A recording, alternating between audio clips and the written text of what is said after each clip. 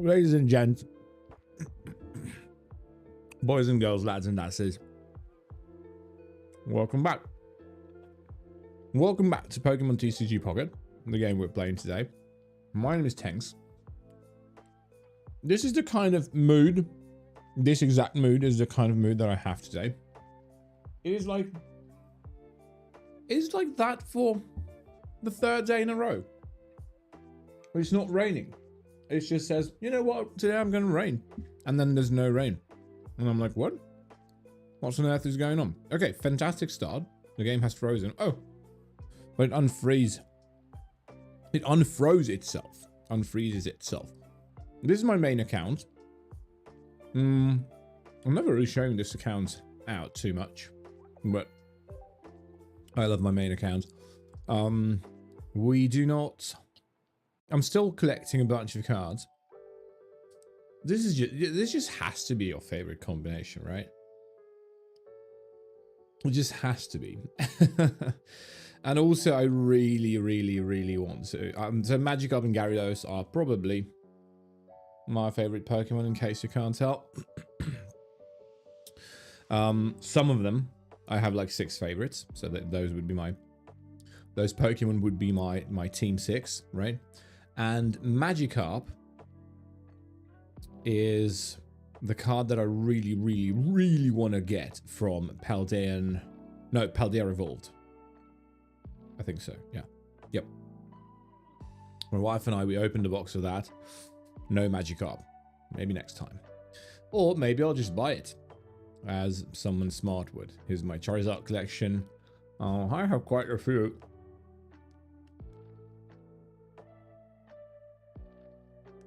I think I have all the shinies as well. I think these are all the shinies. I'm not sure, actually. But yeah. I think this has to be my favorite collection, though.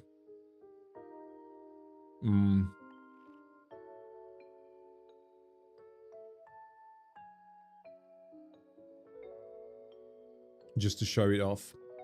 I showed it off yesterday, but only on my phone. Not the display boards. Although this one is a funny one as well. I feel like we could make a better one. I think this is an interesting one that I could probably make this better in one form or another. But the thing is, my absolute favorite, well, it has 2 variations. This is variation number 1, right? This is the easy version. The easy variation to collect. You have the original Vaporeon, Jolteon, Flareon, and then Espeon, Umbreon. Chronologically, right? This is also the order of the Pokédex.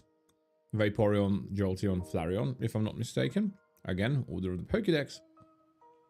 And then it is Glaceon, Leafeon. Again, I think order of the Pokédex. And then Sylveon last. Because, yeah, these are Gen 4, Gen 6, Gen 2, and then the OGs. And then Eevee in the middle. I love this one. You can collect this from a singular set, which is nice. But we also have... I also have this. This is my favorite. So, I'm missing quite a few things here. First of all, Vaporeon doesn't have a Pokemon like an EX, and therefore no Rainbow either. That's atrocious. I'm really hoping that the next set, which is going to be like a base set, right? Because we had base Fantastical Parade, and then two like booster sets on top of that, which is Paldea something, right? And also Mega Shine. I really I don't care what set it is. I don't care what generation it is at this point. It should be Gen 3, by the way. I don't care about that. All I care about is getting Vaporeon EX with a really sick rainbow. That's what I'm going to be pulling for. And also full art at that point, because like you just have to have that. I think we have to make a bit of a modification, by the way. So we've got the OGs, right? Espeon, Umbreon. Espeon is the only thing I'm missing. So this is the full art and not the actual rainbow. What I want to have eventually as a collection is we need to switch these two around, by the way. That's what I'm thinking. What I want to get eventually is all rainbows here. So this column will be all rainbows. This left column, this one, will be all full arts. And then this will be all the EV Grove. EV Grove. Yeah, we should probably switch these two as well. So this column will be all the EV Grove, well, illustration rares basically. And then this is just a couple of cute EVs.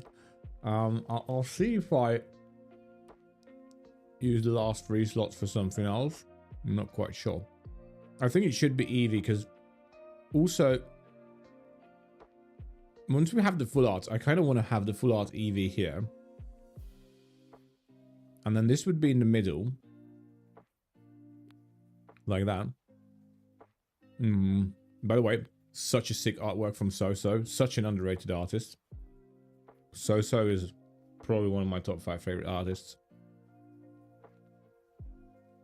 It is digital art, but it feels like pencil drawing. I don't know. I just love Soso so much. I wish this card existed in real life. I think it doesn't exist, this one. And yeah, the other thing that I want to change is this would be the full art EVEX. This is regular EVEX. And then yeah, this can be the same card. And then if we go down, maybe we'll have some of the unique EVs, kind of like this one. Yeah, because I will have to switch this one for the full art. Yeah, I want to switch these two around.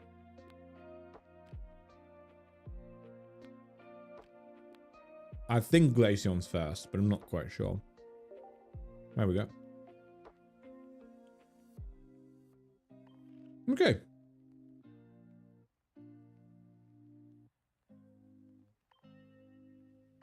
Chill stream today, just like always.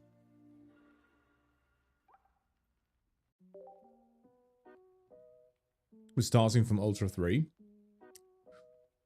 as usual. This was a deck I was testing. I kind of didn't really like it that much.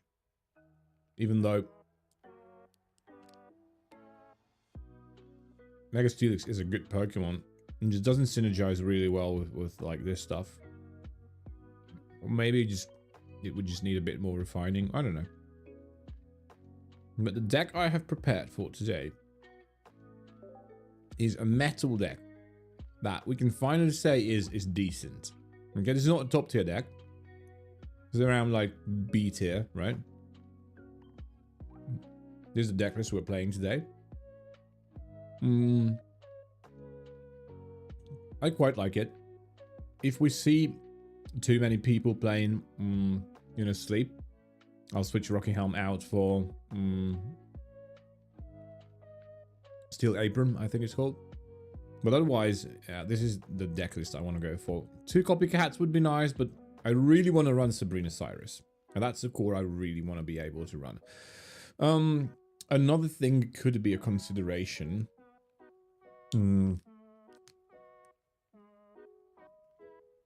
Which is switching training area out for hiking trail. Which is something Manectric is doing.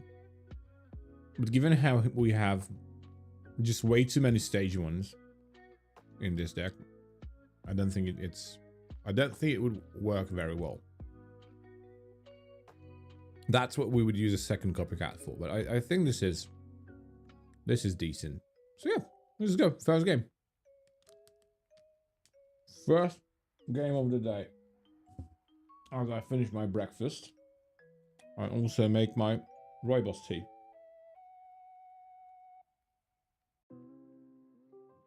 There we go.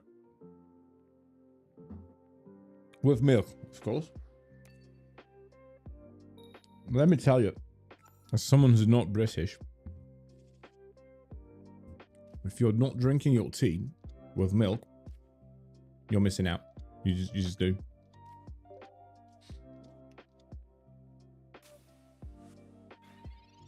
Okay. Would be really nice to get Scizor. Nice. Nice indeed. We'll keep the Metal Core for now. That's fine.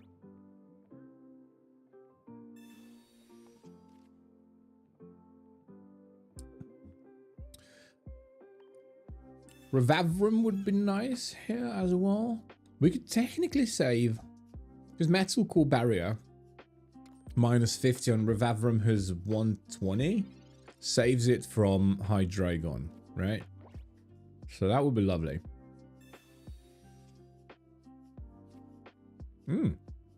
Cool. It happened.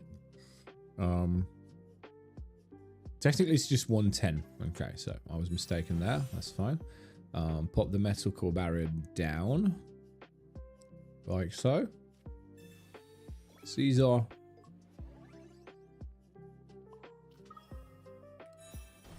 Finger thing on Scizor. Cool. This is the first time I'm playing this deck. I think I did a couple of runs of like testing this deck against the most random thing. Like when Mega Scizor came out, we did a few test runs, but nothing serious. So we're just doing that now.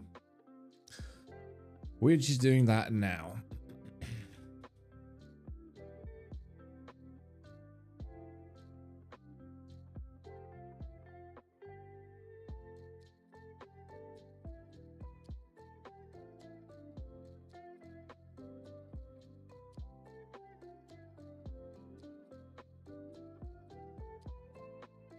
Okay.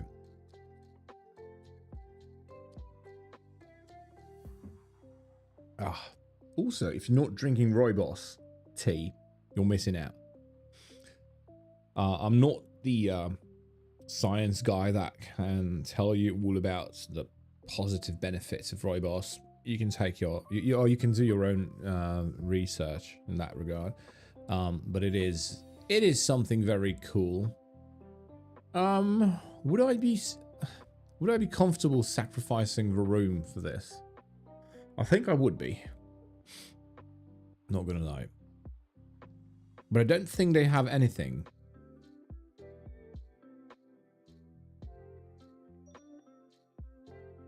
Oh, they have no time to attack here. Even if they have the Hydreigon. Okay, Metal Core Barrier is gone, but you can think of it as, like, we've traded it for Sabrina. That's pretty good, if I do say so myself. Now, I wish we had another energy, right? We will do this. So, one thing I don't really know, if this Pokemon moves from your bench to the active spot this turn, this attack does 50 more damage. So, we need to make sure that if this Revavrum gets KO'd, then we switch the other Rev in, and then using its ability to switch Scizor in once. Yeah, it would be nice to keep him. Let's just pop this here. I don't really. If we lose this one, we lose this one. There's not much we can do. But yeah.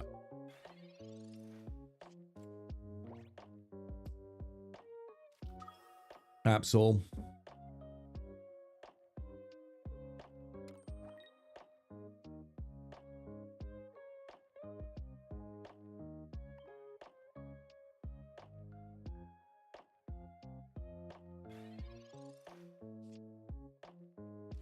We're both having a bit of a slower start, it looks like. I was about to say Scizor would be nice. And I think I'll Sabrina this. Why not? thing is just going to take it away from me, right? And that is, I do believe, a mistake. Because we will have a 150 damage on the Mega Absol. And that is just way too much. Considering the fact that we have a Cyrus in the deck, which they don't know. Like, I mean, they can't attack into the Scizor at this point. And if we get so 1 in 5 chance, right? Yep, 1 in 5. If we get the 1 in 5, we just win.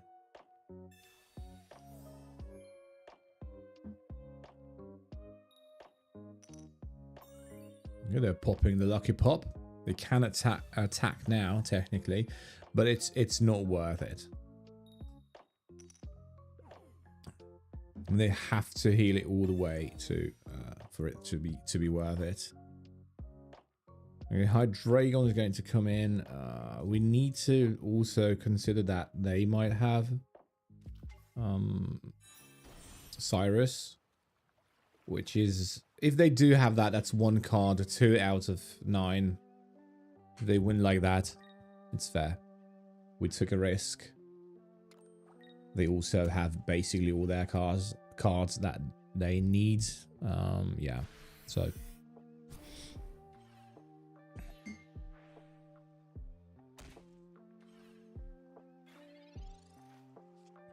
Cool, we win. Well, that was lucky. But also kind of, I do think they have an advantage over us, especially with a start like that. It was a bit slow, but it was also a bit slow for us. We could have had that Scizor go by turn 4. Am I not mistaken? I think so, yeah. So yeah, that was good. That was good. It's a good start. Let's see how much time it takes us to just level up. By the way, yeah, this was the first. This was the first. First point. We are at a grand total of 1 win. Fantastic. BK, how we doing? Mate, you're up very, very late again.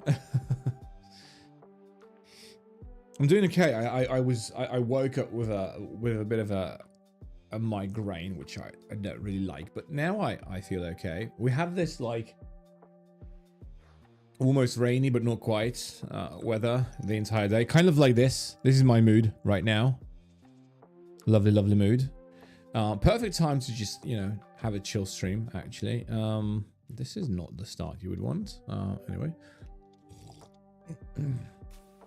Oh god, okay. So,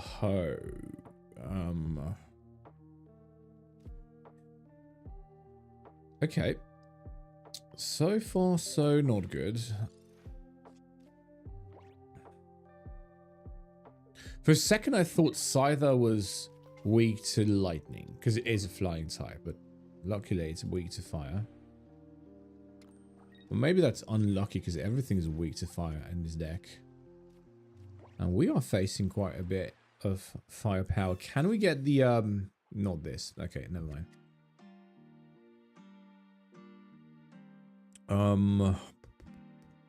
Seems like I've been staying up late. YouTube's taking over my free time. It seems I've been brainstorming while shiny hunting Gen 5.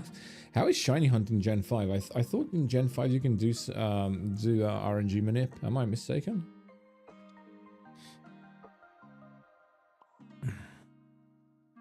Okay, let's do a bit of a weird play. Let's do this.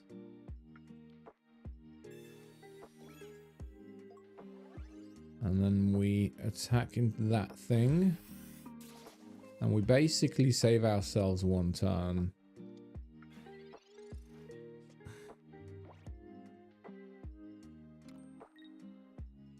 Ugh.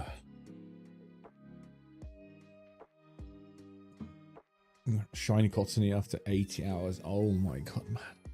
Wanted the Venipede, but that's the 1 in 8,192 chance for we dude, that's, yeah, that's dedication right there. Okay. Once I had this idea of we could do an actual like shiny only on this, on Fire Red. We could do a shiny only, like hardcore Nuzlocke. But for that, I would need to fix this game because it unfortunately doesn't work. It would be something. It would be something rather difficult to do because it's I would need to have like a DS, an old DS that is able to you have this like chip thing that you can, it's not a chip, right? It's like a, I'm not remembering words here.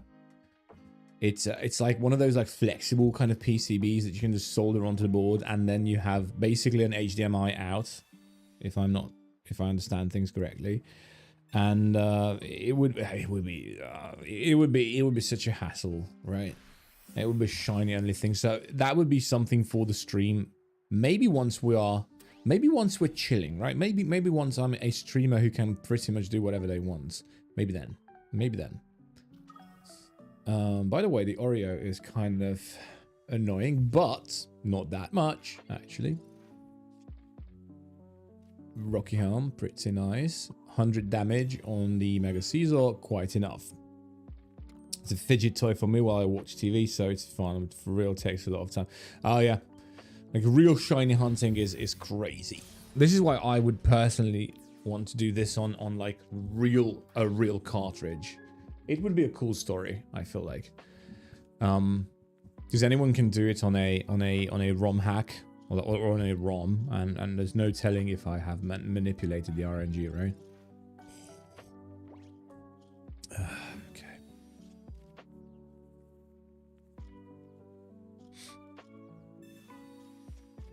Okay. Strangely enough, we're still winning, which is interesting. It would be so nice to get Rev, though. Revavrum.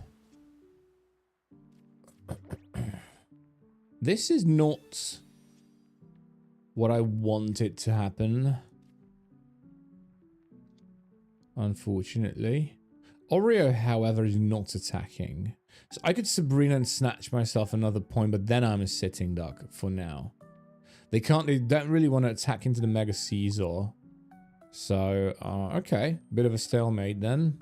So we're going to Professor and see what's up. Okay, we do have the Rev.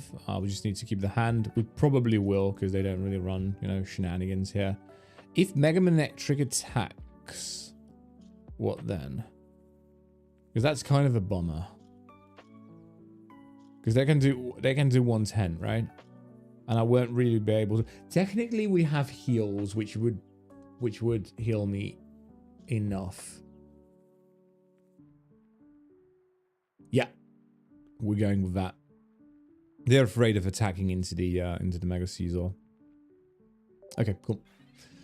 Yeah, I'm doing it on an emulator, but it's a file forever saved on my PC. So if I ever needed to trade or to real console, I still can. Yeah, that's fair.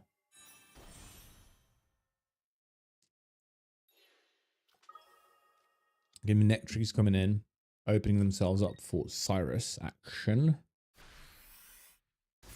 We would really need the heal. It's a 1 in 5. It's a 1 in 5. Unfortunately, it's a trainer, so.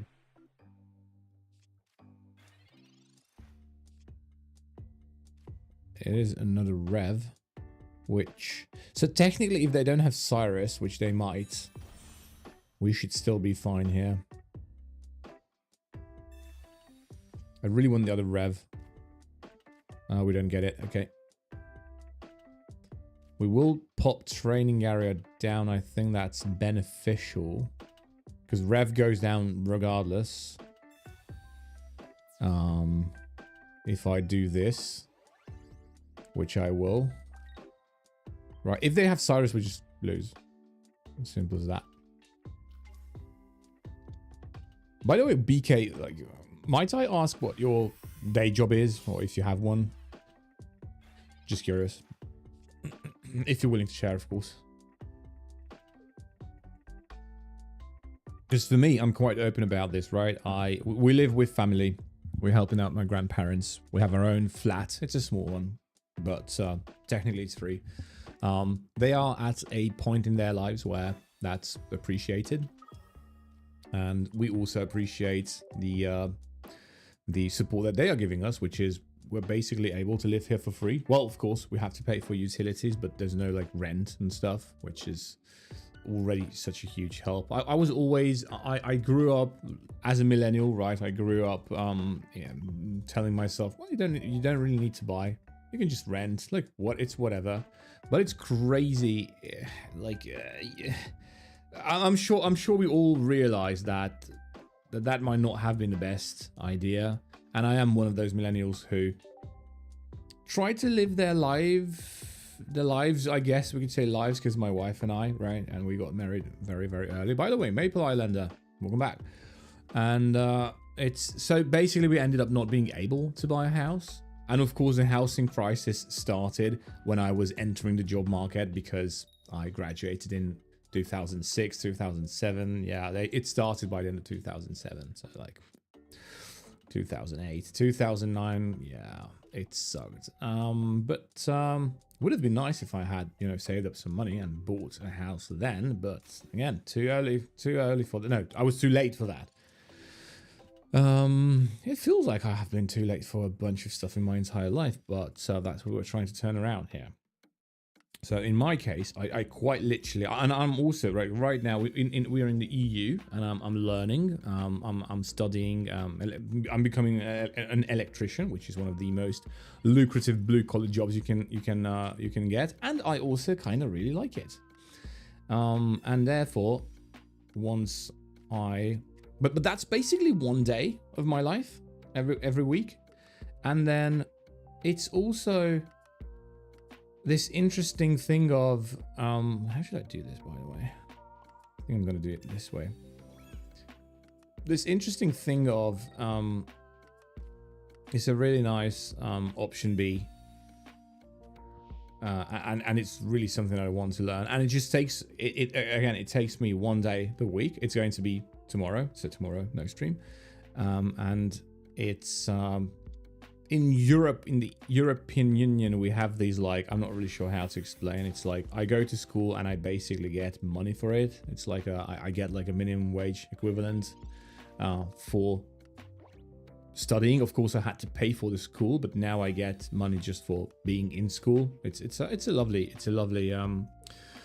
lovely system, because honestly, it helps me retrain myself in a field that is much more useful than what I originally studied, and what I studied next, because what I studied next was personal training, and COVID kind of proved that that's not a viable option at all. So yeah. By the way, first time we're seeing Earthworm. Appreciate it very much. Let's pop it down there. Pop this down there. Rev. Pokeball. I'll read everything you're saying, BK. Just give me a moment. Okay, Rev, of course. And then we do this. It's just so many steps. Earthworm jumps to the front. We attack. We should be able to survive. Probably, maybe, hopefully. And then Scizor gets an energy. There we go. Cool. Okay. Yeah, of course, I do remote work. Now, after getting laid off not too long ago, man, that sucks. I live with family, but I cover my own costs by working 2 freelance marketing graphic design jobs. Dude, that's sick. That's pretty good. One is remote and one is in person whenever they need me. And of course, I'm trying to get YouTube monetized on 1K out of 3K watch hours. So there's a slow grind for sure. Electrician is super solid. Good luck with that stuff. It pays amazingly. Trades never die either. Yeah, I feel like, yeah, exactly. First of all, yeah, great job. I feel like it's the unfortunate reality is that in many cases, whether it's our generation or like whatever, it's like we kind of have to accept the fact, which is a fact for now, that unlike our predecessors, we've kind of inherited a world state where, unfortunately, the most viable option, especially right now, is to live with that family, support yourself. That's important. But if there is space, it's like my grandparents, they physically have 2 flats. It's called, we call it a twin house here. It's not really popular elsewhere, but here in Hungary, it's in certain regions, it's somewhat relevant. It is best to have that sort of arrangement, and then try to support yourself. Try to have an overhead that is very, very low. Save all the money that you possibly can and invest it in yourself, whatever that means. In my case, it's kind of both YouTube and also learning a trade that is very, very useful, being an electrician. It's kind of, ooh, okay, fancy that. It's kind of the only real viable option, in my opinion. And, okay, again, if they have Cyrus, we are in a bit of trouble. But that's fine, right? That's all of that is fine. Can kind of go like that. Rev. Earthworm. And so then once you know, solidify your position, because there is, how should I say this? There is, it feels like our world, the difference between our world and the previous world is that you can make really good money in this world, just like how our parents could make really good money in their world. But getting started seems way out of reach.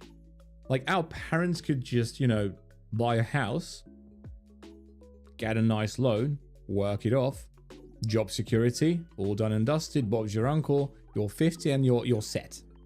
In our generation's case, you need to have like crazy amounts of money, especially if we're talking about a college degree, right? University degree. If we're talking about that sort of stuff, it's crazy expensive. And if you don't even have a chance of just like having in your early 20s, having not so much overhead, you are basically not able to save any money whatsoever. And for the entirety of your life, you will not be able to just start, right? Whereas if you have the opportunity to do that, if you have the opportunity to just, if you have the opportunity to exist with a very low overhead, not much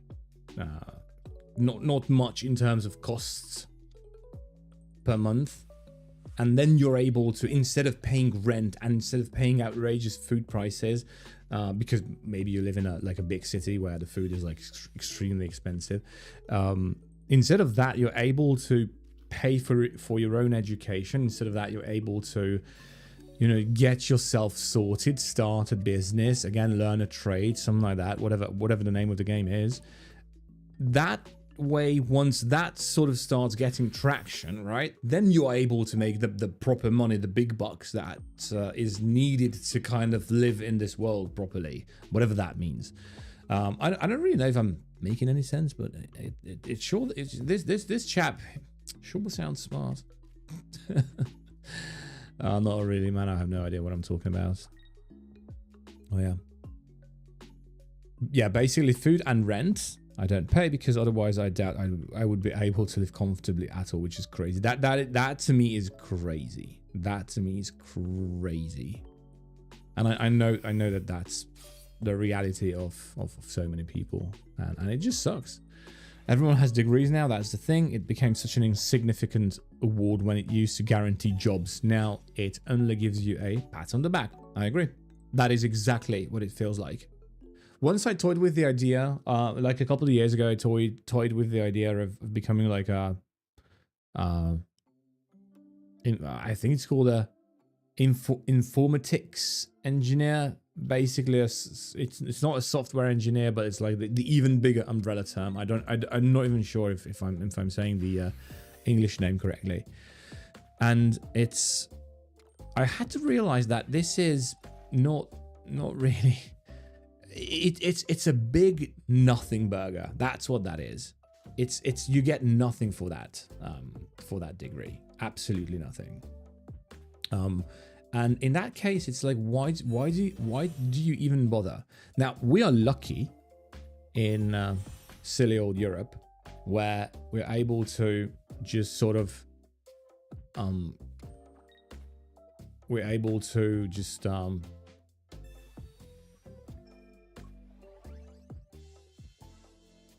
do I want to do this? Oh yeah, right, copycat as well. So we're able to, most people are able to afford university because university is very, very cheap, but in turn it doesn't really give you much, if that makes any sense. Sure you're getting a paper, but that's about it. And really studying information technology in a university includes stuff like theoretical programming, history of information technology, all great stuff to learn about. And honestly, I would really love to do that someday. But is it going to help me land a job? I don't see why anyone would be interested in my knowledge about freaking any of these things, really. And that's just sad, because it kind of defeats the whole purpose for the most part of going to uni, right? Whereas, as I've learned by the age of 37, now I'm 38, if you have a good trade that you would actually enjoy doing, what people call blue collar stuff, in this case, being an electrician, I mean, I as a volunteer, I worked at constructions and I absolutely loved it. So I'm pretty sure I'm going to have a fun time doing my job if I ever start, working in it. But here's the other thing: even if I'm not having fun, that's fine, because I can make money with it, and that's more important, especially in the day and age of AI, right? And so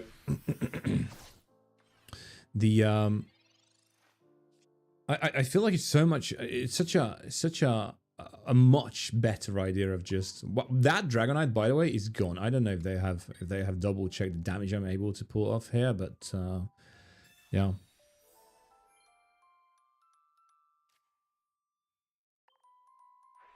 Anyway, I'm kind of yapping about this without a proper point. Point I'm trying to make is, I feel like this is the best you can do. Learn something. Learn a trade. Learn a trade. Something you have to do, because that can't be taken away easily by AI or anything for that matter. Yeah. BK, and then entry-level jobs. Everyone has degrees now. That's the thing. It became such an insignificant award when it used to guarantee jobs. And then entry-level jobs want 3 years of experience right out of college. Like, how am I supposed to time travel? Yeah, exactly. Yeah. I think maybe this is the one point where I'm pretty sure if you have a college degree, university degree, I'm pretty sure you can find some sort of position. It really is. What they're not teaching you in school is how you need to be able to sell yourself. I have friends who have, and I know people who have friends who don't really have a degree, and especially in America, they went to, this like workplace where they thought, I think I would be able to do great here. I don't have a degree, but they showed how they are like, people. So like how they are people persons. They showed how they are excellent at communicating. They've shown how using words in an interview that they have scored for themselves just for like going in and commending the shop, for example. They could land jobs where the person was like, you know what, you don't have a degree, but I like your attitude. And so in my personal opinion, it's fine not to have a degree. That's fine. Like especially if you have that experience, right? If you're able to sort of sell yourself, you're only going to get a much better chance if you have a degree. But a workplace that demands you have like a freaking degree plus 5 years, you probably don't want to start there anyway. So like, yeah. Wait, a little late to the conversation. What are we referring to by trades? Sorry. Yeah, trades. Good question, Plusma. By trades, we're referring to, in my case, so it's a skill set that is not that cannot be taken away from you. I am referring to, this could be a lot of things, by the way. I am personally right now learning to be an electrician. Electrician is a trade per se, in which I, fix or create the electrical network of a house slash, any sort of, okay, sacrificed 20 damage, where I'm building out the electrical layout, let's say, of a building. And that is a good trade to have. It's not something that AI is going to be able to take away from me, unless, I don't know, there are robots who can do that for me. But guess what happens when those get electrocuted? So yeah, and it feels like this world kind of feels like you have a better chance of just doing anything if you're able to get yourself a proper trade degree instead of whatever university wants to, give you as a paper. And I was talking about how it's kind of sad, but it's just the name of the game that nowadays probably the best option you have as a young person is staying home, unfortunately. Because if you stay home, you're able to save up money, get a trade, maybe even multiple trades. I don't want to stop at being an electrician. I want to learn how to install ACs. I want to learn how to do all these like audit kind of things. It is an interest of mine. Oh yeah, by the way, also smart homes and stuff, and like smart offices. That's pretty good. All stuff AI can't really take away from you. It is all COVID proof as well, as it was proven by my friends. So for my previous trade, or I still have the trade. It's not a previous trade necessarily. It's just something I'm not practicing anymore, is being a personal trainer. That was not COVID proof at all. And so I'm really glad that I have the opportunity to sort of change from that. And it's never too late for anyone. I feel like to start that. It's never too late for anyone to start that, because I'm 38 this year and I've started doing this now. It has been an interest of mine. It has been something I wanted to do for quite some time, and now I'm able to do it, and that's really cool.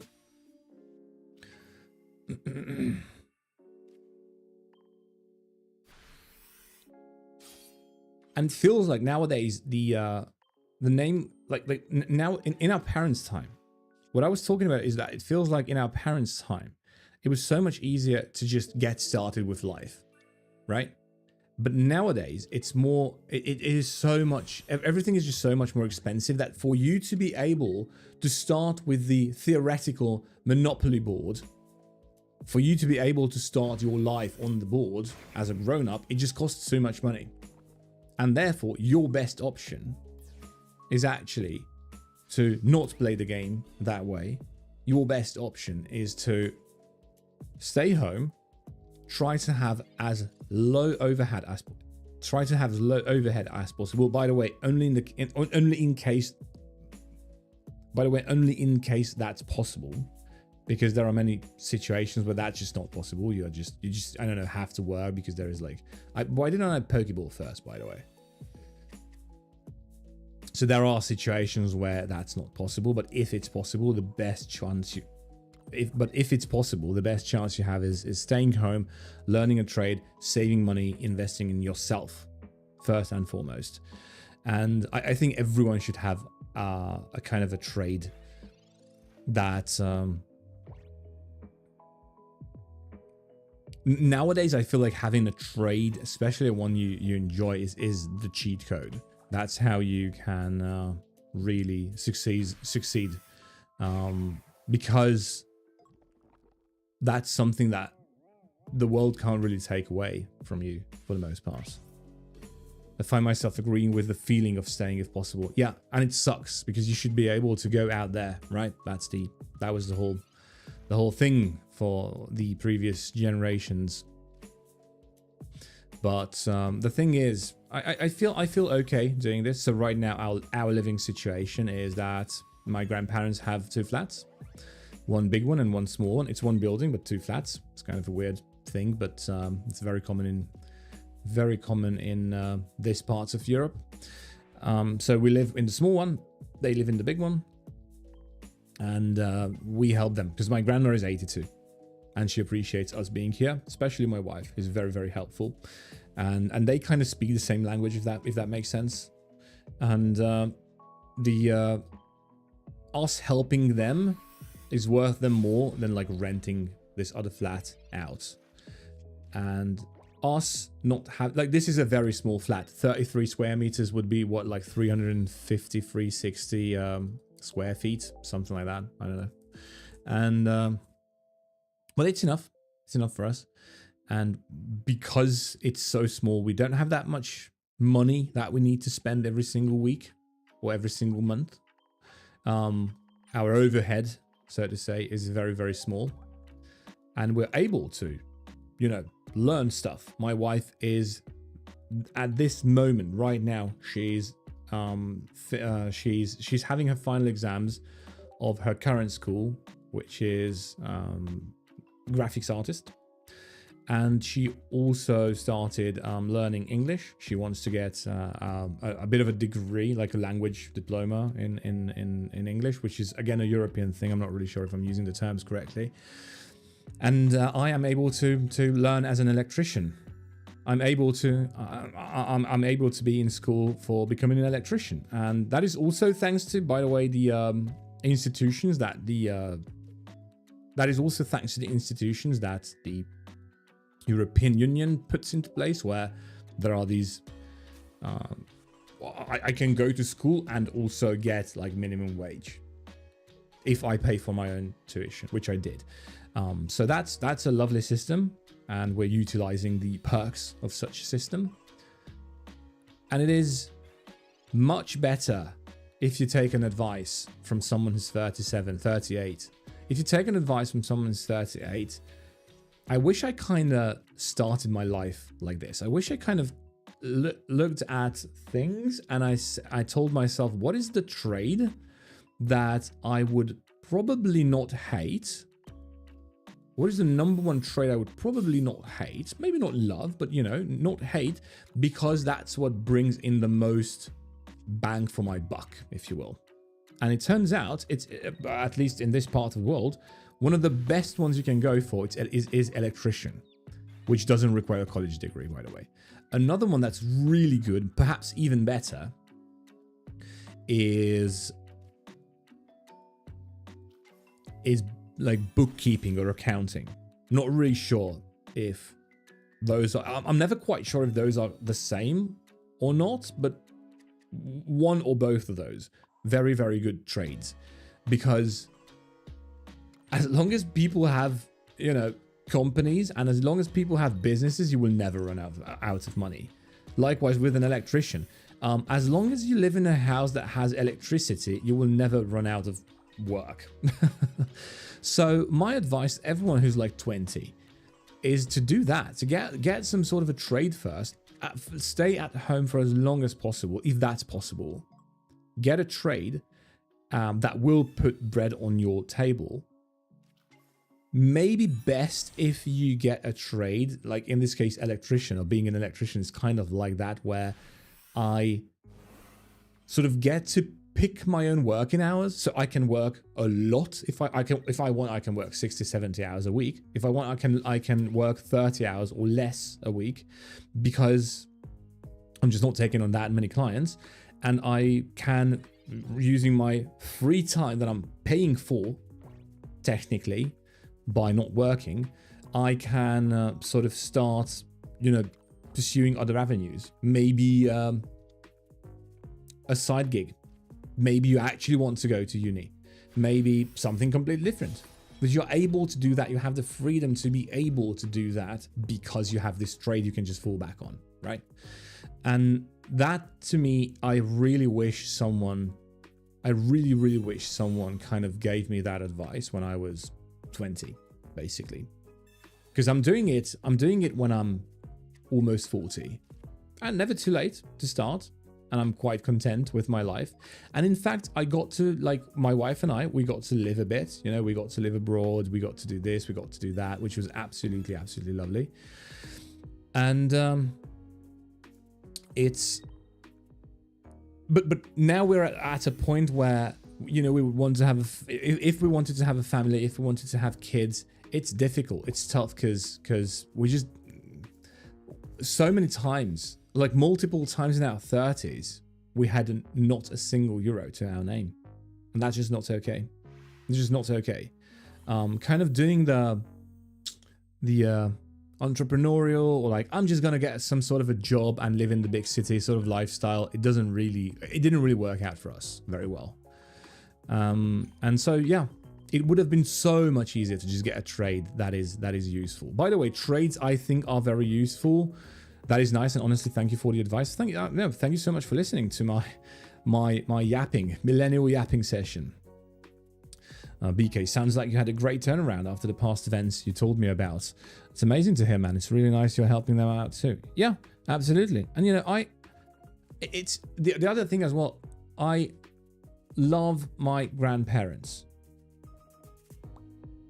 I love my grandparents. I wouldn't have it any other way. In their old age, I always thought I was going to be the one. My wife and I were going to be the one to take care of them, and that happened. This is also allowing my two younger brothers to kind of live abroad and test themselves if they are able to, you know, get a hold there, which right now it seems like they are. And that's nice, because my grandparents and me and my wife and I, we have like a deeper sort of bond than my two younger brothers, especially my youngest brother. He was not like me, and my older younger brother, we kind of grew up with our grandparents, but the youngest, he sort of didn't. And there's always, like, of course you love all the grandparents and all that stuff, but it's that, you know, there's a difference. If we're being very honest, there's a bit of a difference, you know. And grandparents are infamous for, you know, not really caring about how they voice their opinion.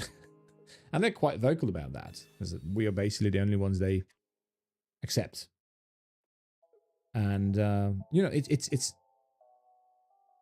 it's nice that they accept us, because I really, really love them. And I would hate if it wasn't us, you know, taking care of them. And and by the way, taking care of them, like right now, it really doesn't mean anything. So there's no, they're fine. They are healthy, which is great. It's, you know, it's the menial stuff, like helping in the garden, helping, you know, with the lawn, you know, painting the, we will have to paint the fence one of these days.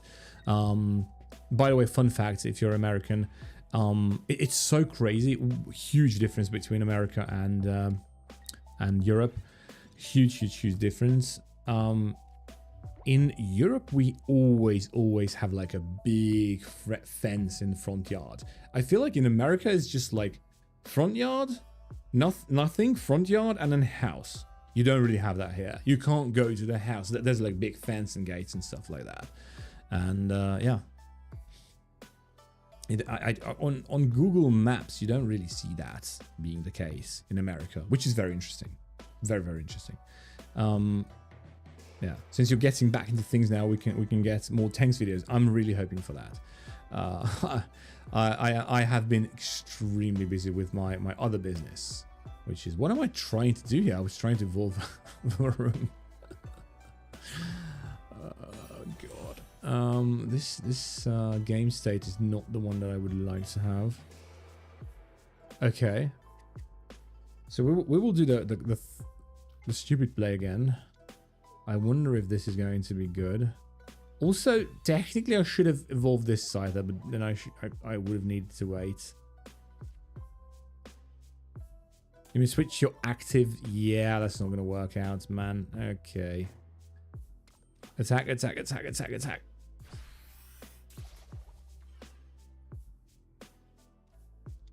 Ah, come on. I messed up. Okay. you going to stream when you do the Pokemon vending stuff? I wish I could. I haven't figured it out yet. I wish I could. Maybe in Hungary, yes, but the next one is going to be in Germany. And that is just, it's just so much money. So much money. Like, we don't have, if I go to Germany, my internet doesn't work. It kind of works, but not like roaming and stuff. Like, I don't get as much data. I don't think that's a concern when you're in America. But it is a valid concern here. Like, I have no idea how to do it. I know the technical know-how. I have that. It's just, yeah. So anyway, I can't talk, man. I need some water.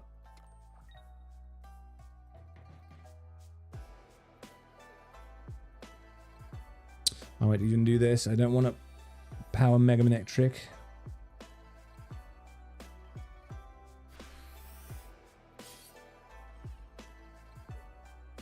Okay.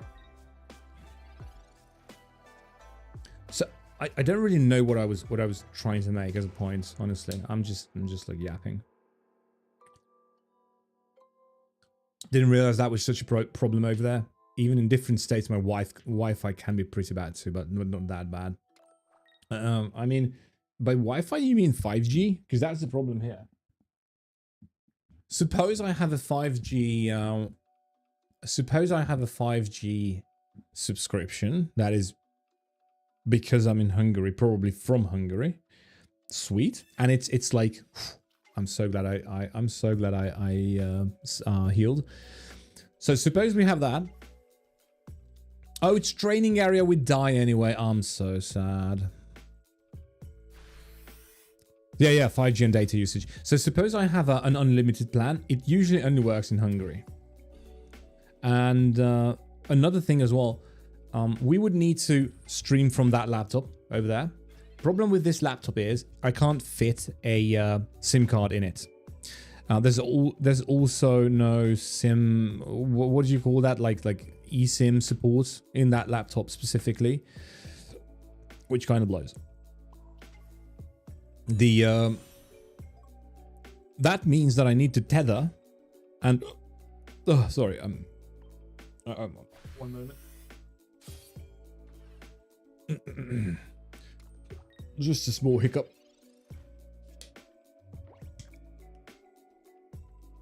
And when I'm okay, so when you're tethering, here is what happens. So first of all, okay, you have the unlimited plan. It works in Hungary, fine and dandy, fantastic. You're very jolly.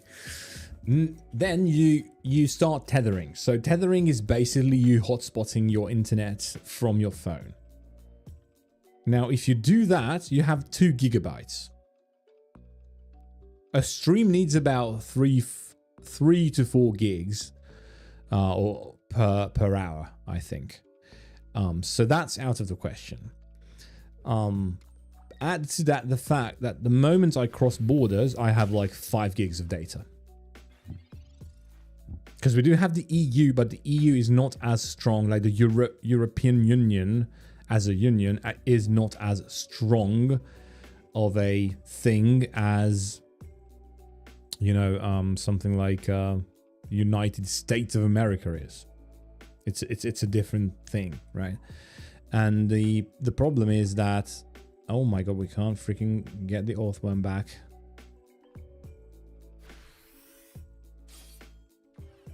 And so these are the problems I'm working on. There is one supplier who's like who gives eSIMs, and they have a plan where it's unlimited tethering and unlimited data, like actual unlimited. Oh yeah, by the way, add to that the fact that most people, or like most suppliers who say unlimited, is not actually unlimited. It's like 1,000, like 200 gigabytes, or like some number that you will probably not use ever, except if you're streaming.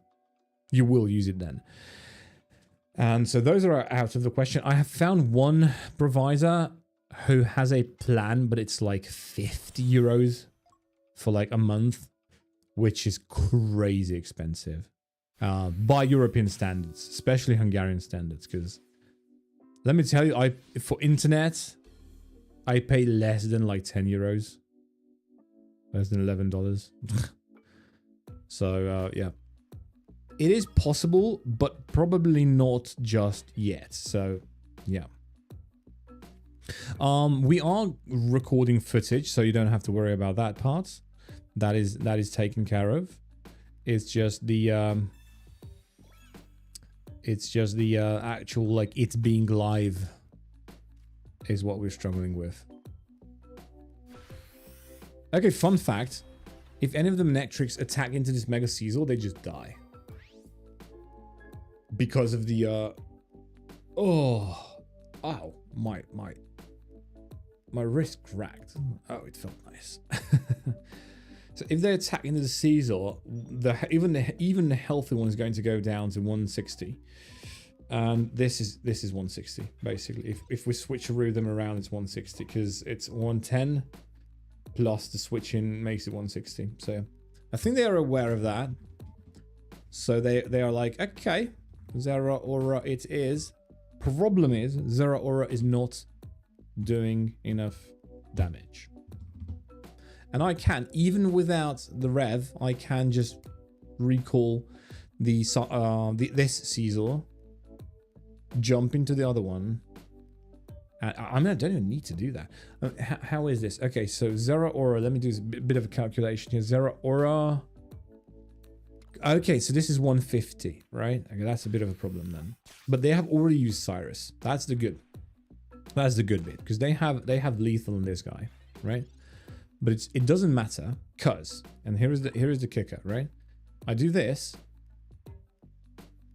Scizor gets an extra energy. I recall it, like brute force recall, right? Other Scizor jumps in. Oh, but we also have Sabrina to worry about. I didn't really think of that because they kind of can't get the Varoom either. Okay, let's try and copycat here. Maybe I have a solution for this. I really wish we had that come a little bit earlier. Okay, and now we're able to just... as long as they don't have Sabrina, we win, basically. It's 4 cards, yeah. If they run Sabrina, there's a 60 to 70% chance we've just lost. I feel like, but yeah, we'll see.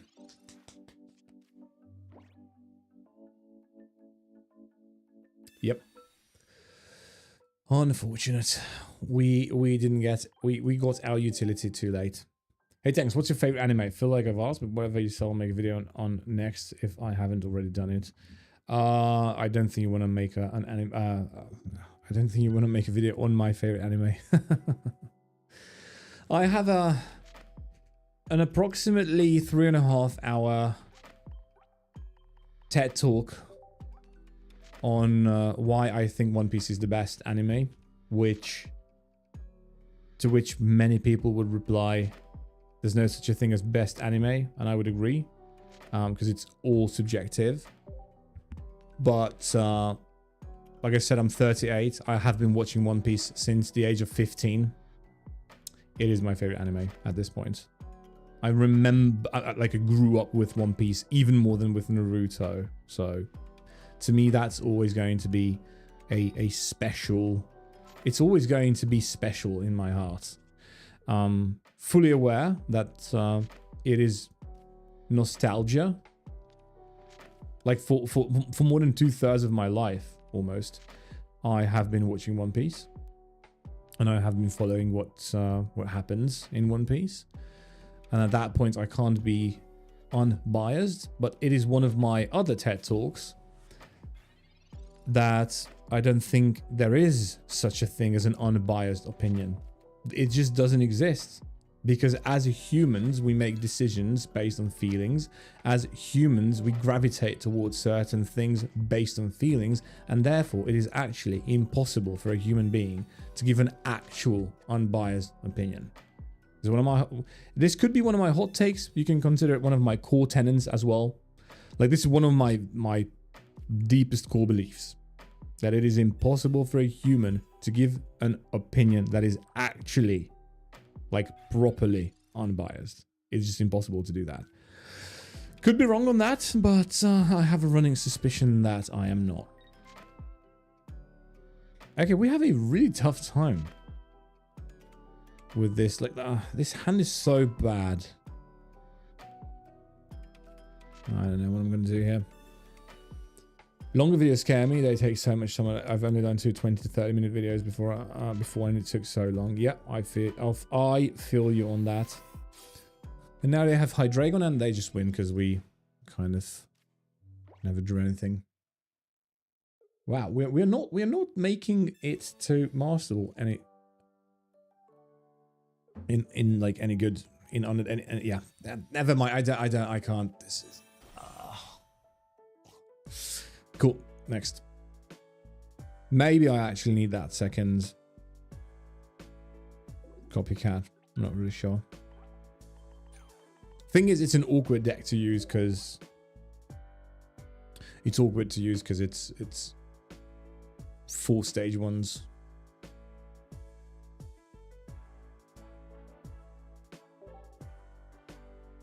So far, we've managed to lose like only a couple of points, and that's it.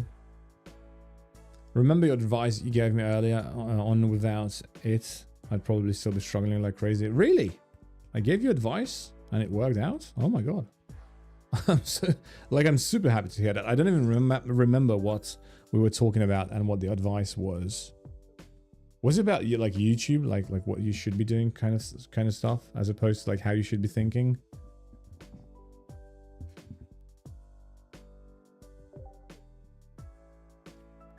By the way, BK, question. Feel free to answer the oh my, what is this? Are you just flexing? Is this just a deck to flex with? What is this? One attack from among the Pokemon in your opponent's hand and deck is chosen at random, and you use the chosen attack as this attack. Okay. Yeah, it was about the title and thumbnails and how I focus my videos. Okay, sweet. Another question I have for you is this. Who would you say is your... So whatever you're trying to do, it's like, to me, it feels like you're trying to do, you know, videos about anime. Who is your name 3 or 4 YouTubers or more who inspire you the most? Whom you take inspiration from in this endeavor? That is actually a very, very important question.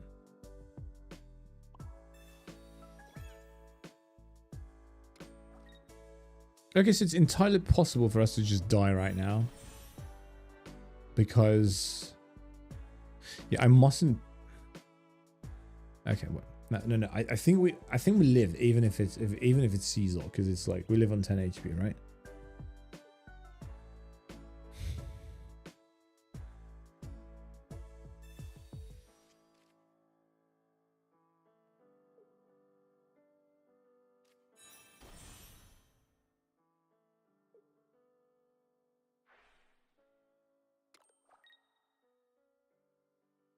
So who are your main inspirations? 3 or 4 people.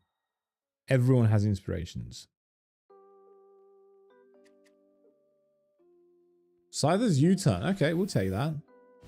We'll take that. We'll take that head on.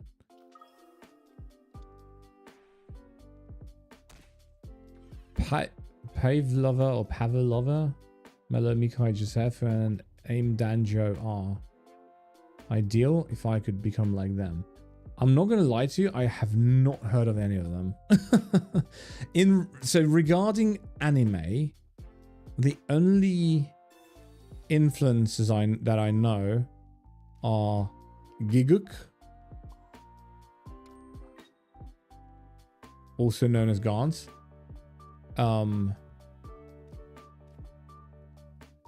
Is Connor Sea-Dog VA, is he an anime influencer? I'm not really sure. Okay, and then a few of the One Piece ones whom I'm specifically not watching. Like, I'm not watching any One Piece videos on YouTube, and I made sure that I kind of blog them because all of them discuss the manga, which is a huge problem for me because I am a normie and I'm not watching. Oh, sorry, I'm not reading the anime. I'm not reading the manga. promise I can talk. And because of that, it's like that's spoiler fest for me, and I just don't want that. I just don't want that. I want also potential hot take. I have read mangas in my life that I've enjoyed, but I've never enjoyed any manga that is of a good action anime in manga form. Like Naruto is the best example. I think the manga is just kind of boring, or like it's the same as the anime. Like the happenings are interesting, but the fight scenes are like nothing. For Naruto, you needed the fight scenes and the music, which you just don't have in the manga. I do not recommend reading One Piece. I do not recommend reading Naruto as a manga. You should watch all of those. Those are meant to be watched. Same probably with My Hero. Very much the same with Bleach, especially towards the end. It's just not good enough as a manga. It has to be the anime. Scizor, Giga, and Joey barely make anime content anymore. They're mostly just doing content for fun. Okay, I know I've seen a few Giga videos about, you know, stuff like free run stuff, some of which I agreed with and some of which I did not agree with. I basically agreed with almost all of his takes, maybe all of his takes about free run. Free run is such a good anime. And then whatever he said about solo leveling, I only half agreed with, kind of. Solo leveling is, in my opinion, a very, very, very good anime, and it's a toss-up between three anime for me. If I had to choose a favorite from the 2020s, from the new 20s, right, it would be a toss-up between Free Ren, Dandadan, and Solo Leveling. Solo Leveling, by the way, is one of the things that I have actually read in manhwa form twice.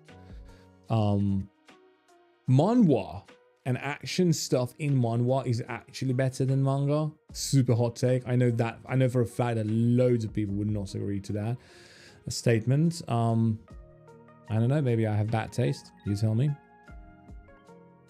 I just love the fact that manhwa is made for like phone. I think that's such an interesting medium to consume. And yeah, because you know, One Piece is like legacy. One Piece is a legacy anime. It will always be a special anime in my heart, and it will always be my favorite for what it stands for and what I lived through with One Piece. Like, I remember segments of my life sometimes as, you know, things that happened in One Piece. Oh, I was this old and I was doing this when Luffy and gang were on you know, Punk Hazard, stuff like that. I know it's stupid. It's just kind of how it works in my brain. So do we just need a point? Yes. Okay, cool. Finally, we win one. Crazy. I have Tokyo Ghoul manga, so I get that. Blows my heart.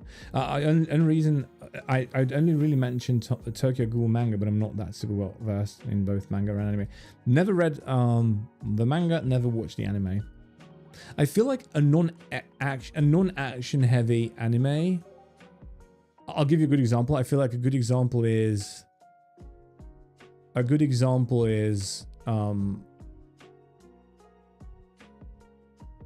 crap. Dude, I'm blanking on names today. I'm so tired. Full disclosure, I took a painkiller for my migraine, and it's like clouding my every decision and all the things I'm trying to say. A good example of a manga that was better than the anime, even though the anime was quite good itself, is Death Note. Finally, it came to my brain that I was trying to talk about Death Note. Nice. Also, I'm a normie, but I also want to mention that I did enjoy One Punch Man manga, but I feel like that isn't a fair take with what happened in season 3, and I do prefer season 1. Okay, One Punch Man, I've only ever seen the first episode. It kind of didn't really click with me, and I never read the manga. Maybe I should give the manga a chance. I don't know.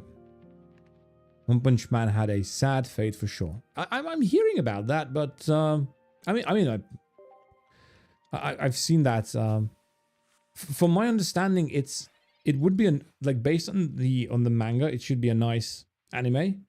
The season 3 of One Punch Man should be nice, but it feels like, and correct me if I'm wrong because I know nothing about this. Did it happen, or did the thing that happened was that they just didn't spend enough money on the episodes, or is that what it feels like? Like the quality feels really, really bad and lackluster. Is that what the problem with One Punch Man is? Because I know nothing about it. I tend to never touch, drama at all. So if I see drama on YouTube, any kind of drama, I click 3 buttons, don't recommend channel, because it's just not something I want to engage with at all. I just don't have time for that. So when someone can explain stuff like that to me without me having to watch a drama channel YouTube video, I appreciate that. So since JC staff and Bandai Namco took over after S1, they gave no time nor budget to cover the show. Okay, so I was correct in assuming that there was no budget. I mean, can't really say for sure, but yeah, Bandai was the one who that produced it, and have season 3 very little time and money. Okay, so it's kind of the and correct me again if I'm wrong, it's kind of the same treatment as Jujutsu Kaisen 2nd season, where they quite literally ran out of like time to finish the episodes, and people were working day and night, and Studio Mappa kind of forever ingrained their names in the list of like companies that are, perhaps not the best when it comes to being a mangaka or a manga artist or an anime artist. I'm not really sure not really sure if I'm saying it correctly. I mean, I wouldn't really blame JC completely, because at least from what I saw, they gave JC like a year to make season 3. Okay, but I can't really say, of course. I heard Mappa got a little better after the backlash. I mean, I hope so too. I have been watching JJK season 3. I'm not really sure. I'm not really sure about it. I don't hate it or anything. In fact, I find myself enjoying it. It's just JJK is. I'm not sure if this is a fair comparison, but it's definitely no Naruto or One Piece. There's just no. I just don't feel attachments properly to any of the characters. Don't get me wrong, the scenes, the action scenes are amazing, but I just don't really feel an attachment to neither the world nor really the characters. Should have made it longer. Yeah, I agree. I 100% agree. It's. Can I share another hot take? I feel like sharing hot takes today. I'm sure this is gonna bite me in the ass, but not really, because I have like 600 YouTube subscribers. No one's really going to care about this. But I will leave the VOD up. So, interesting thing happened. There's this girl in our lives, my wife and I. We have a daughter who's not really our daughter. She was 3 when we started. So she's a single mum kid, and my wife and her mum were like really, really good friends, and because of that, we hung out all the time. She was 3. We would go to all of her graduating from kindergarten, graduating from this school, graduating. We're going to her graduation. This is the last graduation we're going for.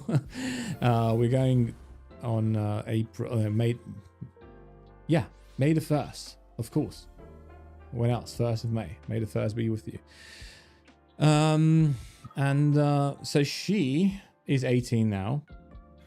Developed a liking for anime. And she insisted that we watch, and we watched together, Chainsaw Man. I have heard a lot about Chainsaw Man, and I was like, sure, okay, if this is an anime you really like, let's watch it together. When she was little, we used to watch Pokemon together. It was really funny. It was kind of like we had an actual daughter sometimes when they would be over. I remember during COVID, she was like 12 or whatever. She had to stay with us for a couple of days because mum was already back working, and they had school on Zoom, which was atrocious. So we had to like, I had to study with the kid the entire time. That was horrible. That was horrible. I genuinely, we genuinely, my wife and I, we genuinely felt like parents. She was occupying both of our attentions. It was really, really funny. And the only way I could make her study, the only way I could, like, I literally had to sit with her in front of the laptop until she would finish the damn task. Otherwise, she would get a 1, which is the equivalent of an F in Europe.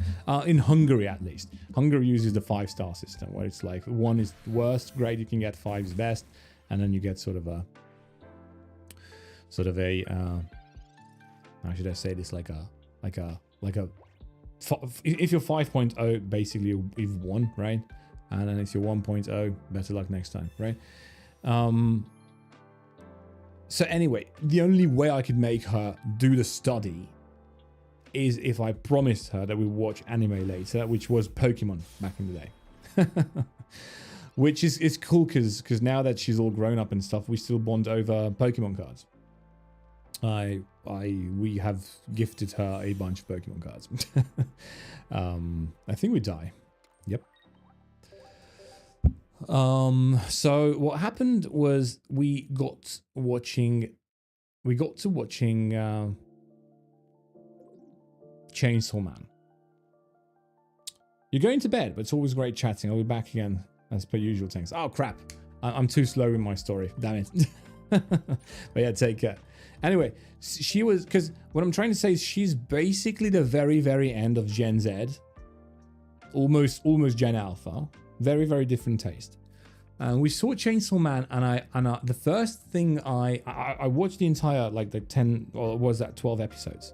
First thing after having finished the show, first thing I said when I finished watching the show was, what was this crap?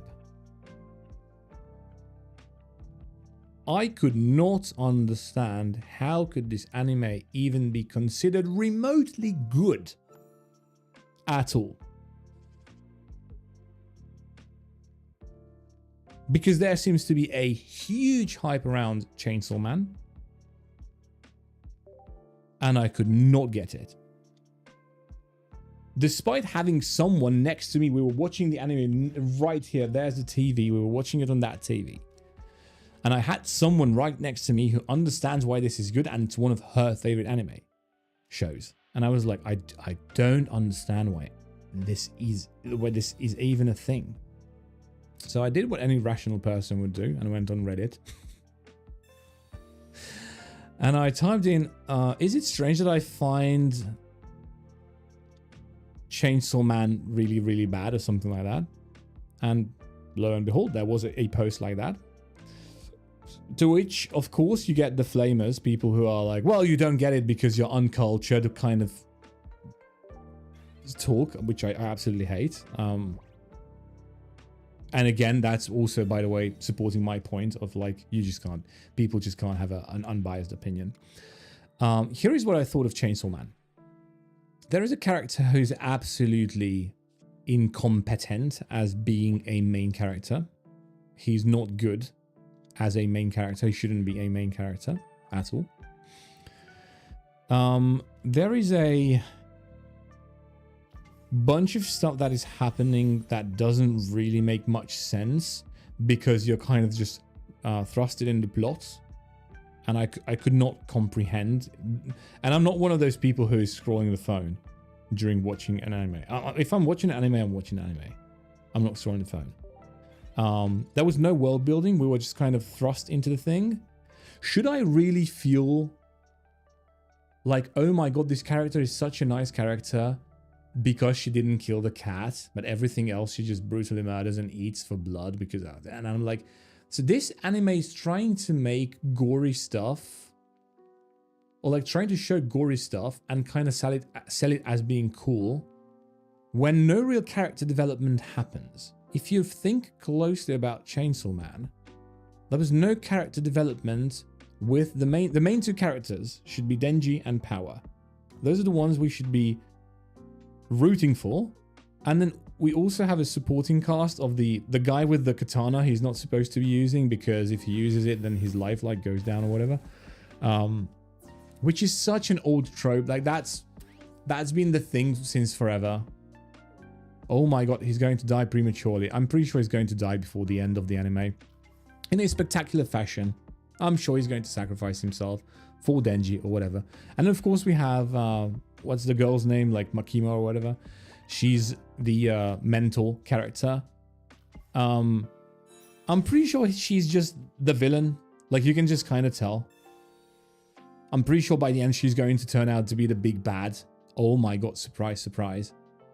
She was actually the villain all along, and she just needed Denji for whatever reason, because the chainsaw, because she says something about the chainsaw being like a special thing, and that's why she's keeping him, Denji, close to her, because that's gonna be the ultimate power that she needs to consume, because she's a 1,000-year-old whatever demon something. And I was like, this is an anime with no character moments, no character development. There are character moments, there's just no development behind them. I'm supposed to be caring about this main character that I virtually know nothing about. He's not good as a main character. And then this post on Reddit started praising Chainsaw Man for how revolutionary it is, because it's not really developing its main character / characters, but it's only really it's flashing out other characters better. By the way, untrue, because I felt nothing for any of the characters. That was one goal that was set up to have somewhat of an importance, and I told myself this chick is going to die in like 2 episodes. I was spot on, by the way. And it's just everything felt so predictable while also feeling like chaos at every time, every turn. And it's just, I just don't understand. An anime, any story, this has been established for thousands of years. Any story, every story should have a main character, supporting cast, and then mentors, all that sort of stuff, right? Very, very basic storytelling structures. It feels like nowadays people are trying to reinvent the wheel with stories. They don't take their time telling the story, and they don't take their time flashing out the characters. It's just like, oh, this is really cool. This dude has a chainsaw for a hand and head as well, right? And that's the story. There's no story. Because in my mind, that is not a story. That is just a cool thing. If I want to watch cool thing, I will watch Naruto, because I'm attached to the Naruto characters. I'm attached to the Naruto world. I kind of understand the power scales, the power levels. There is depth there, and the characters are excellently written. For the last moment, I thought Itachi was a mass murderer, but I felt that something was off. He had way too nice of a seiyuu, of a voice actor. And in the end, it turned out we were all right. Itachi was, wow, he was the actual main character. Such depth for a side character, for an absolute side character. Such depth. Not existent or non-existent anymore in anime. In Naruto, Itachi is, by every metric, is just a cool side character. Not even that important, and yet he has more depth than the entire cast of every single character of Chainsaw Man. Yeah, Makima is supposed to be the villain. Easy. They don't hide it, and supposed to represent how Denji gets manipulated, etc. Yeah, okay. Won't like is when I first watched the first season, I also didn't really get it. Yeah, because here's the thing I don't get, right? There has to be, for your story to work, there has to be a point. There has to be the anime should be about the story. Sorry, the story should be about more than. And this is going to sound stupid. The story should be about more than just the story.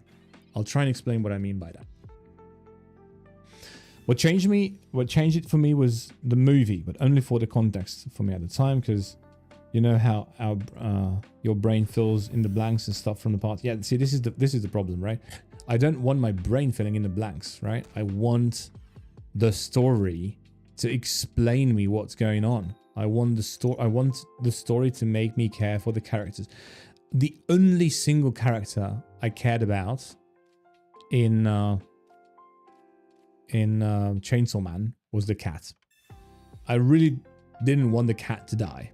That was the only character I was scared of losing, because I really like cats. That's it. Every single turn, the anime was just trying to make me feel stuff, because you're supposed to be feeling this, because it's a cat, and you love cats and you don't want them to die. And I was like, yeah, but I hate the way the story is treating everything else. I hate the way the story is treating the cats as well, because it just doesn't make sense. None of the characters are sympathetic in any way or any stretch of the imagination, right? So what I ended up doing was I really started thinking about why I love certain stories and why people love certain stories. I completely agree though. Story shouldn't fill in the blanks. Yeah, exactly.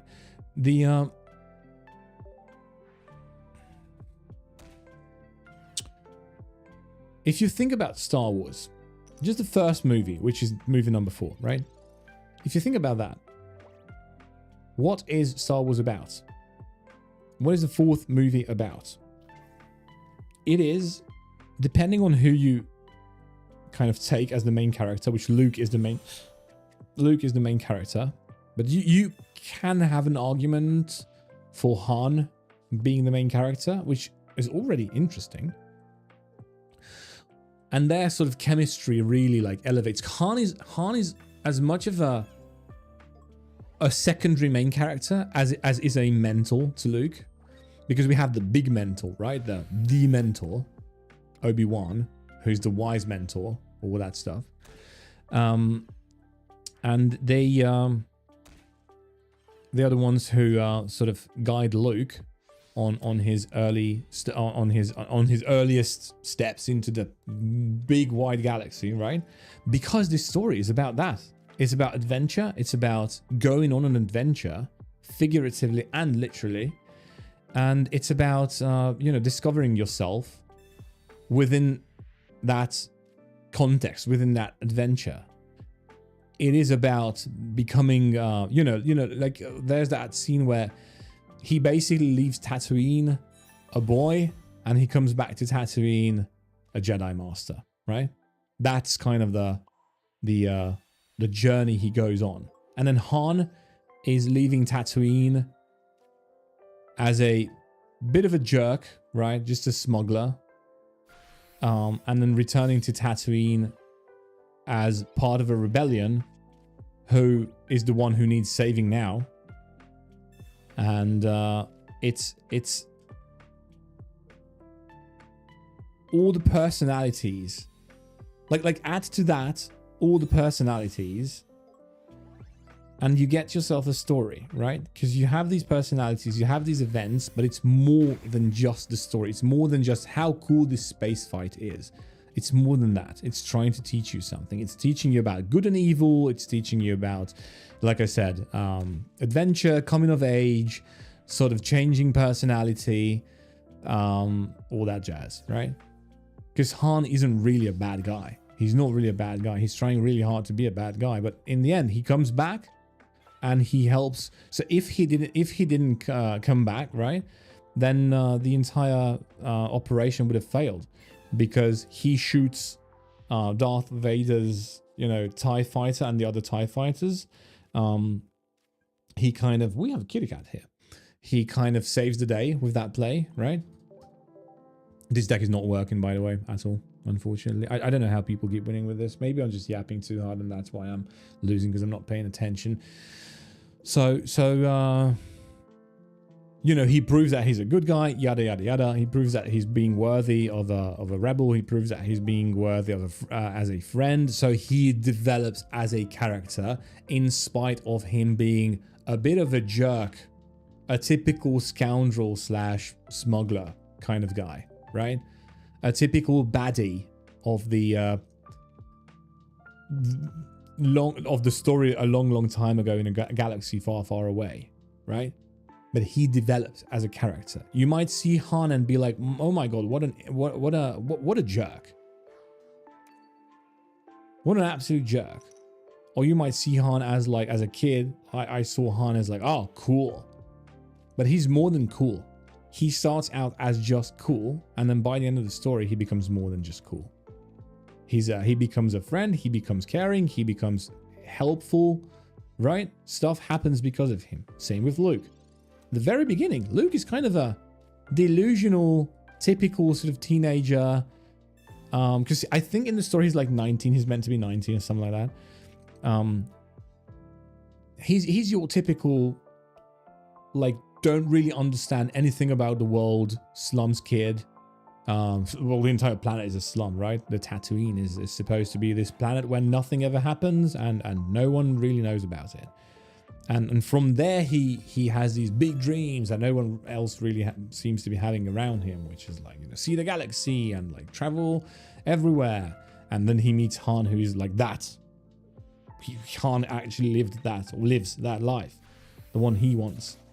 And then by the end, he realizes that he realizes what's going on with the rebellion. He realizes what's going on with all this stuff, right? And he realizes that he needs to put his dreams on hold, his dreams of traveling the galaxy on hold, because there's a rebellion against the evil empire.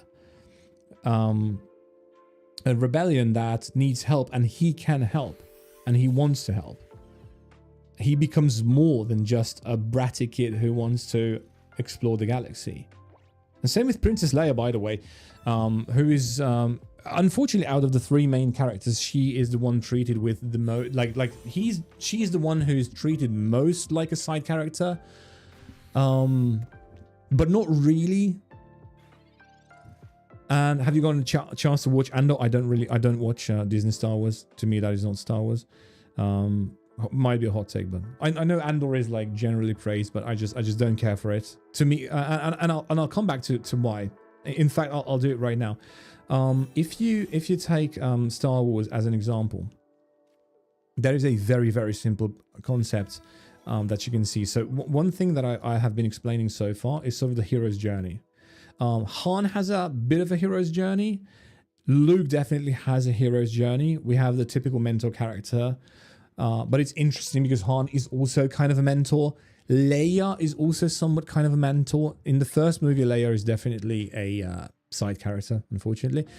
But that's because we only see Leia in the second act. First act, Star Wars is such a brilliant movie when it comes to explaining what acts in a movie are. Because in most stories, you have 3 acts, right?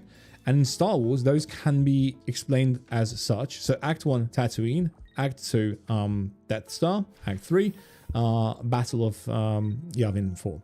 Simple as that. Those are basically the acts. And wow, we are really having ill luck here. But they are not doing much better themselves. Is the thing... Okay, the thing is able to kill me. That's the problem here.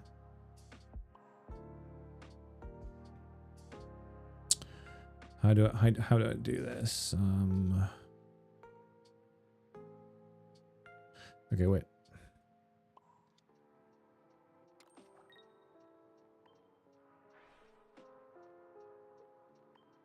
Let's do it this way.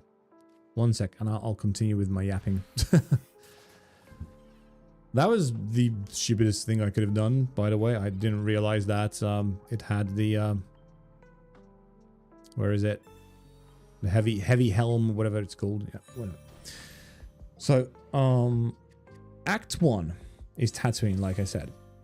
And we go from seeing a planet that is a big desert planet, and you as the viewer from our galaxy, you go, oh, That's cool. Wow, it's an entire planet that is desert. That is a big desert. And you watch the movie and you're like, that's cool. And you go like that for like 3 minutes. And then you realize, wow, this must be extremely boring, which is when we meet Luke. And he confirms, yeah, this is like the worst thing ever. Like genuinely and factually, the worst thing ever is living on Tatooine. Because it's just so boring and nothing ever happens and he hates everything because of that. After that comes the most important part. After that comes the part where George Lucas does what he does best. Because Star Wars, the fourth movie, is just a story, is a hero's journey, is all the things I have been talking about, yapping about. But Star Wars is more than that, because Star Wars, the not movie, Star Wars, the world, is that. It is a living and breathing kind of world. And it was built from the ground up with the intention of you caring about this world. Because we see these, like, are these like droids? Are these like robots? How does that work? Oh, they can talk, but this one is like only beeping and booping, but the other one can understand them. Why? And then you learn, oh yeah, because this is an interpreter droid. Okay, cool. Never seen that before. What about those little tiny alien things who are saying, oh, teeny? Whoa, those are called Jawas, apparently. And yeah, they have their own language. But we also have these like Tusken Raiders who are like big, scary, monster-looking things. Those also have their own language. It seems like they're just shouting. Oh, but then we go into the cantina scene, the most legendary scene of all.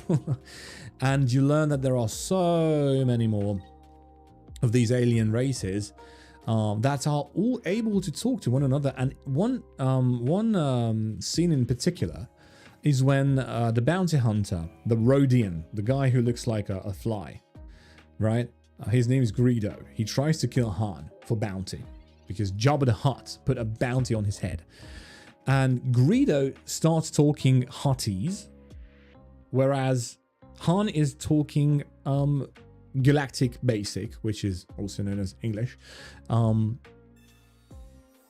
Which is the point when you realize, oh wait, in this world, they just have so like multiple languages and people can just talk to each other. Well, not people, creatures can just talk to each other using their own language, and then the other one may or may not understand them based on their expertise on those in these other languages. And then you see all the other aliens. Some of them are who look like slugs. Some of them look like flipping like vampires. And you're like, I want to know more. I want to know more about this world. This is intriguing. I've never seen anything like that. This world feels like a living, breathing organism, and I want to know more. That's what Lucas makes you feel, and you're intrigued. And when we finally start our journey in the Millennium Falcon, when we finally start going to Alderaan, whatever that might be, we don't know. Okay, it's a planet, but like, what is it? We don't know.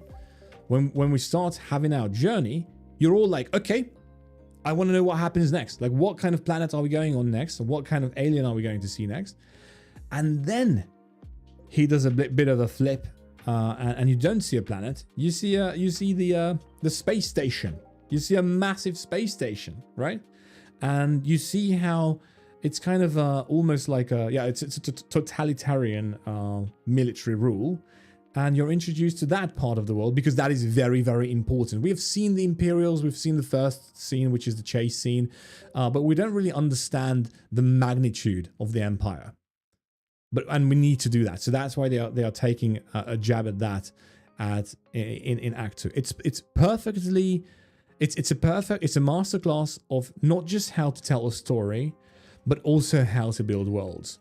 And this is why, in my opinion, Star Wars, the fourth movie, is a true 10 out of 10 movie. Every single 10 out of 10 movie that people call 10 out of 10, I usually just call 9 out of 10 or 9.5 out of 10. I usually conclude that's what they are. Because while they are perfect stories, they don't really stay with me or give me anything more. I think Star Wars is not only the perfect, hero's journey story. The hero's journey is reflected perfectly in Star Wars, the first movie, aka Star Wars 4, New Hope. Not only that, but it is also a masterclass in how to build worlds that I actually care about. Because as a kid, I wanted to know more. And because of that, I read the... as a kid, I didn't really read books yet. As an adult, sure. I wanted to read the comic books. I want to say manga so bad, but it's comic books. I played so many Star Wars video games, like at least 20, I think, all because I wanted to know more. And this Plasma is where I want to circle back for what I was talking, for what I was going to talk about before or previously, which was why I don't watch Disney Star Wars. Disney comes in and takes all of that away and says, oh, none of those stories are actually relevant, and we're just going to tell the stories that we want to tell. The thing I loved the most about Star Wars is how everything was connected. How you could go from the happening from Star Wars Jedi Academy and take something from that and see its origins in Star Wars Knights of the Old Republic. And that was amazing. That was everything I had hoped for in terms of like the universe of Star Wars, which is more than just one story. The story of the entire, like, how should I say this? The story of how the first 3 movies, right? The prequels. I love the prequels, by the way. It's detailing a political drama. It is a story of how they make a decision, like the Jedi Council makes a decision to aid as generals in this civil war, because as peacemakers they're trying to make right, and they're trying to, you know, defeat the separatists who are mainly just droids, not in every scenario, by the way, and this is how they want to, you know, fix everything. If we go back 4,000 years and we visit the time of the what was it called? Yeah, well, basically the Knights of the Old Republic time. We see that they had another civil war on their hands, like the entire galaxy, and before that the Mandalorian Wars. And the council was like, no, we're not soldiers. We're not going to support in this war. And one Jedi, Revan, revolts against that and says, we can't do this. We have the power to stop this. And in doing so, he wins the war against Mandalore the Great, or whatever his name is, but also fought to the dark side. And then the Jedi Civil War comes. And then the Sith almost win. So it's such an interesting thing, because the Jedi kind of took a back seat and it didn't work out very well. Whereas in the modern era, the Jedi didn't take the back seat. They were like, okay, we will, learning from Revan's thing, you know, learning from Revan's story, we will jump in and we will act as generals and we will hopefully help. But that didn't work out either. It's such an interesting conundrum, right? That's story building. That to me is what story building or like storytelling should be about. It's a multi-layered thing, and you can add to that even more things like the Darth Bane trilogy, which is very, very intriguing as how the modern Sith came to be, why it was a necessity for them to become a thing. All that jazz. None of that is covered in the new Star Wars that is called Disney Star Wars. None of that. Nothing is as in-depth as that stuff ever at all. Because the Darth Revan stuff directly influenced the Exar Kun stuff. The Exar Kun stuff directly influenced the, well, basically the Darth Bane stuff. And then the Darth Bane stuff influenced the Darth Plagueis stuff, which then influenced the movies that we saw, and everything is connected. And even the stories that came after, like Jedi Academy, again, Kai Katan, And I loved that. I thought that's why Star Wars in my book gets a 10 out of 10, because everything was always connected.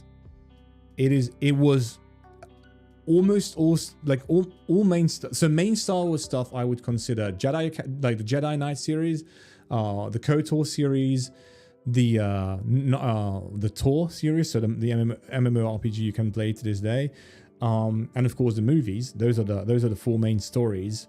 You could argue like post stuff as well, but I don't think I enjoyed those very much, like the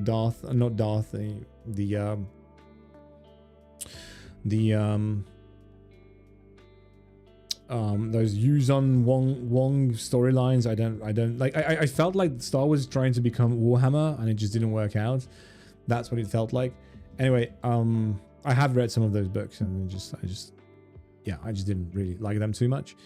I think they were largely unnecessary. However, everything like sort of tying in together, it's such an amazing feat that I think no media has really achieved to that level. And then Disney comes in and just swoops the table clean for them to be able to give us better stories. Like what? Like Acolyte? Are you joking with me? Seriously? So huge. Like I said, I told you it was a 3.5 hour TED talk of mine. I wonder if anyone's ever going to rewatch this VOD. Yeah. By the way, sorry, Plusma, you have been commenting, but I was stout in like doing this TED talk without reading the comments first. So yeah,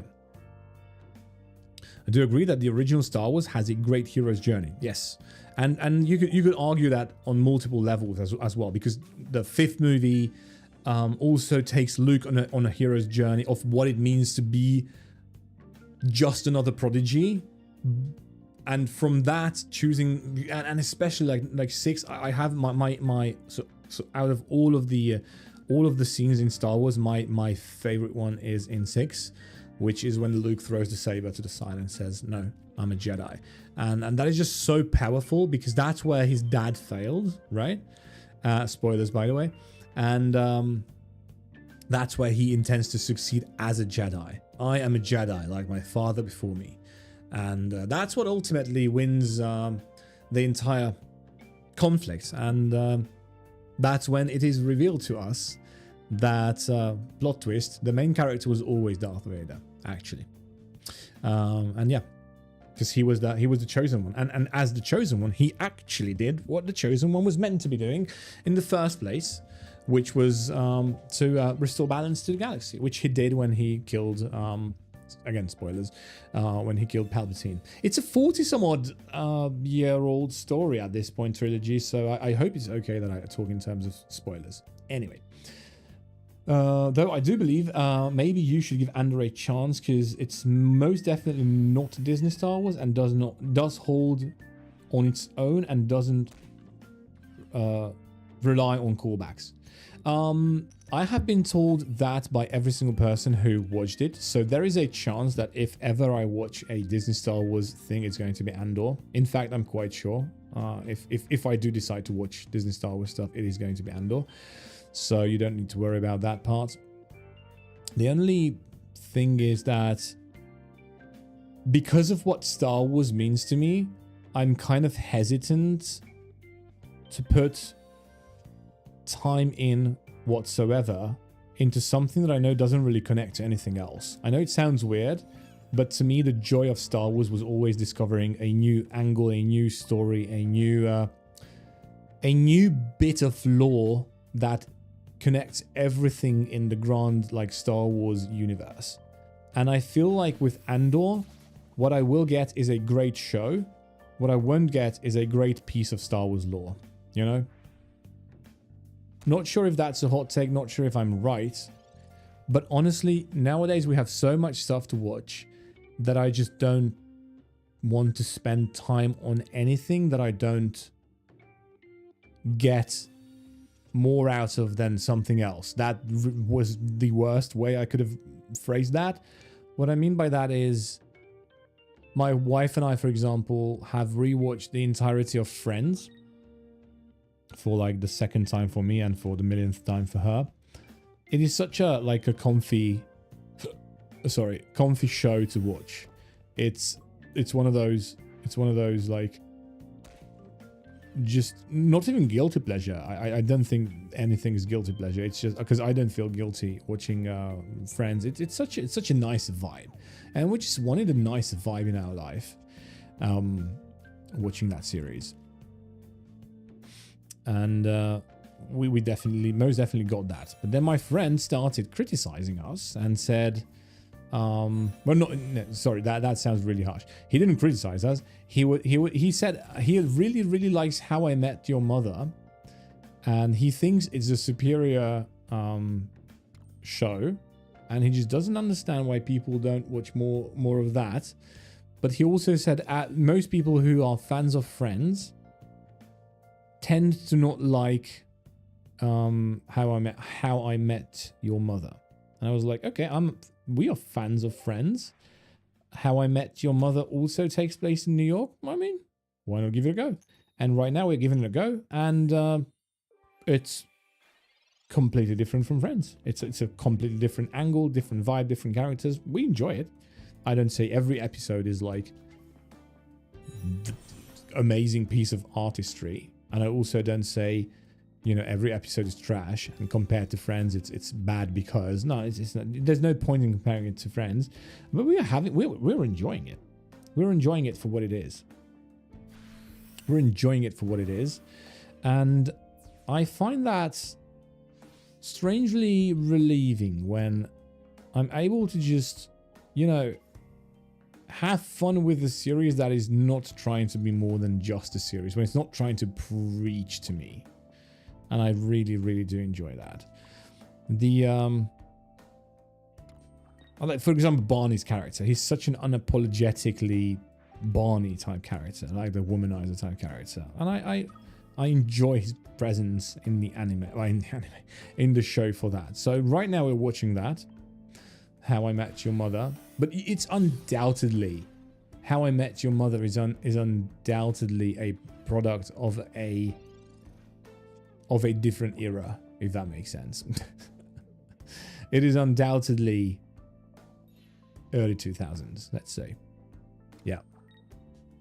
And we're enjoying that. But yeah, after that, Freerun has the second season, and my wife told me, you know what, she wants to rewatch from season 1, because she remembers having fun with season 1, but also she doesn't really recall that much from season 1, to which I said, well, I recall every single thing from season 1. I've seen it twice, but I would watch it a third time. It was that good for multiple reasons. So that's what we're going to watch after that. And after that, who knows? I think if we actually manage to finish How I Met Your Mother, which we will, that will be 19 seasons, 10 from Friends and 9 from How I Met. That is, you know, live action, and at that point I will just be craving anime. So we will probably continue watching anime after that. Yeah, I don't know how so Bluesmart says, I don't know. I do feel that it does keep some of the mystic from the world we don't know before. This is referring to Andor, of course. I don't know. I would go as far as to say that Andor competes with the original Star Wars. Yeah, I have no comment on that because I haven't seen it, so it would be unfair of me to judge it based on, you know, but actually there's no Jedis in it, so there's no Jedi in it, sorry, plural of Jedi is Jedi. So I do prefer myself, I've seen myself liking or gravitating more towards the stories that detail the works of the Jedi and the Sith, because those are the stories that really move the big plot points forward. But I do enjoy the occasional, like, lesser important stories. So yeah, you know, it's maybe one day, maybe. But yeah, I also remember being in that phase where I was obsessed with Star Wars media, just digging through lore, just that I got to watch on YouTube. Yeah. I was in that phase before Star Wars was a thing again, before Star Wars was acquired by Disney. We grew up with Star Wars, my friends and me, my classmates and me. Like we would, like I said, we would read the books, we would read all of that jazz, everything. And yeah, That's what Star Wars meant to us. That's what it still means to us. It's not just a story. It's a universe. I've always really liked the story of Revan, I suppose. Tried to keep up as much as I could the Mando War, where they used guns, and we have like, because the Jedi couldn't reflect on it. And it's such an interesting thing, right? It is this very eerily similar situation to what happens in during the Star Wars movies timeline, where it's these are Jedi. They are not meant to be warriors and let alone soldiers and generals, but here we are. And then in that storyline, in that which happened, in that universe, they kind of make a different decision, and still it doesn't work out for them. So like, yeah, such an intriguing story. It's such a that's such a thing where you're really left thinking, okay, like what would have been the best course of action? Because you don't really know. If you help, you fall to the dark side. If you don't help, you also then just someone might fall to the dark side. It's a lose-lose situation. So how do you solve that? That's such an intriguing thing, right? And I would have appreciated a continuation of Star Wars, which maybe kind of deals with that, which addresses Darth Bane, seeing how those Jedi and Sith Masters have dealt with those stories. Because there could be another Sith Lord of huge magnitude. There could always be another Sith Lord, right? Coming back, I know, like 200 years from the current Star Wars timeline. I think I would have just done that huge jump into the future. And Luke could have been super old because, I don't know, Force, and because he's a Jedi Master, he now lives a longer life, but he's nearing his end. He's now the Wise Master. He's now the 300-year-old Luke, Grand Master of the Order. And he's trying not to make the same mistakes as his predecessors. But taking into account the Darth Revan stories, Darth Bane, and taking into account the just what happened during the Galactic Empire time, like, what is the right decision here? What is the correct decision? That would have been such an intriguing storyline. And instead of that, we got Rey Skywalker.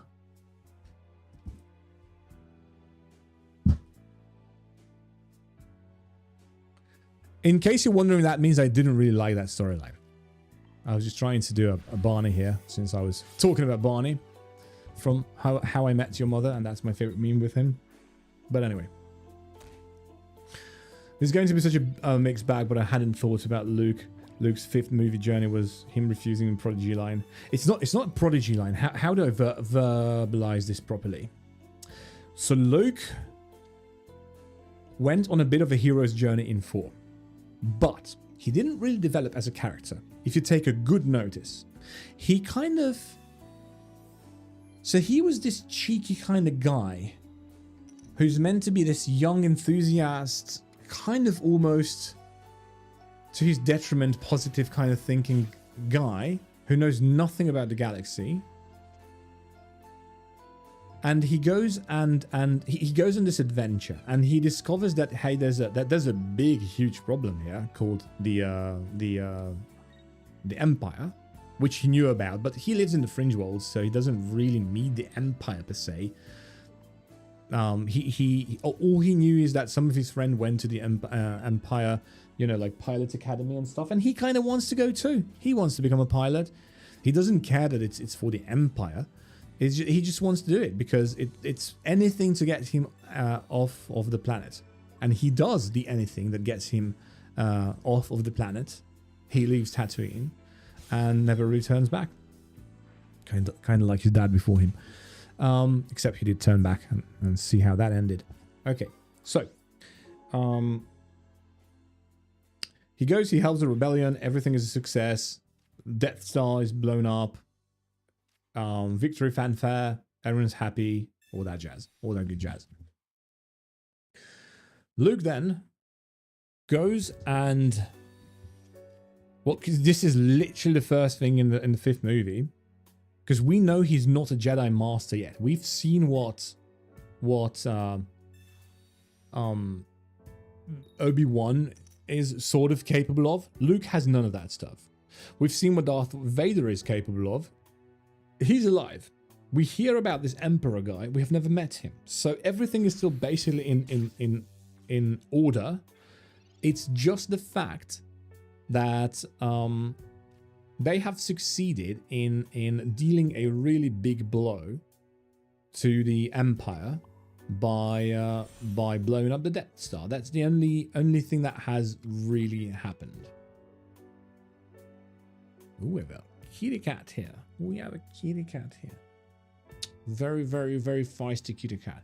My wife is not here today. Like I said, she's having her final exams, and the cat, she's all in panic mode. Like, where's mummy? Blah, blah, blah, all that jazz. You're being way too feisty today. You know that, right? Oh, she doesn't care one bit. Anyway, the journey Luke goes on in the fifth movie, and this is why I think it's brilliant, is he goes on this, like... So he definitely is... He definitely has talent. Even with, like, minimal knowledge of the Force. Minimal training by Obi-Wan. Literally just a couple of hours. He sort of, by trusting the Force innately, and I mean, why wouldn't he be good? He's the child of a prodigy, of a true prodigy. Just by trusting the Force, he actually succeeds in blowing the Death Star up. It's not a smooth sailing, not by any stretch of the imagination, but they do succeed, which is fantastic, right? The interesting bit comes when he sort of finally understanding that by the way, they just died. They just died, I suppose. When he is invited by the Force Ghost of literally the first scene, I think, in a movie, he's invited by the Force Ghost of Obi-Wan to Dagobah, where he can learn about the Force properly. He goes to Dagobah, and he goes back to this, like, we see someone who has been on a bit of a journey, but now he is, like, he still hasn't gone through the transformation.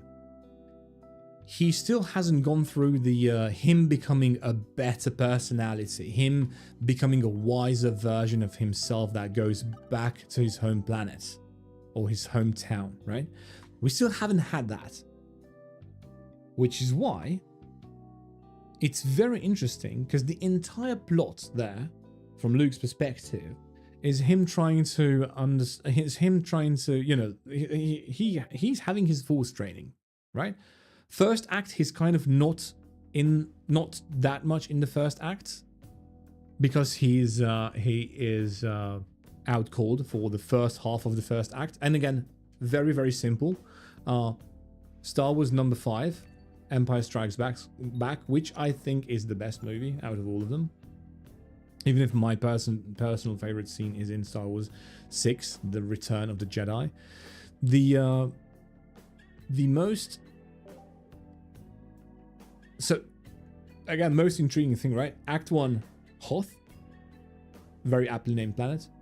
Act 2, Dagobah and sort of the asteroid field, so on Han's part. And then Act 3, Cloud City.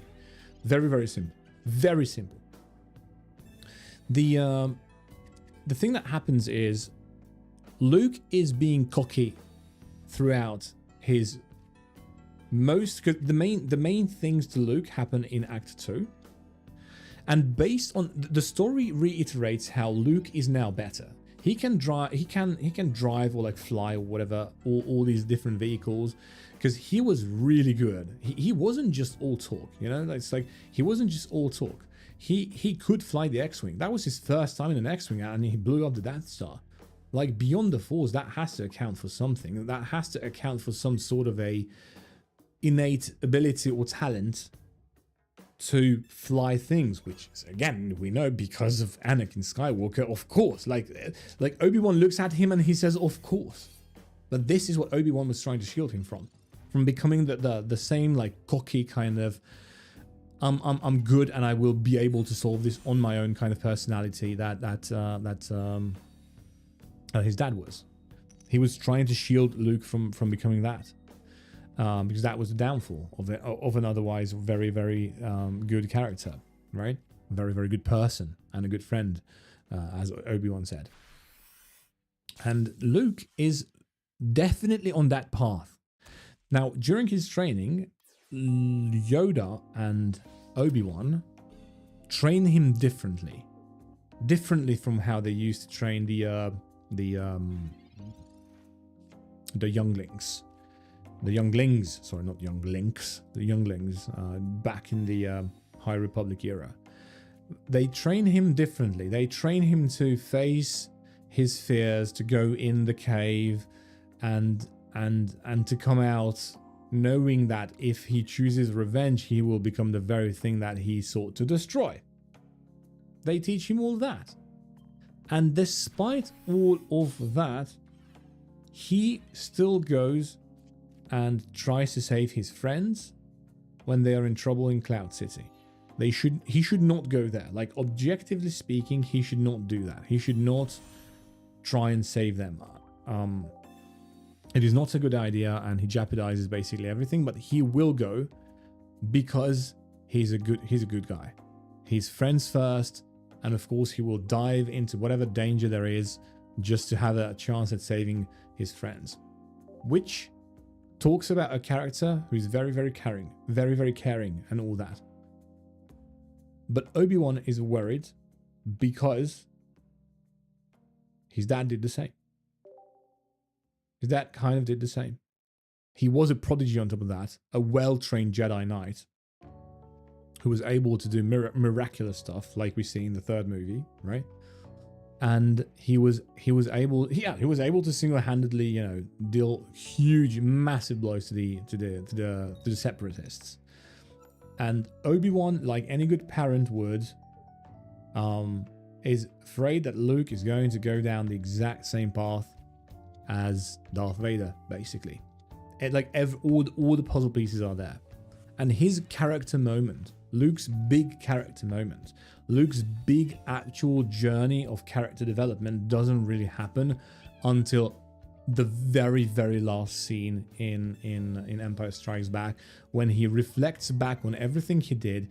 He realizes the errors of his ways. He realizes how close he got to just going to the dark side, because there's this one scene where he just snaps and he goes at Darth Vader like crazy, and then Darth Vader of course corners him and he's toying with him and he's not seriously fighting him, because by that point he realizes, well, this is my son whom I thought was dead, and of course he doesn't want to kill him, I think also Sabrina as well, and he like, Luke still doesn't understand any of that stuff.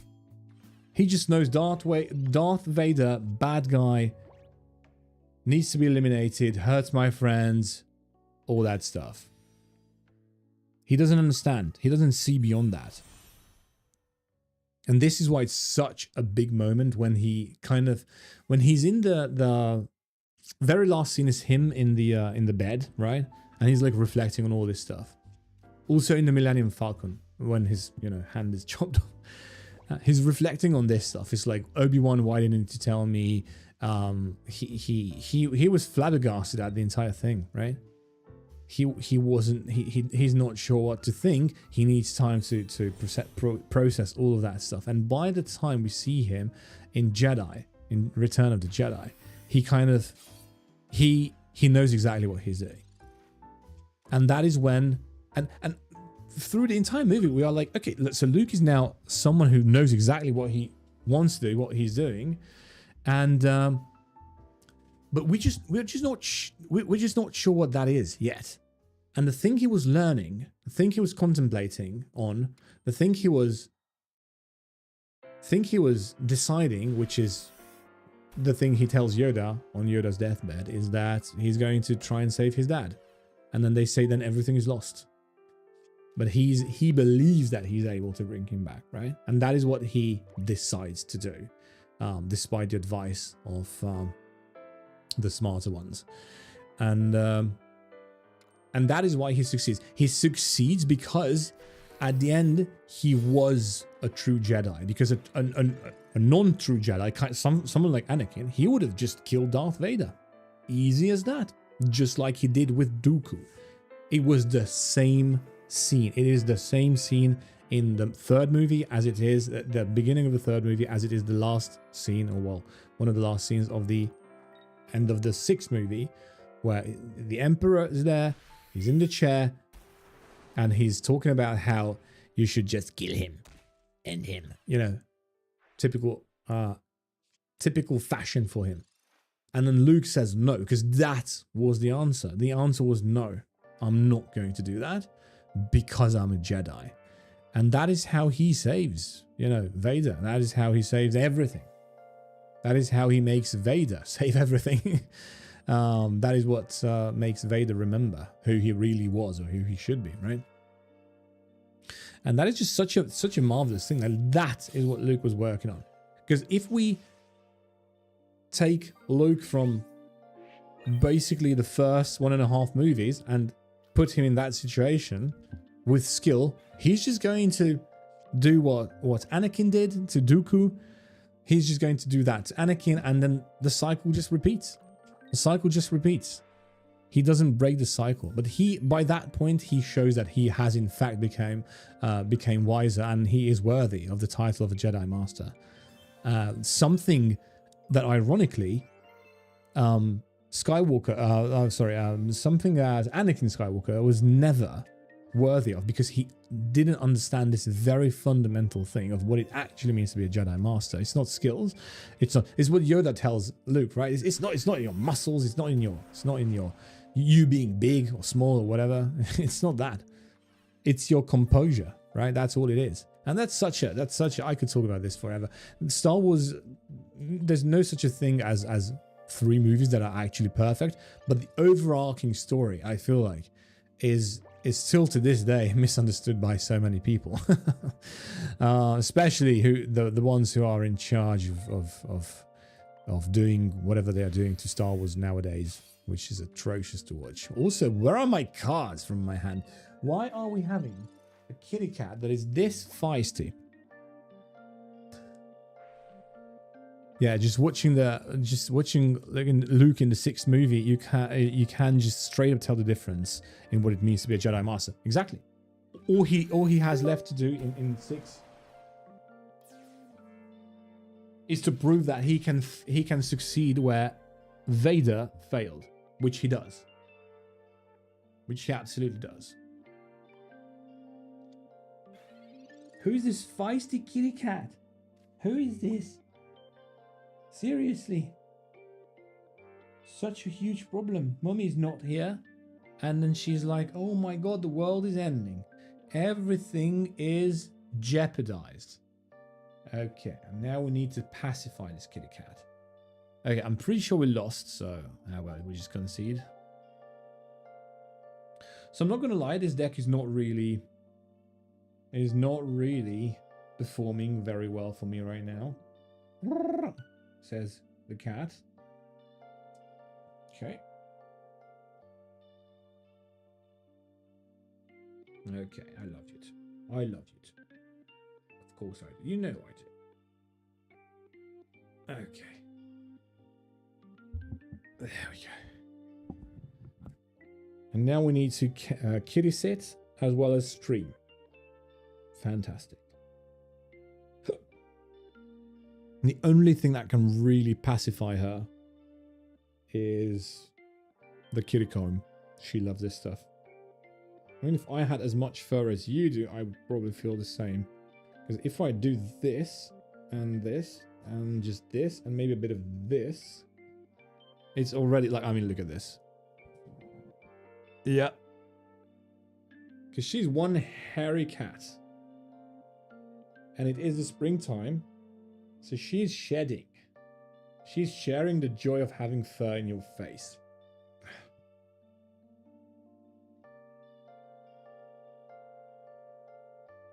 She's so lost without my wife. My wife is her everything. My wife is her absolute everything. Let me just... So I'm not sure if it's just the deck. I'm pretty sure I have a negative, like I have a below 50 success rate with this deck. I'm not entirely sure if I'm the one to blame for that. Yeah, 7-11. That's not great. So if I'm not sure if I'm playing the deck incorrectly or if I'm just having bad luck or if I actually need to construct the decks like better. Or if I need to be like, you know what, this deck, it doesn't really work. Okay, or it could entirely be just the fact that I can't play it because it's in this weird spot, this deck. I don't know, it's not quite aggro, but it's also not quite control, so I'm not really sure if I'm playing it correctly.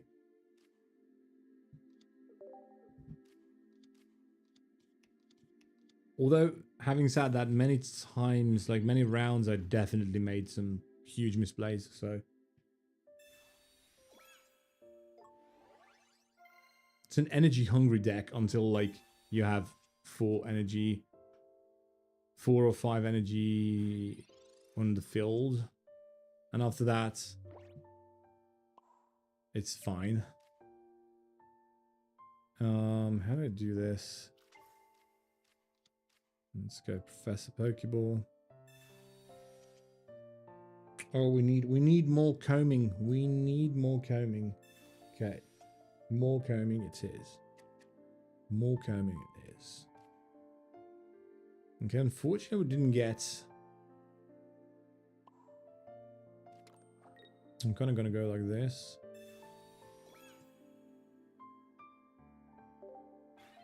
I'm getting kitty kiss. Kitty kiss. Kitty kiss. No kitty kisses. So by the way, the entire thing I was talking about, when you take a story like Star Wars, right? Who kind of reinvented the wheel. Because it wasn't just the one character. It wasn't just Luke. It was also Han. It was, after a while, also Leia. If not to that degree. It was also, if we are stretching out the story, it was also Obi-Wan and Darth Vader. All of those characters had character development and stuff. All of those characters grew. So it wasn't just a one character sort of story, right? It wasn't like Neo, for example, from the Matrix, who's just the one. He's the one, right? And when you compare that to modern stories like Chainsaw Man, I just don't see the appeal. There's nothing I could connect to. Is the simplest way I could explain how I felt when I watched Chainsaw Man. Chainsaw Man felt like a series of, oh my god, look at this. The guy has a chainsaw for an arm and then he's fighting this thing that is just horrible. And am I supposed to feel cool because I'm watching that? Am I supposed to feel like what am I meant to feel here? And if you say you shouldn't feel anything, you should just turn your brain off. That's when I say, well, I don't really care for those stories. I am a human, and in my human conditioning, if I'm presented a story, I will only care about it and listen if it gives me something extra, a new angle on the human condition that I have not considered yet. That is the only time I will care about your story. If it's just a story, if the story only exists because cool character moment, I won't care about it at all whatsoever. Why do I keep yapping so? Oh my god, I hate this so much. Okay, I'm blaming the cat for this one. Okay. She's now gone. This was enough. Yeah, but anyway. Where did you get the deck from? Is it a meta pick? It's kind of a meta pick. This is not really a meta deck, but we can take a look at it. Used to play TCG a lot, but now I'm just picking up cards until Ray comes out and trying to get a full art version. You mean in this game? Or you mean in the TCG? Because if TCG, like the original TCG, the actual like physical card game, then the question is, what Rayquaza again? What am I missing here?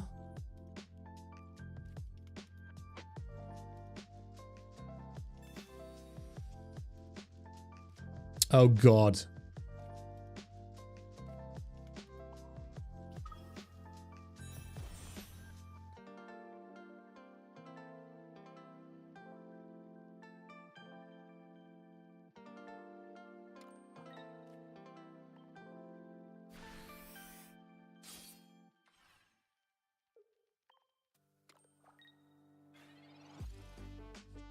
Okay, TCGP. Okay. I thought it was the DTCG. Because we already had a Rayquaza full art in TCG pockets. I have it as well. But yeah, I would love to have Mega Rayquaza somehow come in the game. And please this time make it good.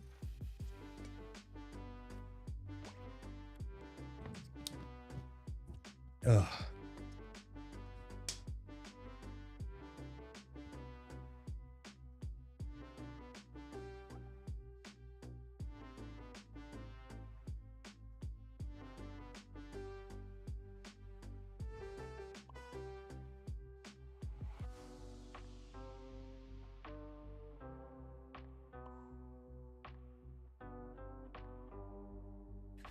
I think this is the way I want to deal with the cat.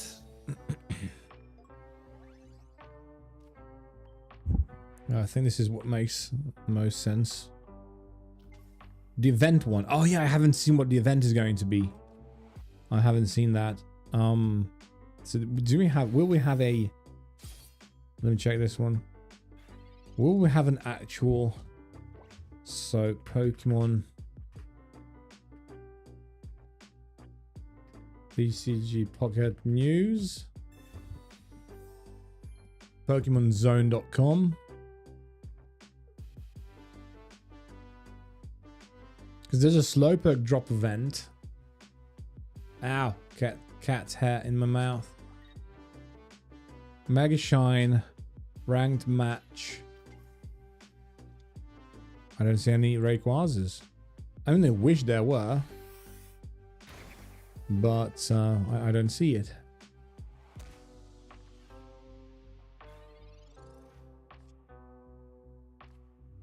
Okay.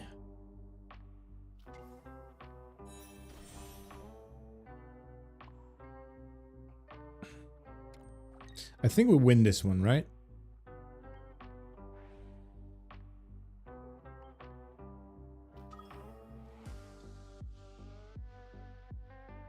Ah, there's cat hair in my mouth. Ah. Ugh. My entire face feels like cat hair. Oh no. Ah. This is why I keep losing. After this, I'll have to take a quick break. I need to get my face out of cat hair. Okay, so they come back in with Meowscarada. It's minus 130. Minus 150 tops, but because of the two revs, I'm able to swing back with 160, so that's fine. The only way they live is if they heal. Okay, cool. Oh, sorry, my bad, but I was referring to the normal one. There was an event for normal Rayquaza. So in TCGP, the last event for normal Rayquaza was a long time ago. Is that what you're referring to? But no news for Mega. I just want shiny version to come out eventually and farm that one. Okay, that makes sense. I mean, it is. I 100% agree, and I think the next big set should be themed around Gen 3, and we are missing a bunch of Megas. Mega Sceptile, you know. That could be introduced, and we also need Vaporeon EX, and that set could introduce Mega Rayquaza as well as like Groudon and Kyogre. Maybe it would be nice. That would be nice. I'm not really sure what I should be doing here, honestly.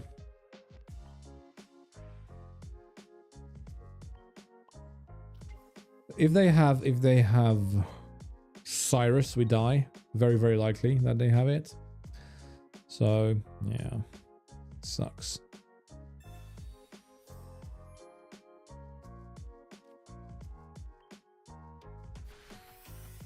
I think I got it the month before the second pack came out. Yeah. Or the third one, I think.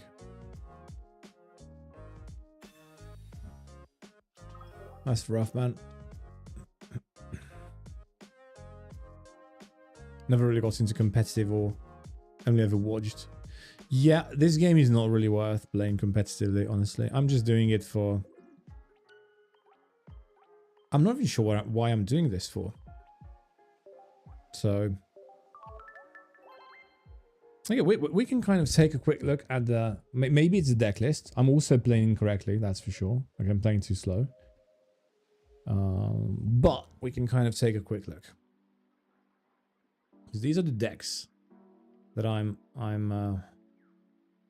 basing my deck lists on. These decks have performed relatively well. I mean, this deck went 11-3 in the tournaments, and I'm now 7-12. That is, for a player with my skill level, should not, like, I should not be at 36%. I could be. Maybe this would go closer to, so this deck should have a win rate of about 50%, which is more than enough. Where is it? It's right here. It's like 48.8%, not the best. Kind of blows it on this, if we're being honest. But it should be usable. But I'm seeing worse numbers than that. So one thing that we need to do is, first of all, I need to pay more attention to the game, because I'm definitely not doing that. And then second, let's just take a look at the deck list. Because I know I'm using a different deck list from this one, for example. And maybe, just maybe, and I agree to this deck list, we should take 2 copycats. By the way, here it is as an image. It's easier to see. Maybe I want to do 2 copycats because one is it's just not cutting it. So this one is using, is not using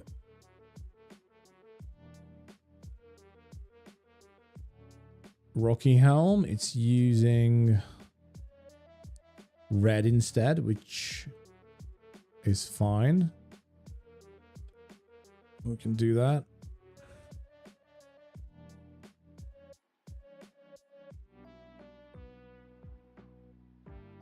By the way, Bluesma, I think you're referring to this, right? Like, this was the last Rayquaza we got, the full art. This came out, I can tell you exactly when this came out.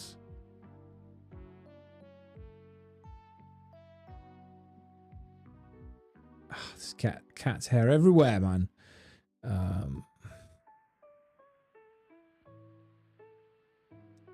I think this came out after or before Shining Revelry. Either after or before Shining Revelry, if I'm not mistaken. By the way, Major Inconvenience on Twitch. Thanks for the follow. I've been lurking for a while. Steel type decks tend to be kind of meh, and this one is no exception. Takes too much to set up. Yeah, I agree 100%. Only reason I want to take this to Masterball is because I've never taken a steel type deck to Masterball. I kind of like Scizor. And I think Scizor is one of the coolest, like, bug type Pokemon ever, and I feel like it should have, maybe a hot take, but I feel like Scizor should have been like a final evolution of some sort of a, like, you can make it into a kind of like Eevee, right? You can make the little bugger into Scizor, Scizor, or Cleavor. I feel like that would have been a cool idea, because my problem with most bug types that are actually like good, you know, in the game, Scizor is a bug steal, is usually the Pokemon company goes, well, here's this bug, how do we make a good bug type? Let's just make it a steel type as well. And then that's every single good bug type, if you think about it, with the exception of Buzzwole, who is kind of an ultra beast, right? Like, it's like lore-wise, that's not really a Pokemon or something like that. I'm not really the expert there. But yeah, I've tried, but kept losing, so I gave up. I could see the poison bike thing get some use in the future, though, as Solgalio's ult. You by poison bike, you mean this thing, the Rev Room?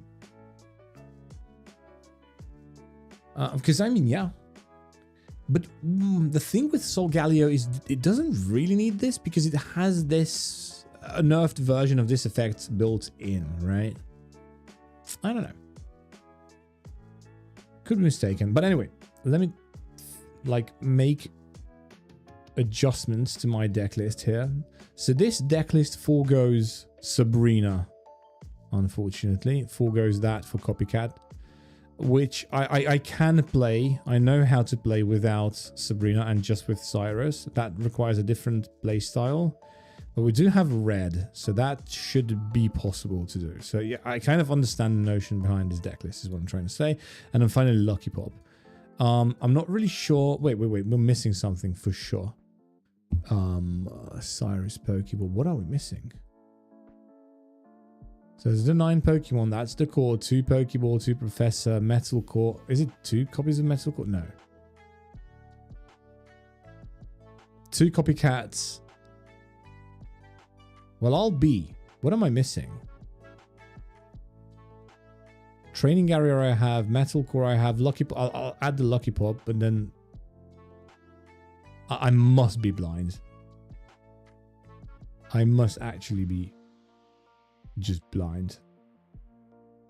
Because my deck still has Poke Center Lady, which I don't mind, by the way. Because of all this like sleep stuff that is going on. Okay, so we have the items down to AT because it's double Pokeball, Lucky Pop, Metal Core, Barrier, and Training Area, which we have right here. Now, supporters. Double Copycat, check. Cyrus, check. I think we have 2 Cyruses. No. Cyrus, check. Oh, red is not here. Okay, I understand why you would need red. So, red. Unfortunately, Lucky Ice Pop is just better than Poke Center Lady in every single scenario, except when you need the secondary effect of Poke Center Lady. Oh, I hate this so much. I can never find red anymore. There we go. Yeah, it's a discount version of Solgaleo. Yeah. Or to be more precise, I think Solgaleo is a discount version of this effect.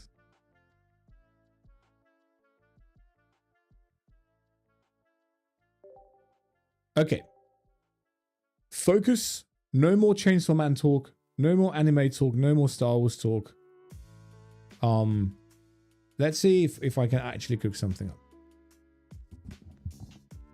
using this deck.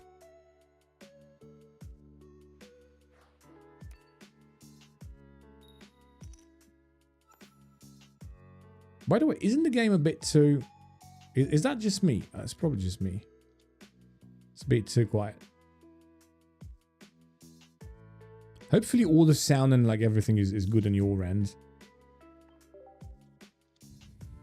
I'm surprised how good Venusaur is, or can be, in the meta. I climbed with it when I lost 3 times in a row and switched to the very skilled sleep spam. Yeah, it's Venusaur got buffed by basically the new Darkrai, right?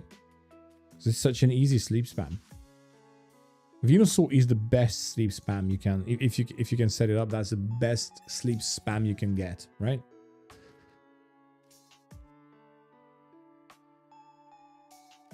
Okay, Metal Core Barrier, we don't care about that.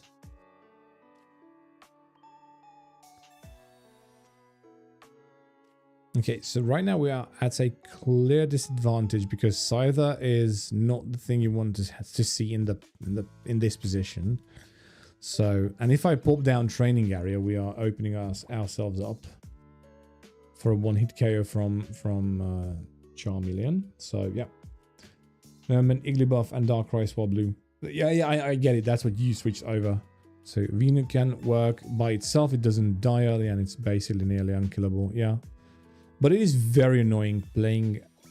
so I still think if I were to be playing Venusaur right now, I would play it with Ogerpon and just 2 Darkrai's, probably. It just makes sense. I don't know. Maybe I could be mistaken, but yeah.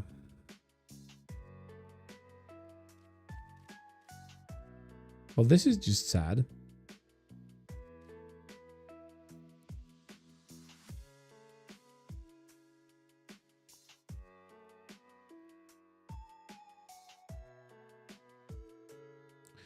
We kind of need to do this. Metal Core. I'll pop Training Area. I don't care. And now we copycat.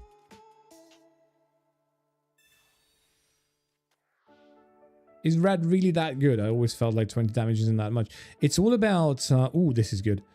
It's all about hitting certain ranges, if that makes sense. Okay, I'm going to risk this. And I'm going to do this.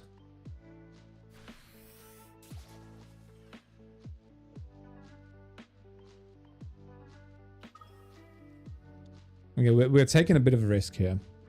For mitigating damage. Should be fine. By the way, if they snatch this Scizor right now, I don't mind that.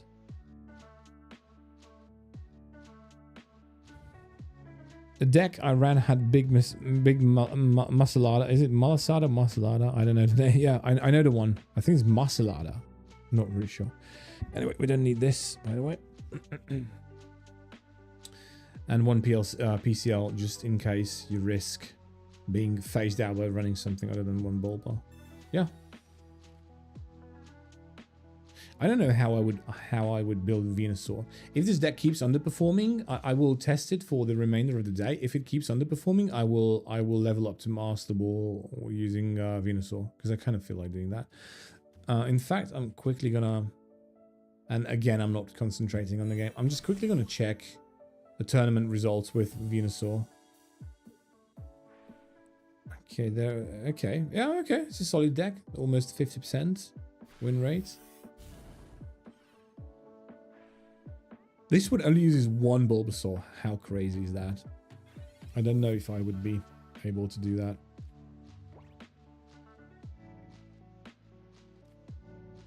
Okay, so risk paid off. That's great. Great stuff.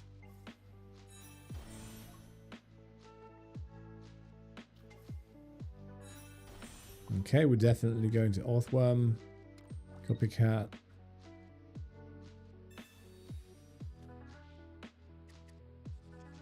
Now we're chilling because we have actually drawn most of our cards. We will sacrifice the Pokeball. Just make sure you don't get bricked and you get turn 1 Bulba guaranteed. I mean, yeah. It's just to make sure. Yeah, it's like... Yeah, I get why. I absolutely understand why.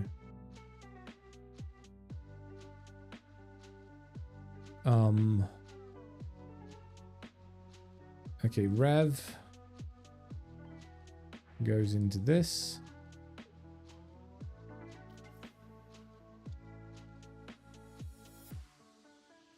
And then if we want to attack next turn, we kind of need to pop an energy on this Scizor, even if it's down by 60 HP.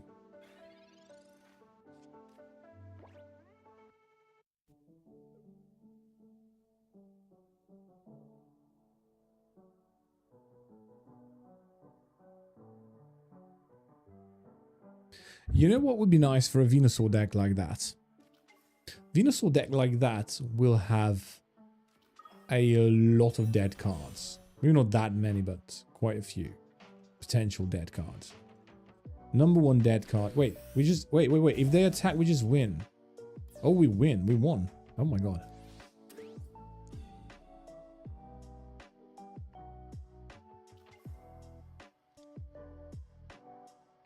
Oh wait, I'm a freaking idiot. Did you see how big of an idiot I am? We had it and I blew it. I'm an idiot. Okay. That's my inexperience. Okay.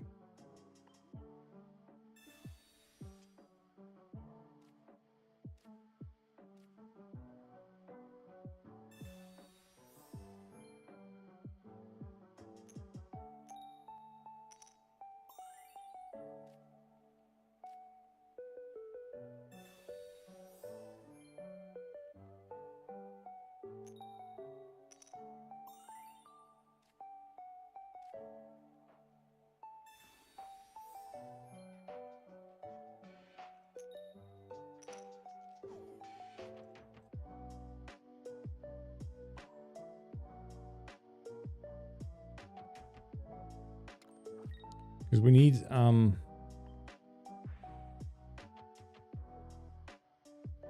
Yeah, I mean, we'll just sack this guy.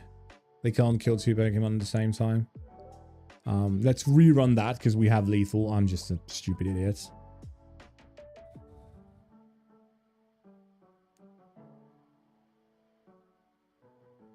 So what I'm thinking, I'm a huge advocate of cards that have one big positive effect for one really big negative effect. And I really hate that so many cards in this game are based around coin flips. So it's like Misty, it's like coin flip. And instead of that, I think it would be so much nicer to have cards that discard other cards. So discard a card from your hand. You know, it could be a supporter, whatever. Discard a card from your hand, and you get an energy, whatever energy color from energy pile onto one of your Pokemon. And with Venusaur in this deck, loads of stuff would be duds. This deck specifically,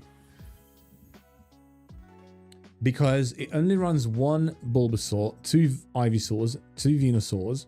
So right off the bat, an Ivysaur and a Venusaur is always going to be dead. Potentially 2 Quick Grow Extracts are going to be dead as well. Yeah, very potentially. One of the Heavy Helms are going to be duds as well. You won't really need them. And a bunch of other stuff might be duds as well, like Copycat. And it would be kind of cool to have a card where, okay, like half of the cards in my hand I just can't really do anything about. So I will use this card that this card that discards other cards for me to give an extra energy or something. That would be kind of cool, because then you would have a deck that's a kind of a high risk, high reward play style, but in a controlled sort of fashion, not in a like if I flip heads I win kind of fashion, you know. So that's what I'm thinking we should have more of. They are very extremely reluctant about giving us cards that discard other cards. There are very few cards that do that, discard from the hand. But yeah, I think that would make this Venusaur deck to me a lot more interesting, if that makes sense. Wait, did you sort it out? I was in ads. Oh, I'm so sorry. It was stupid ads. I didn't notice it. Yeah, I won. I'm an idiot. I should have. So the thing I should have done was, when they KO'd the Pokemon, I should have put the Rev at front, because Charizard had 150 HP. So Rev front, activate Rev's effect, jump into Scizor. Scizor attacks for 160, we win. I messed it up. So what I did was, but I had the entire deck in my hand. So I made them waste another turn, at which point they waste another 50 HP, at which point I just win regardless, right? So yeah, we won. I would add 1 Masterball just in case for the sleep spam. I know my version didn't run Sabrina Cyrus. I'm thinking of changing the Lucky Pop for a Poke Center lady. That's what I'm thinking about.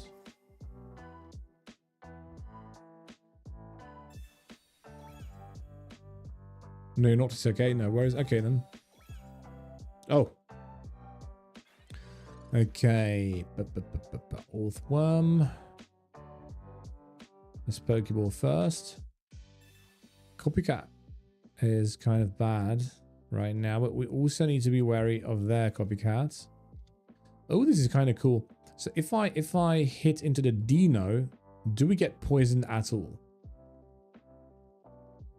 I'm not going to Copycat.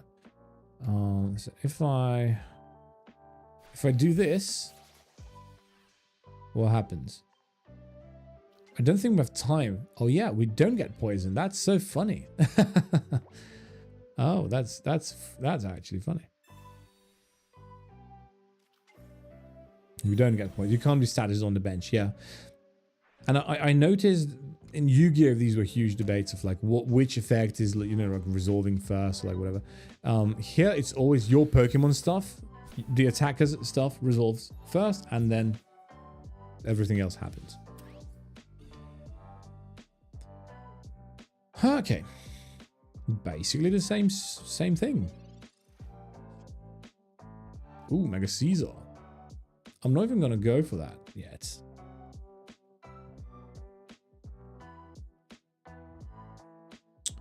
Because I think, yeah, we just do this. Do this. Scizor. U-turn. Yeah, that's it. Basically.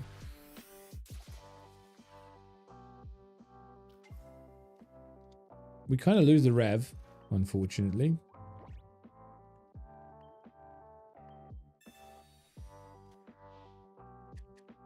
Maybe we'll be able to make a copycat comeback. If they didn't draw another Dino. Love playing Jump Bluff EX.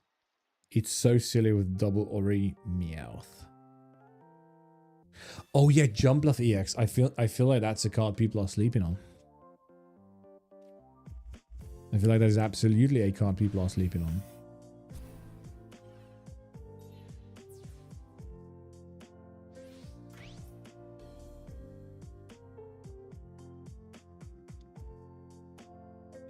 I think it got some decent results lately. Did it? That's great to hear, if it did. Can we get the Pokemon I'm thinking about? Maybe there's no need. Maybe there's actually no need. Huh. Dude, I'm just gonna kill that Hydreigon for free. And then they are left in the dust. I think that's what I'm gonna do. I think that's actually what I'm gonna do.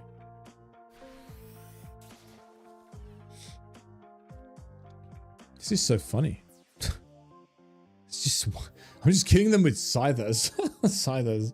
Scyther. Oh, I'm so sorry. I'm so sleepy today. Maybe that's what we are underperforming with this deck.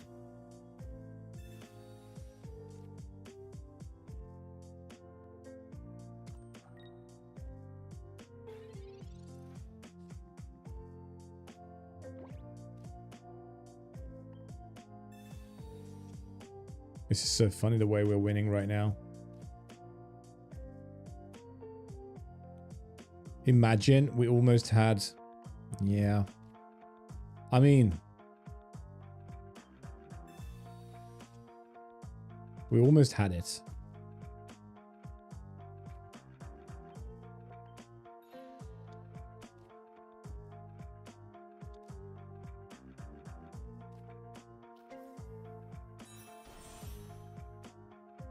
We almost had it. Okay, sweet.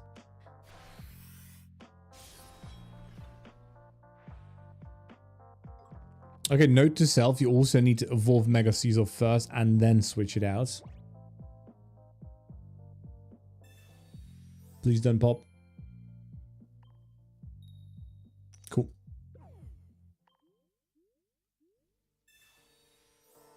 Trust is in the deck itself, not you. I don't know, man. Today, I don't feel like I'm in my element, which is fine. You know, sometimes you just need to take a chill stream, and you just need to be okay losing a bunch more games or whatever. Well, that's great because I'm not playing this game competitively. Okay, there are like 3 cards that can solve this problem for us right now.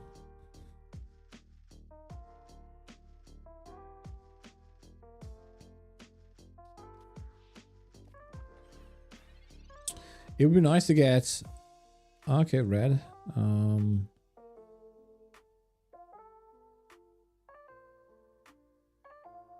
I really wish I evolved Scizor first, because then we would have won by now. But again, I didn't know.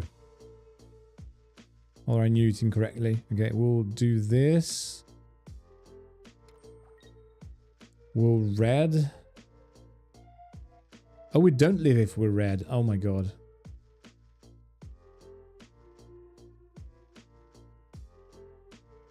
Oh, this is bad.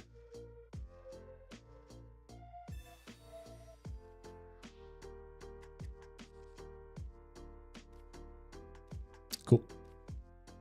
Is the only way we kind of not die.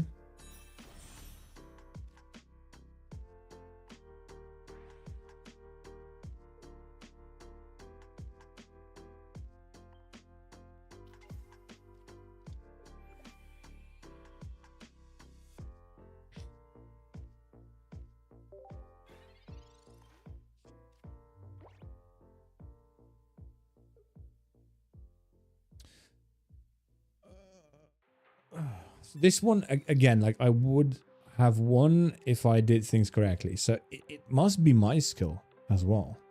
It's not just the deck. Like it should be working, but the sequencing was incorrect. I should have evolved the bench Scyther, then recall it, then recall the front Scyther, and then just be done with it. Yeah, I mean, ultimately we still win, which is nice. I'm not really sure if they realize that. No, I'll happily just keep doing this until they just quit. But I'm gonna head out for the night. Cheers. Yeah, night.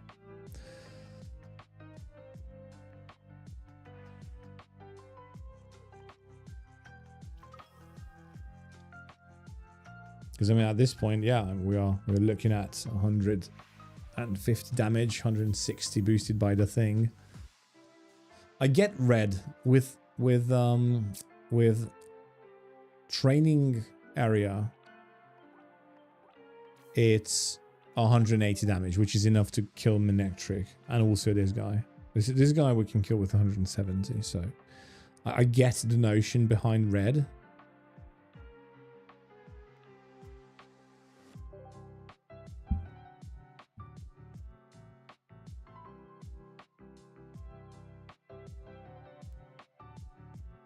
I like unusual decks with Vivillon, discount, Mega Venusaur, plus Ogerpon, or Soul Shot spam with Houndstone. Do you know what I was thinking about? That would be a cool unusual deck. Ogerpon with like Leafeon, right? With maybe I'm old-fashioned because I just really loved the Sylveon era, but you know, like 2 Leafeons, 1 Sylveon. Because I still think the newest Eevee plus Leafeon means you have 70 damage turn 3, which is kind of insane. With Ogerpon support, it just feels a bit weak in today's meta, right? Because 70 damage is not enough to like 2 shots the big megas. It was very meta last season with the Hydreigon spam. Aha. Yeah, I mean, it makes sense. Okay, now this is the deck I really want to be able to defeat, honestly. But we're kind of not geared towards defeating this deck. You can also run regularly if you're afraid 2 energy 90 burst. Oh yeah, you're right. You're actually right. Okay.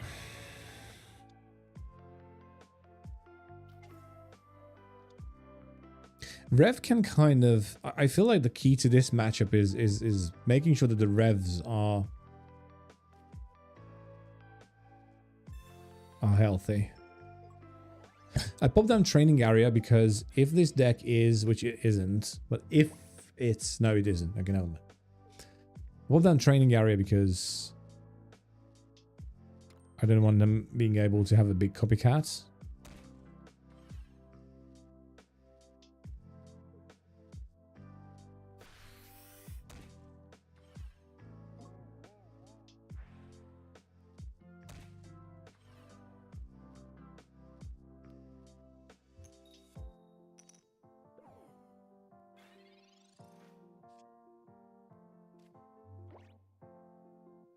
So do Rev first. I think we need to copycat even if it doesn't really give us a card advantage here.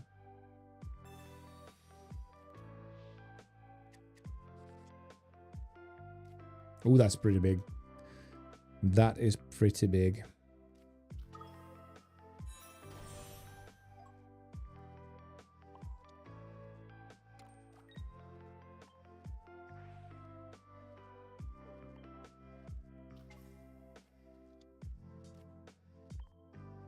Okay, I'm really interested in how this is going to work. I'm really interested in how we're going to if we're going to be able to win here.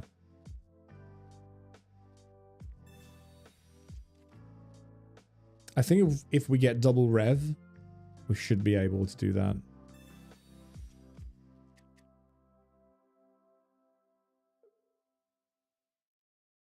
Because double rev, I can just put the Orthworm back in its place, and it will be able to attack regardless of, you know, sleep, regardless of me flipping heads or tails. Maybe that is why people are not running Poke Center Lady. I never thought about that angle. Huh. Okay, we're learning. We are learning. We don't care about that. And this is why we run, of course, this is why we run the Lucky Pot, because it has a realistic chance of just healing for 40 and maybe even more, which is better than a supporter that heals for 30. Oh my god, the cat hair.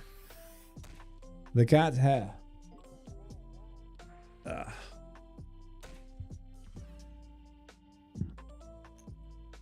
I will need one of those anti-fur pastes that the cat is eating. Okay, so this is what they want to see, right? They want to see tails, because that means I'm sleeping. However, if I'm not mistaken, I can just kind of do this, pop this on the Scizor. We don't have quite enough energy yet, just yet, to attack. We can rev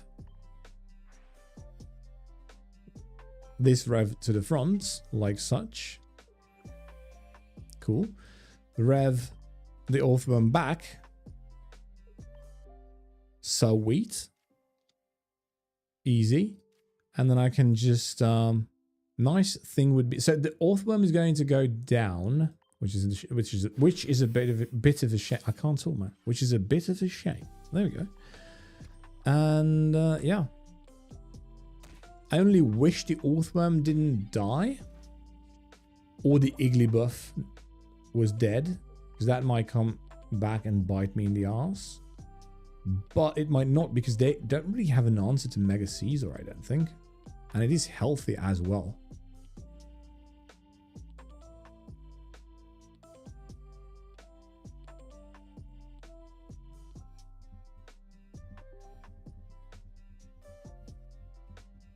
Oh yeah, they're contemplating here, because it's like, okay, what on earth are we meant to be doing here? Because they are kind of defeating our entire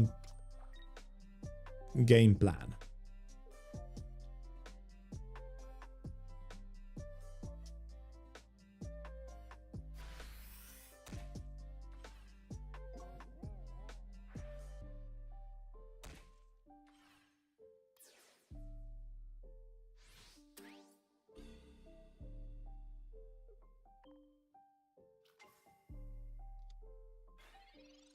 Okay, we can just go with the rev, I think. Ooh, that's nasty stuff. That's a good top deck right there. Okay.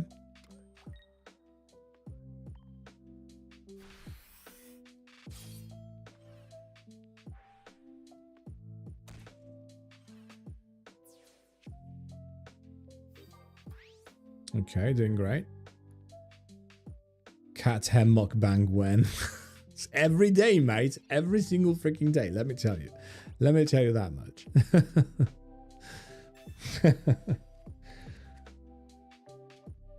Which reminds me, I've left some cat hair. Well, I've left some cat hair here. I mean, look at this. This was just from this session.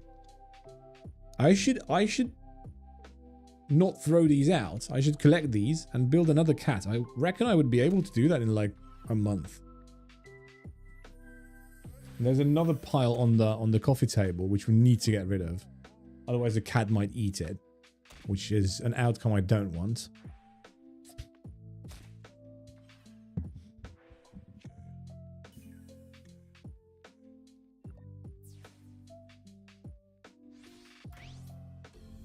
We also do lose quite a bit of hair on a daily basis. Yep. A heal here would be very, very nice. Professor into heal would be very, very nice. Okay, that's fine. We lose to Cyrus. Not much we can do about that.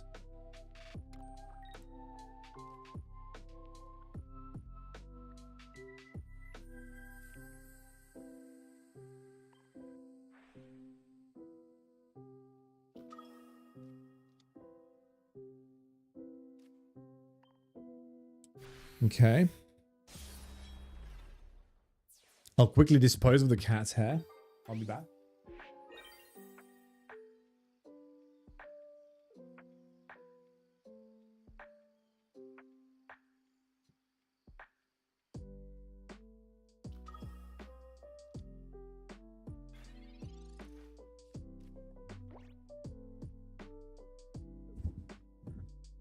Also, this is my t-shirt as well. Do you by any chance have a cat? Don't know what you're talking about. Yep, we lose. Unfortunate.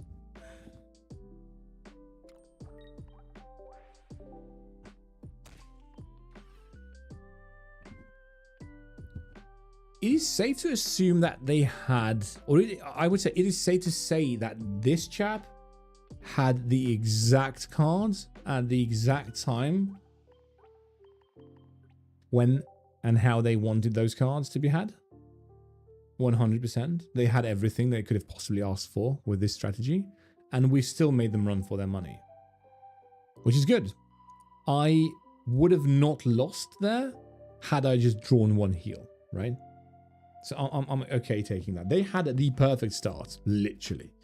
And yeah, we are not playing Sabrina. This is the reason why I usually like playing Sabrina, because we would not have had this experience had we packed one. But yeah.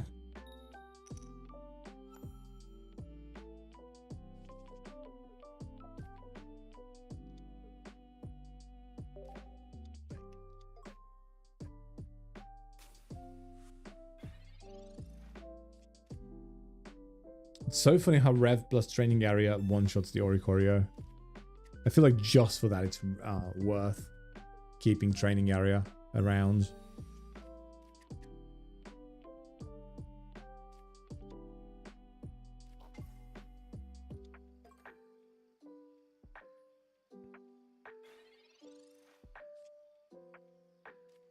Okay, Rev is nice, but we don't have the room. Oh, we do now. Fantastic.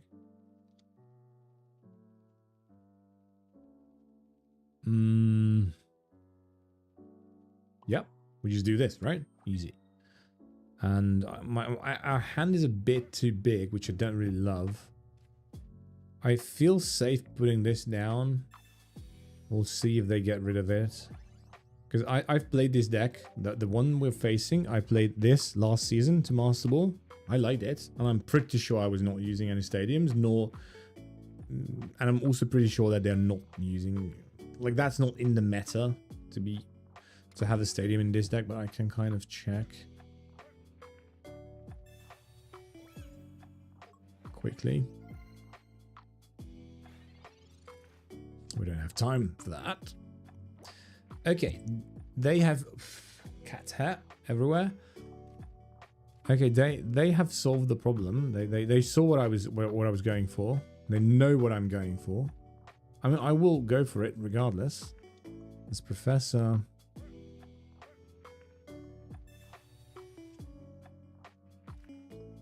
Metsuko barriers are actually quite nice here. I might even keep that, honestly, because I don't really necessarily need it right now. Wolfworm.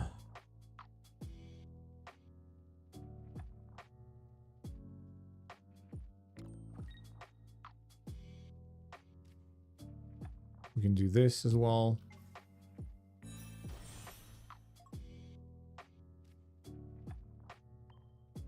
Yeah, metal transport and rev.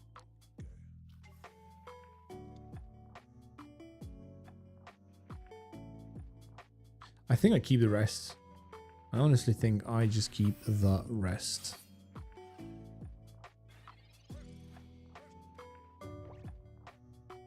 Ads will start in a bit.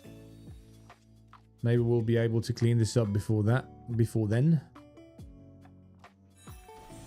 Oh, I'm so sorry. I'm so sleepy.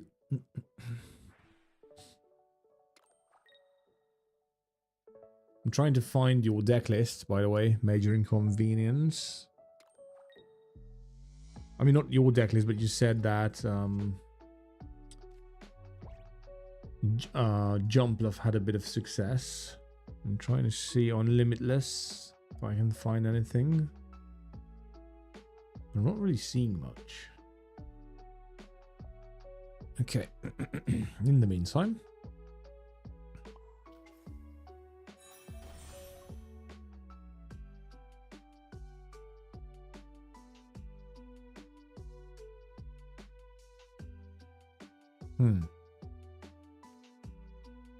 I think this is what I will do.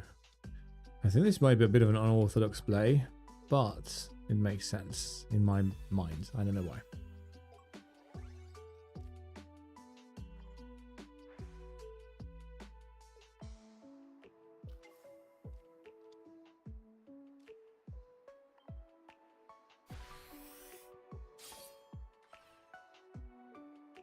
Ah, okay.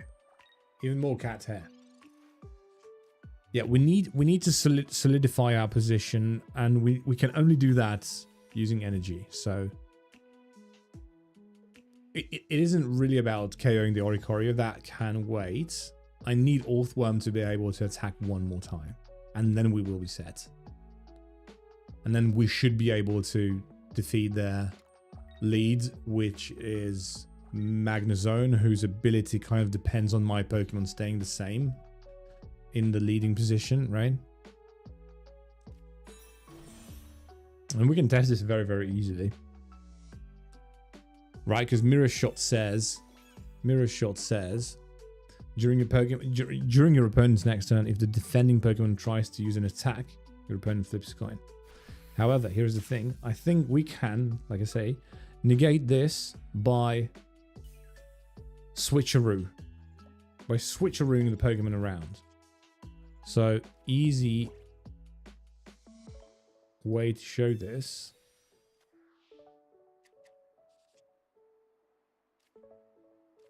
Okay. We'll burn the Pokeball.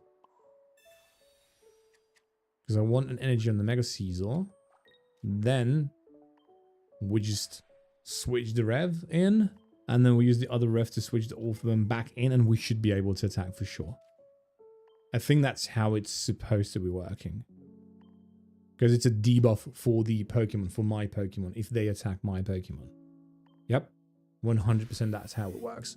So now, if this Rev gets another energy, perfect, we're set up. And I don't care if they kill the Orthworm.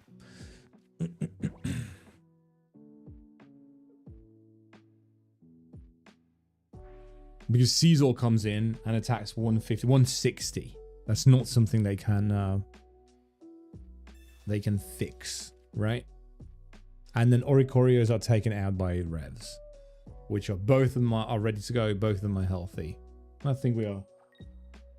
I think it is safe to say that by taking 2 turns to solidify our position, we have kind of solidified our victory as well, hopefully. Number 1, cat's hair on the actual bottle.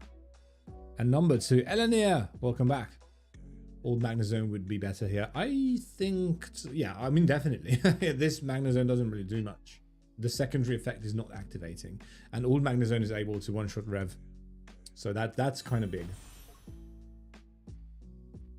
Looks like they only have new Magnezone.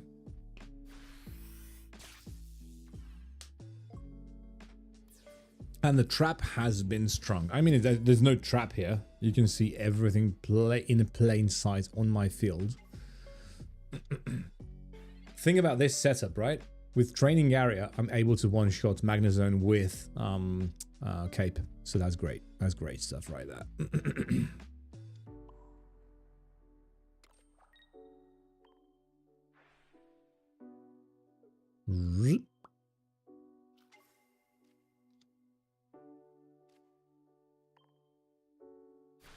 Okay.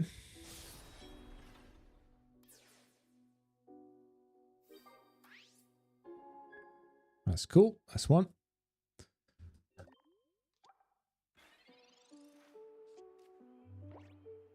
Poncho does nothing.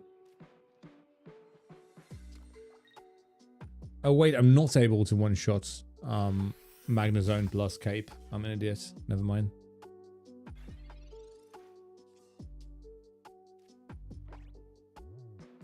Okay.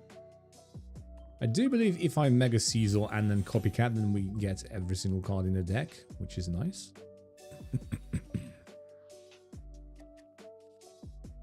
Because one of those cards is Lucky Pop. Which we don't even really need that much, but it's nice to have. I'm just going to keep doing this and hope that they just quit. Also, Electrike in this deck, I mean, it's just better to go for Belly Balls, honestly. So we go like that. Right, how do we do this? Metal Transport. Number 1. Metal Transport number 2. Very, very simple. And yeah, they are not able to... There's a fly in here. They're not able to do anything about this. 160. And then Cyrus for the win next turn. Easy.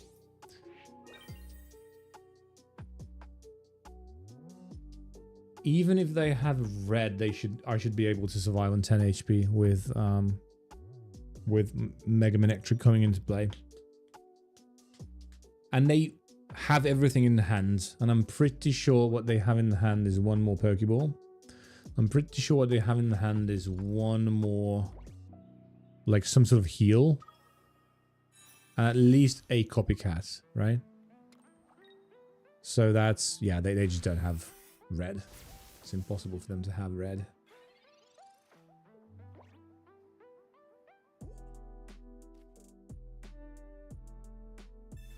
Did you play Sightseer in that deck? No, but that's not a bad idea.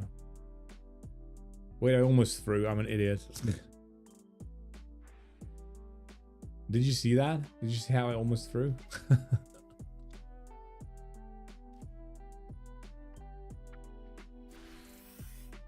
I don't like Sightseer though. I will not use it. I don't think we need it. I like Copycat more. Copycat is more reliable, I guess. Sightseer is hit or miss.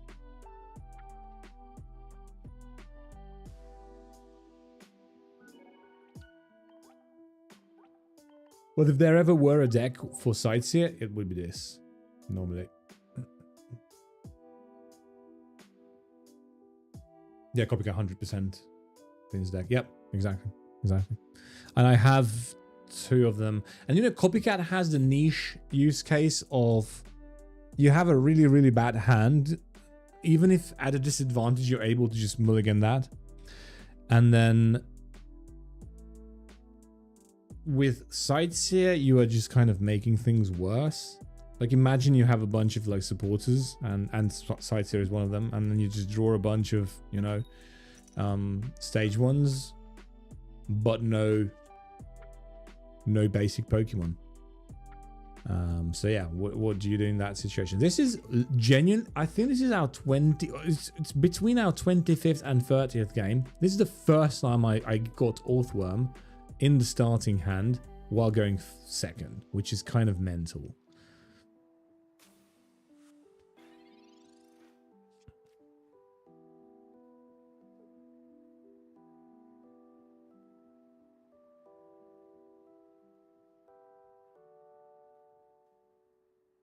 This is a 1 Bulbasaur deck.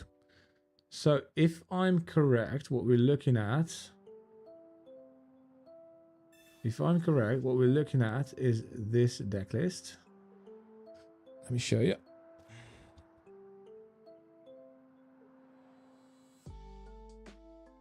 Which is interesting because it only runs 1 Bulbasaur. 2 Lilies, 2 Erika's Pokemon Center. Yeah, this one is running only one Lily. But yeah, it's heals for days, basically. Okay, it has the 2 Bulbas, so this is definitely not this particular deck list.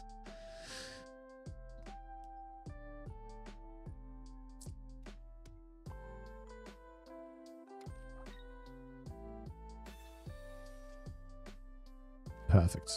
We have a really good start. Very, very solid.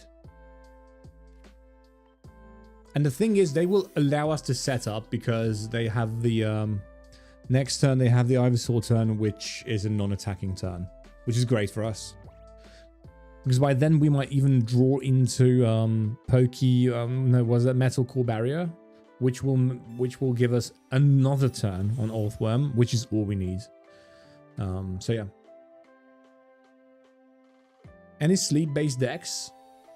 Any sleep-based decks? I'm not chuffed about that. Can we get something back like Copycat? Fantastic. Even Professor. Look at that. If they Professored right now, that would be kind of cool. Because then... I wish we got... some... Okay, right now it would be nice to get a level... Yeah, a level 1. A stage 1 is what I was going to say there. Anyway. Stony, hello. On Twitch. I don't want to do this. So yeah, what we are fishing for here... Wait, let me just Copycat first. What we're fishing for here is the Metal Core thing. Oh, we got it.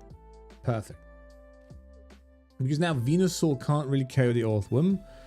The only concern is that we might stay asleep, which would suck, but not much we can do about that. I will kind of go like this, I think.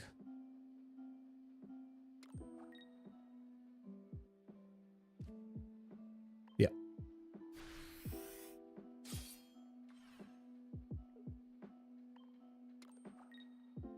Technically, we can still solve that as well, but it wouldn't make much sense. Sabrina kind of blows. I need to sacrifice one of the Scythers, unfortunately.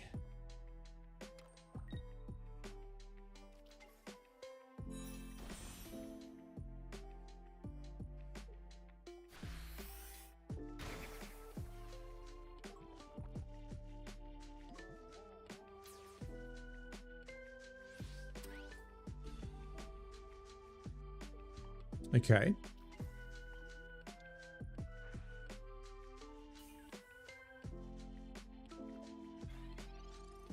Let's see what happens now. Yeah, that's not bad.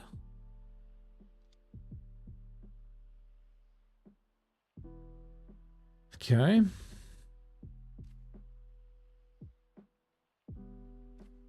We kind of ought to Copycat here. We're fishing for the big Pokemon. Not gonna get it. Unfortunate.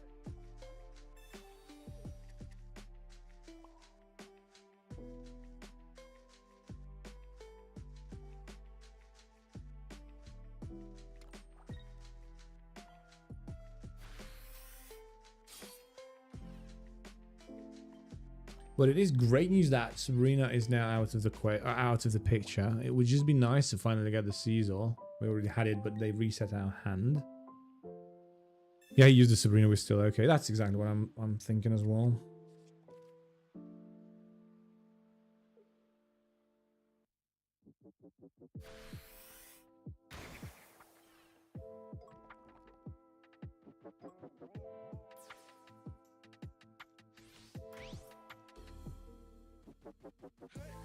It would just be kind of nice to, I don't know, Professor into Rev and Scizor. Some jazz like that. Okay. I think we might have lost. I think, yeah, Scizor kind of decided to sleep this one out, so unfortunate. Yep. Maybe next round.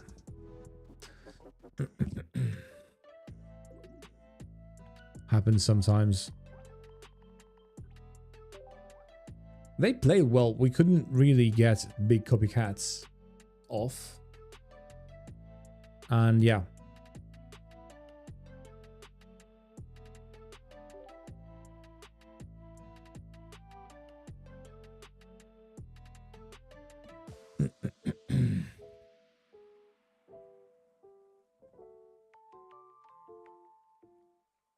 If you don't kill early, I'll have Zard Y. It's kind of meh. Which is kind of meh. It's toast. I think we would have been able to come back if we had the Scizor.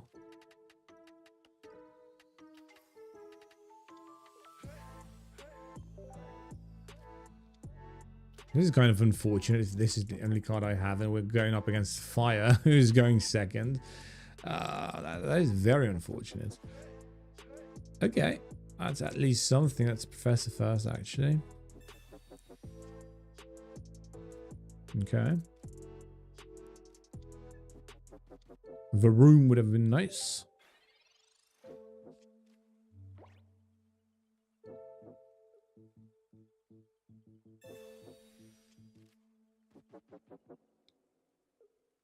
I will have a panicking kitty cat again. Ugh. Panicking kitty cat. My wife should be home momentarily, I think. Ooh, I also have a package waiting for me in one of them boxes.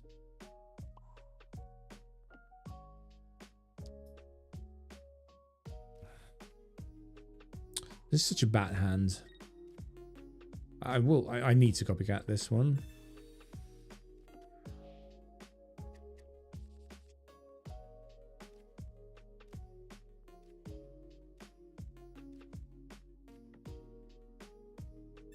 Okay.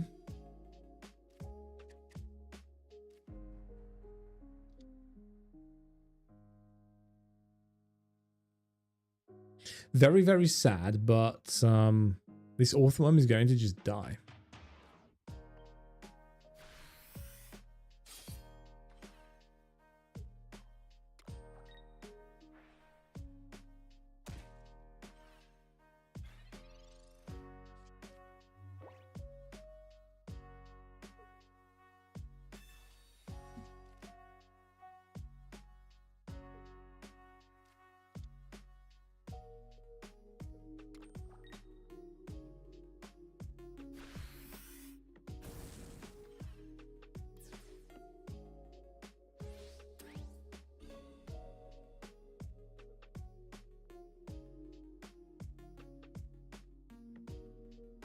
I think I will switch over. I will switch a card in the deck.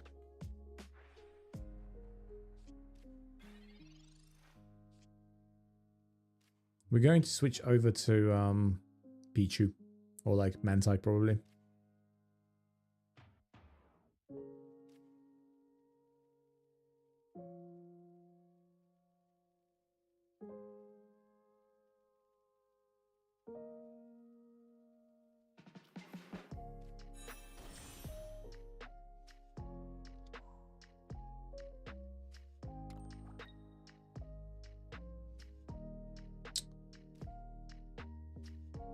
Oh, right, it's not going to work that way. Okay, that's fine. We'll solve it.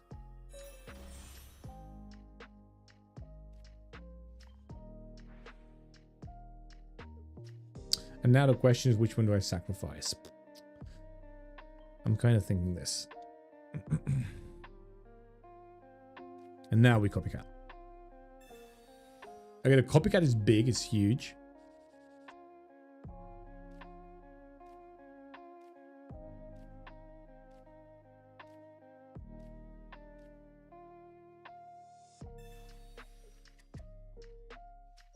This might be a bad idea. I'm gonna do it anyway.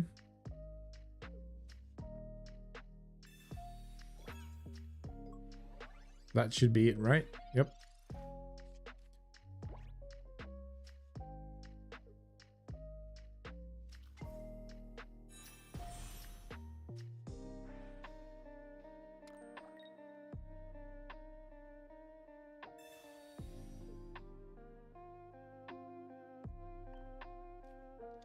That also kind of blows, not gonna lie.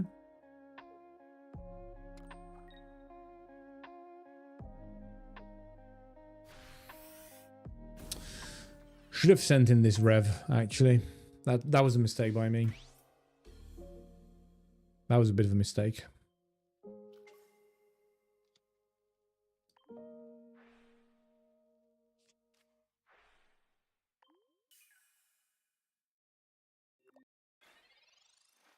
Because this way their Charizard, whatever Charizard they have, is able to set up right away. And that way I would have got another turn. Oh well. To be fair, this isn't really our best matchup, but that doesn't mean I should be making mistakes.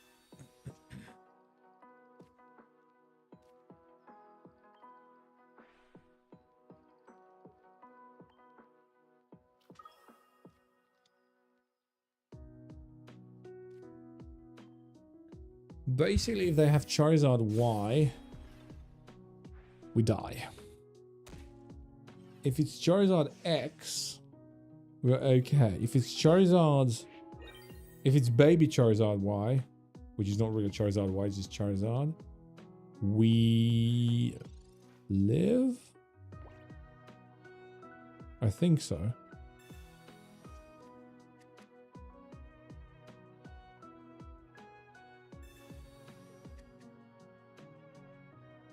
I mean, granted, they need to fire fire patches, but I mean they have one card left in the deck, so I reckon they have it. I reckon they have that. Yeah, let's see. Okay.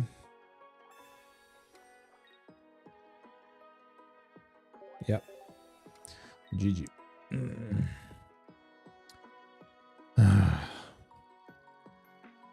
I think I should have still been able to win there, which is kind of frustrating. Well, this deck has not been working out very well for us, for me. I also feel like I'm still making mistakes with it. Like I should have sacked the rev there. Because I mean, the only way they can kill that is by putting one more energy on the Entei. And had they done that, we would have been able to avoid getting one shot. Because Charizard would have needed one more turn to charge up. Would that change? Would that have changed anything? Not really, because we're not playing Sabrina. It's very, very debilitating playing without Sabrina, not gonna lie.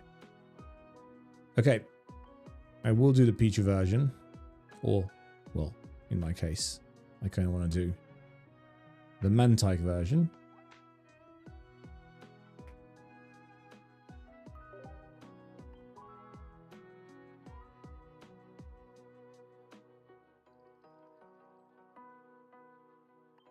And I might want to try double. I might want to try double. This is a different deck list. I think this might be more... Are you serious right now? There we go. I don't know. Maybe this makes more sense. Let's just see.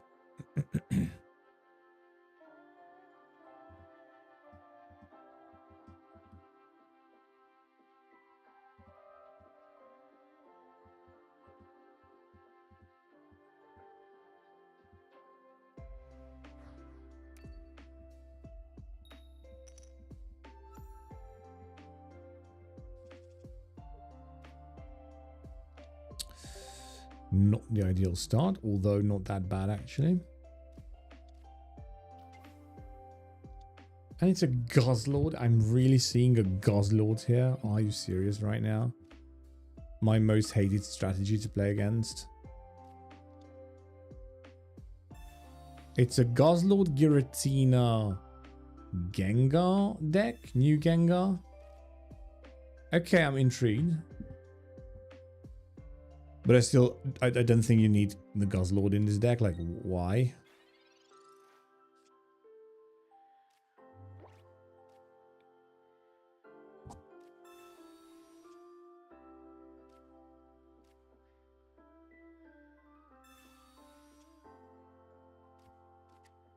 This is pretty horrible as far as starts go. All depends on the next turn, I suppose, but still. This is not what we want.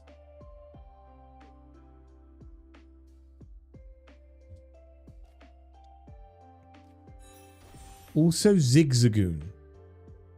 Excuse me, what? Galarian Zigzagoon. So this deck is using everything. If they manage to summon everything and I can't even get a stupid rev, there we go. I'm gonna be so mad. To the end of that sentence.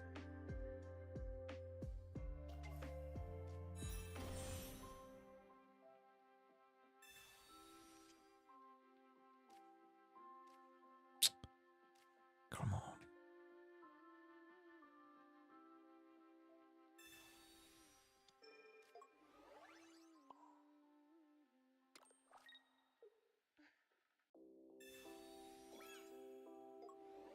Okay.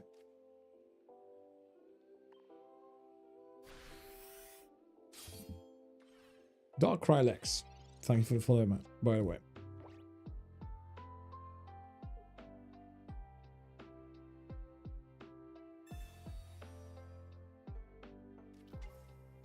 So not only do they have Galarian Obstagoon on the field, they are literally just the top deck of a Gengar away from having two different stage 2s, a Giratina and a Guzzlord on the field. Like, how? And I'm struggling to get just my core Pokemon on the field. What's going on? I mean, excuse me. I mean, funny part is the Guzzlord is gone, so that's cool. Good riddance, I say.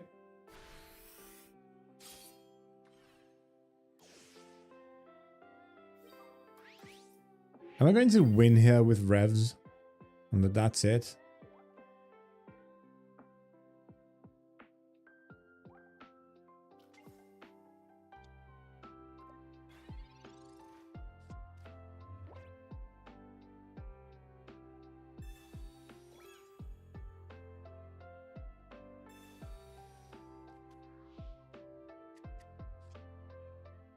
Okay. I mean, we have one part of what we need. No energy for it, though. Okay. I guess we kind of need to do this. Because I cannot skip attacking here. The revs are like hard carrying right now.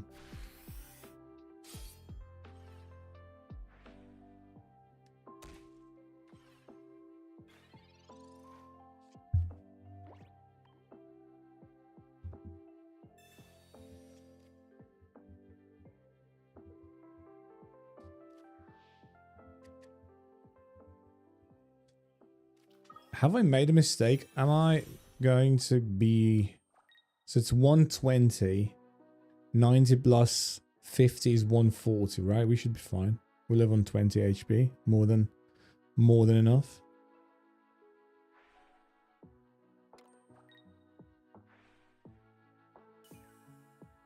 We still haven't defeated any of our stuff. I don't know why they wouldn't attack. That was a mistake. They should have attacked.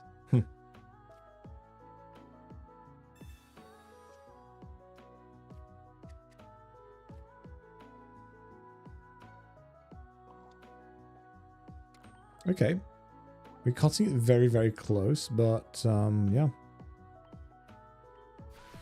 I mean, from this moment onwards, we win if we get Scizor or Cyrus. That is 3 cards out of 6, 50% chance we just win next turn.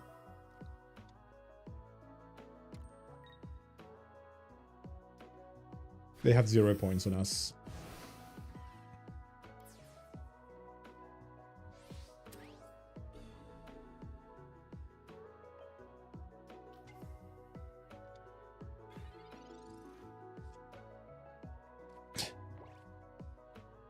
Okay, give me another one. fantastic.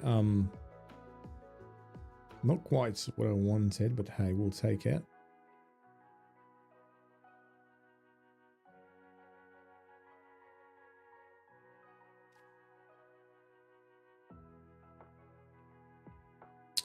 Okay, the way we're going to do this, and by the way, welcome back. The way we're going to do this, silly, but yeah, we need to switch things around. How are we doing? I'm doing great, thank you very much. I'm a bit tired. I'm doing great if a bit tired.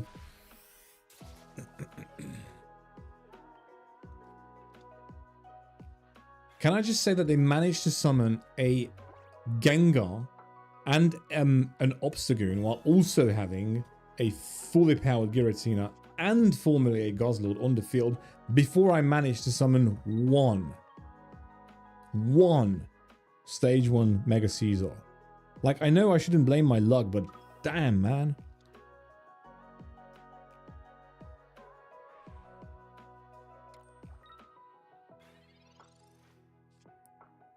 And still, to the bitter end, we need to win without my core Pokemon.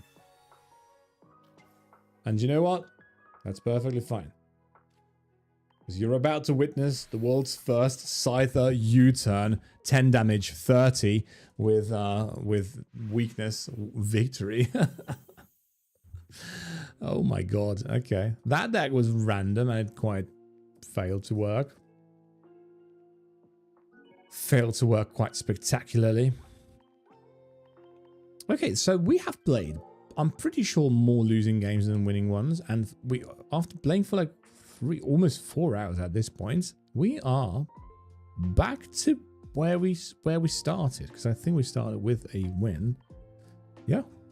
I mean, the percentage at least looks better. So yeah, let's just pop in a couple more games. Just a couple more games.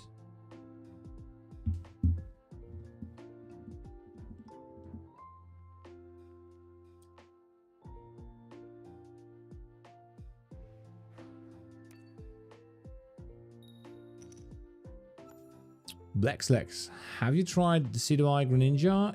I've seen it, but I didn't want to play it. I kind of wanted to play Scizor. Am I making a mistake by starting like this? I don't think so, right? It's just, again, like against, I know what this deck is. I can already tell that this is going to be a Ralts, is what I was about to say.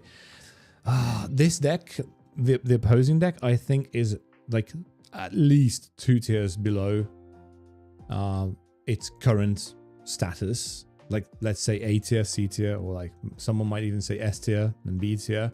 It's that much better if it goes second, and it managed to go second. So lovely, lovely that. We could burn the core barrier and copycat.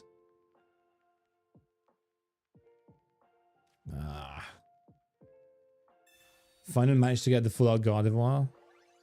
You didn't have that? Oh, it's a phone call. Might be a package. Give me a minute here.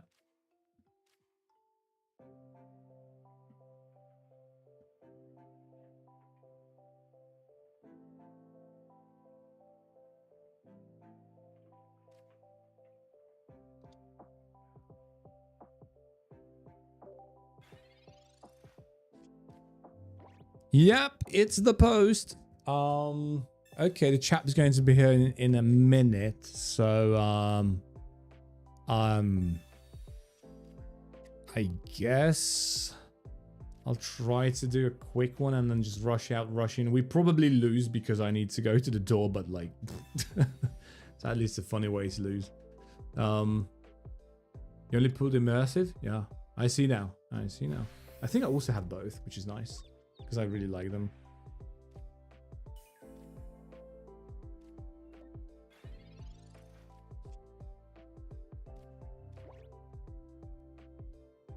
There's a chap already here. No, let's move fast, move fast. Come on.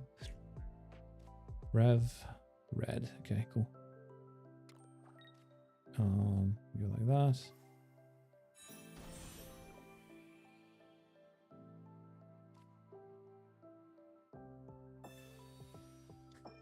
Let's see if I make it back.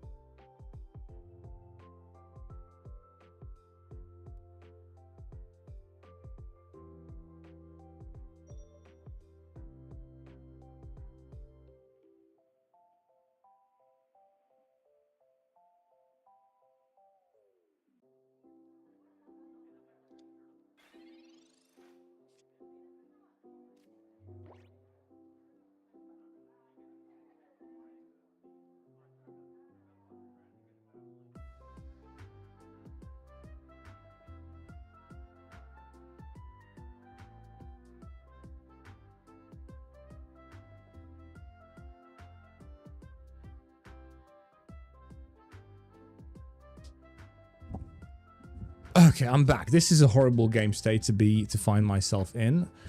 How do we solve this? I have no idea. We do this. Probably Professor. We don't have time for that though, do we? Okay. Pokeball. Mantike Rev.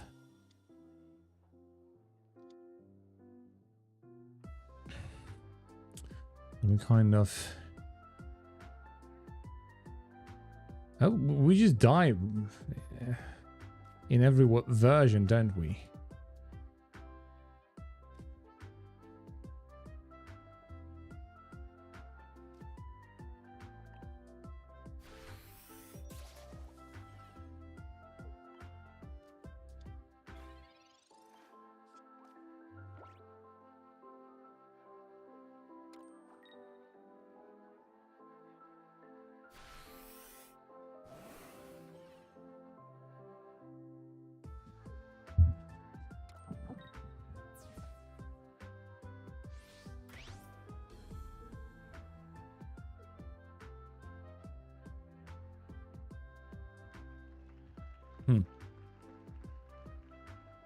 I think it's safe to say that we are dead. Yep, I can't really defeat a Gardevoir that is able to attack on turn 4 with that start. I would be if we pulled Mantike first, but hey. Oh, I'm not gonna lie, I don't really have that much fun with this deck. I thought I was going to have more fun with it, but if it works, it's really fun being able to dodge around status effects, but we're losing way too much.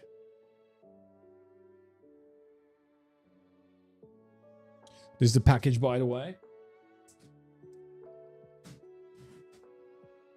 It's a present for my wife.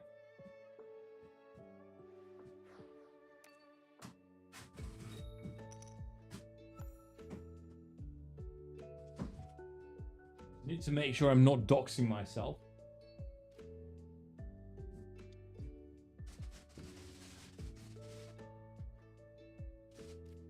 Yeah, there we go. This is what she's getting. It's a Voltex binder of her choice of color.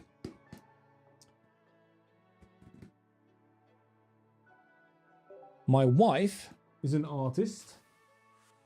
I don't know where to put this. I mean, she knows this is coming, so this is not a surprise. And wife is an artist, and she's collecting Pokemon cards based on art, which I think is one of the best ways to collect cards, unironically. So this is her current binder. It's a bit of a small one. For example, this guy. I don't know if it's a guy or a gal. Okay, let me make my turn and then I'll shower you with Pokemon cards. Okay, Pokeball. either. Okay.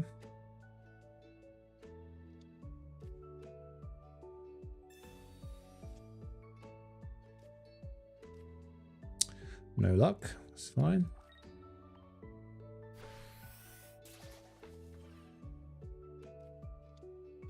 Okay, so this artist is called Rond. Really, really nice artwork. These are 2 cards she has from Rond. And then we're jumping over to So-So. Like I said, So-So, I think such an underrated artist, especially Small Wild looks amazing.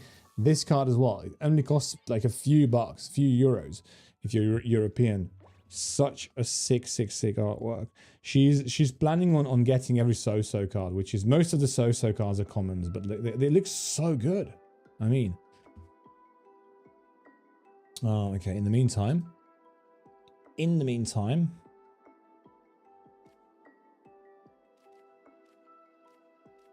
Wow, we're digging ourselves deeper into this hole that we call not being able to copycat because you keep spamming Professor. There we go.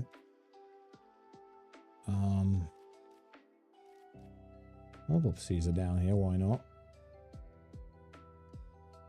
Okay, so basically Scizor is able to attack next turn if we keep our hand, which is not a guarantee. Yeah, we'll see. And then she has, oh, there we go, Tetsu Koyama, another underrated artist. I really love his. I feel like this Scraggy or Scrafty is actually the Pokemon that really represents the art style really, really well. It's kind of like a comic book-esque style of making a card. I think one of the favorites is the Machoke. This is what people love from them.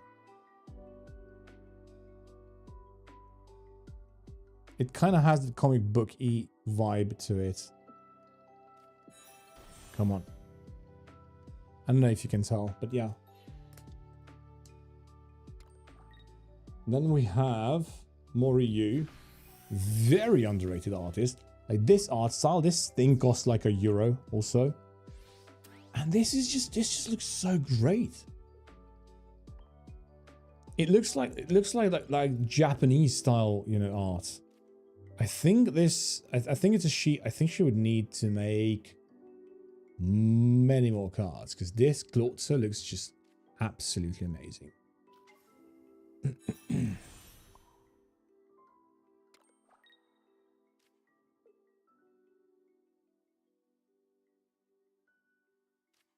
I'm gonna Metal Core here, just because I want to get a better copycat, because this hand is useless.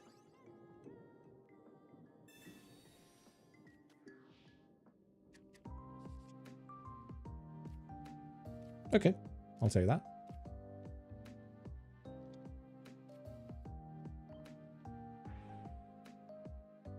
All we need now is the other Rev, and we are cooking. Bit of energy, of course, on them as well. Yeah. Oh, and then we have Saino Misaki.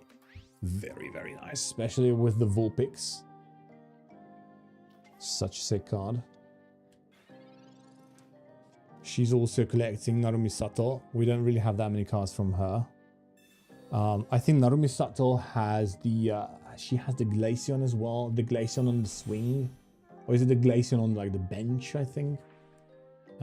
It's either Narumi Sato or the other Sato. She's also collecting Asaka Ito. Who, in my opinion, is kind of cooler than even Yukamori. I don't know. Just something about these, like, something about those cards. Okay, we can Metal Core here, definitely. And pop in the front, like such. We have a really good matchup against this deck. I will end the turn, that's about it. And then there's this chap whose name is, try and pronounce this one. I mean, I just call him Yawarakai. Japanese artist. This is the name. Please focus, camera. Hello, hi, what's up? Can't really focus properly, but yeah, whatever. I don't know if we come closer, will that work? You can see his name here. You can see his name here. What is my opponent doing, by the way? So anyway, this is Yawarakai. This is basically, I'm thinking, we're thinking this guy is a painter. So just like my wife. My wife is also a, okay, the other way around, please. My wife is a, my wife uses watercolor to paint. And so therefore, obviously, she's collecting this. And then one of the most influential styles of the 20th century was surrealism, Salvador Dali, right? And then if you take, or well, not just surrealism, but also expressionism, Munch, right? Everyone knows the scream, Munch. And so this artist, Tomokazu Komiya, I think is doing that, but Pokemon. That's genius. That's genius. We're missing the Baxcalibur line. We only have artbacks, and then yeah, and then just a couple of cards that she likes. She finds the artwork nice, but not necessarily the artist. And also, like, Japanese cards just pop better. They just look better in a binder. And yeah, so she will be able to transfer all of these because this is kind of my small binder. I run around with this, add card shows to get stuff, and she will be able to transfer all her cards out of this into a proper binder. Because I also have a proper binder, but that binder is a monster. And I'm doing a bit of a different challenge. I'm going to do a Team 6 challenge. My challenge is getting... So if I had a team of 6 Pokemon, it would be Mega Charizard X, Gyarados, Garchomp, any kind of Rayquaza, really, Tinkaton, and Espeon. Because you have to have an evolution, you have to have, which is Espeon, you have to have a starter, which would be Mega Charizard X. I don't really like Charizard, but I love Mega Charizard X. Mega Charizard X specifically is probably my favorite Pokemon. And then you have to have a Pokemon with a storyline, which is Gyarados, and then you have to have a Pokemon that is an evolution is Espeon, right? I said that. You have to have a silly Pokemon as well. That's in my team. That would be Tinkaton. Tinkaton is so silly. I love it so much. And then you also have to have a Pokemon that is what we call a pseudo legendary. If you know, you know. So my pseudo legendary is Garchomp, and I think that's the end of the list, right? Yeah, you can only have one legendary, which in my case is Rayquaza, if I haven't said that. And I want to complete the I want to have an English master set of these Pokemon. And it's also a 6-7 challenge because I have a 7th Pokemon, Magikarp, which I also want to complete because that's the storyline, right? Magikarp becoming Gyarados is the story of how the weakest, like kind of lamest, becomes the strongest, coolest, right? Scariest. How the least scary becomes the scariest. And it's just, I just love Pokemon with stories like that.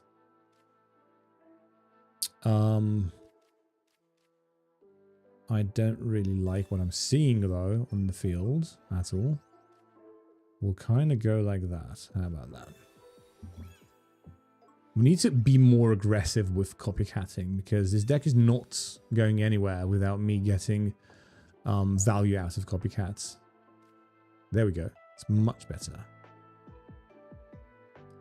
So we kind of go like that. You turn into the Varoom. Varoom is protected from damage, even though I really only did that because of copycats. But yeah.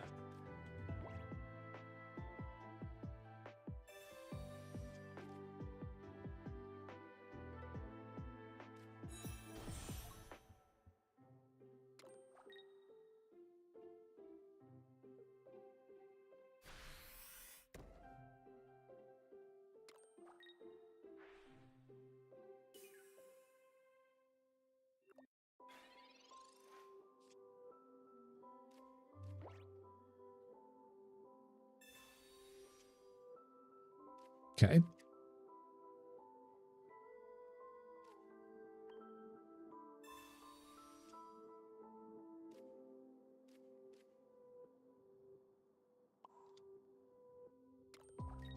I'll also evolve, why not? Would be kind of nice if we could keep the Varoom, but I think we're going to lose it. We need the Revs. Revs are not here. My wife is not here either.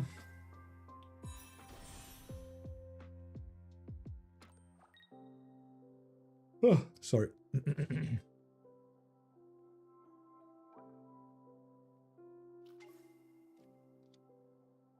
Please don't discard my energy.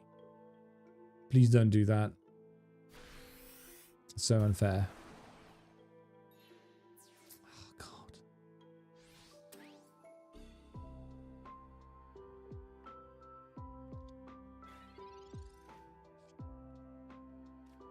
There's the Rev. We just need the baby. Come on. Yes.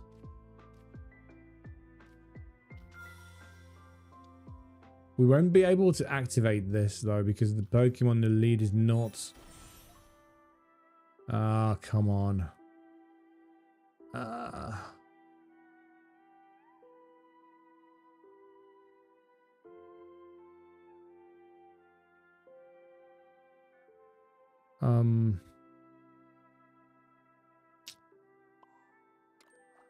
Okay, there could be a miracle where we just win. Oh, where we don't lose energy, I mean. Where he loses 2 energy on himself. Right? Like that could happen, I think, right? Because it says all Pokemon. Which is, this is also part of all Pokemon. There's a world in which that happens. Okay. That's better. That's better.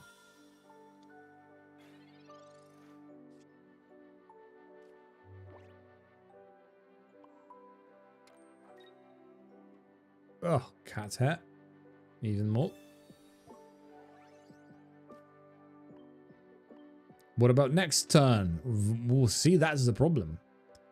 See, that is the problem, exactly. I mean, if we survive, we win. If we don't, we lose.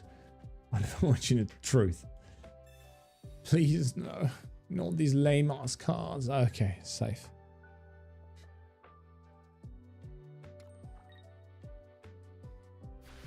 Please delete the energy from yourself. Please, please, please. Oh my god, are you serious right now? I hate losing like this. Is there any way we can win? I hate losing like this so much. This is completely random. I can think of nothing to win here.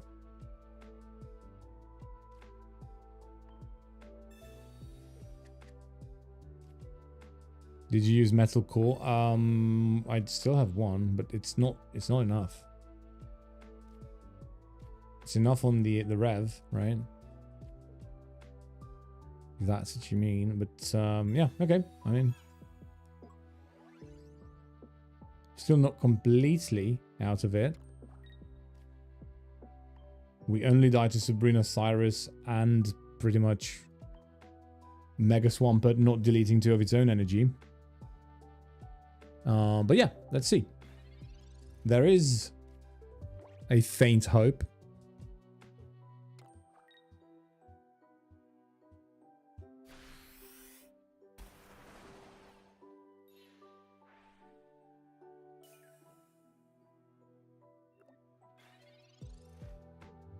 Wait, what? Why didn't... What? Oh, he deleted his own energy. Okay. I didn't notice that. Okay, fantastic. I didn't feel like I've earned that victory, but I also don't feel like he earned it. See, this is what I keep trying to explain to people when I talk about this, and I yap about this quite a lot. That was also a strategy which was highly dependent. It was highly dependent on random occurrences, right? Play to win. So deserved. Thank you very much for saying that. It feels not... Yeah, anyway. It doesn't feel deserved because it was ultimately just luck. Like, I did everything correctly, but I still could have lost. I'm glad I didn't.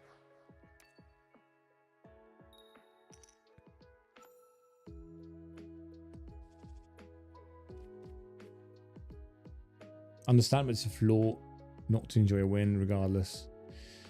Happens to me. Yeah, but you know what? It's not that I don't enjoy the win. It's just like, maybe I'm being way too casual, but I don't really care that much, you know. Not anymore.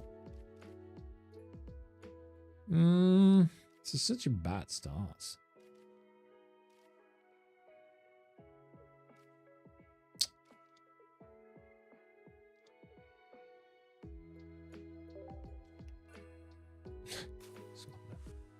Swablo. Of course. Would be nice opening with Mantine just once.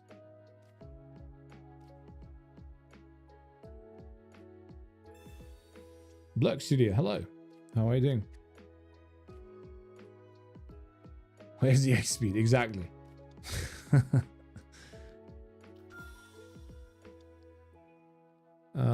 Okay, and the turn.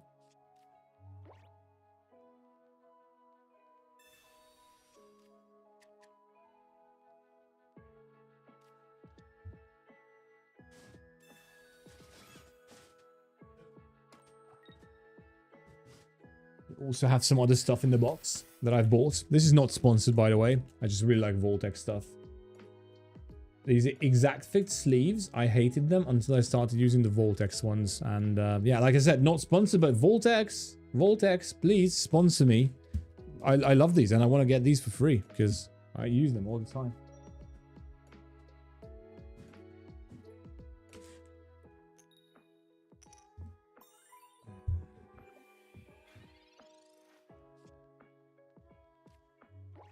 We potentially one-shot Altaria? What do you mean? Oh, you mean like in general, right? I mean, yeah, that's true. That's true. So we would be... It would be in our best interest to get this side of the safety without it really getting too much damage on it. But still the X speed would go hard here.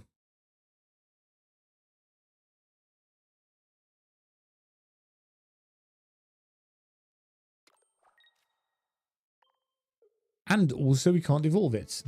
Side note.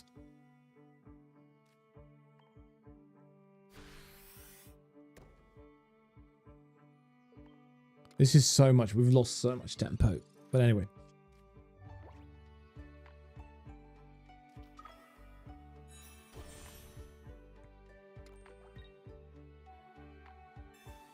Maybe what I should have done was, I mean, if we had Rev, it would have been okay to evolve as well.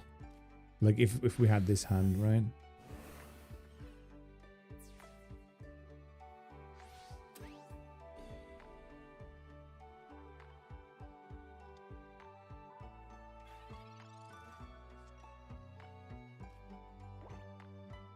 We potentially one-shot Altaria.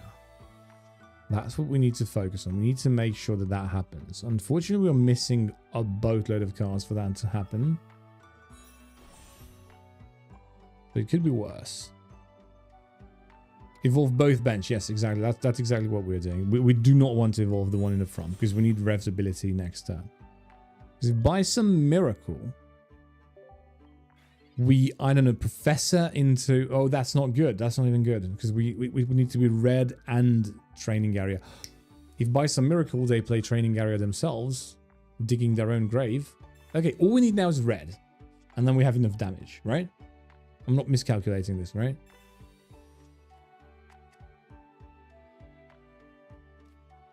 I mean, we didn't even make Training Area. Because... It's 170. Yeah, we just need red. Can we draw red is the question. If we're red, we win. Just like that. I mean, even if we don't draw red, 180 is still pretty good with Cyrus in the hand, so plus Metal Core Barrier. But we do lose to Sabrina, but they're top decking, so like, what can we do?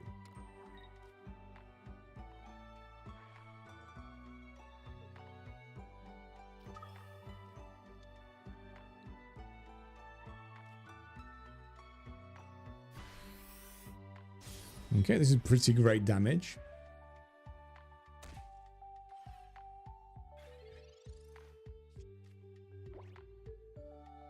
And we can also dance around this. We can dance around the... so they think, oh, I'm safe. I'm so safe. No, you're not. You've lost. They should probably realize that they have lost. I mean, they might already lose just if we flip heads here, but we don't need that. Oh, and it is heads. What did you know?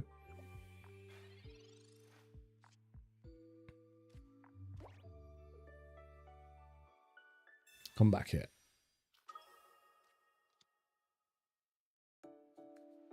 Okay, pretty good. Pretty nice.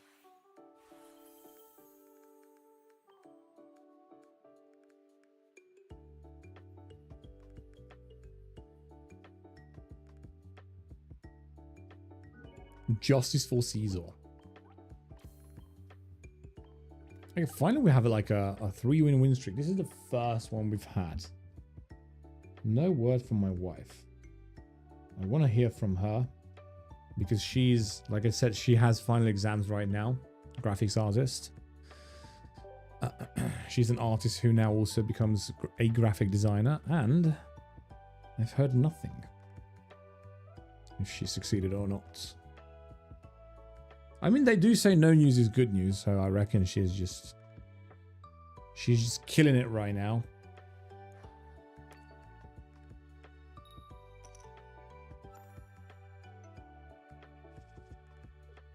Ooh, look at that, finally. But now we go second and we have no other Pokemon. Are you serious right now? Do you have Professor, also Copycat? And one draw, so... Okay, we should have a bit of an advantage against this deck. I mean, we can dry kill the Chen Pao with Training Area.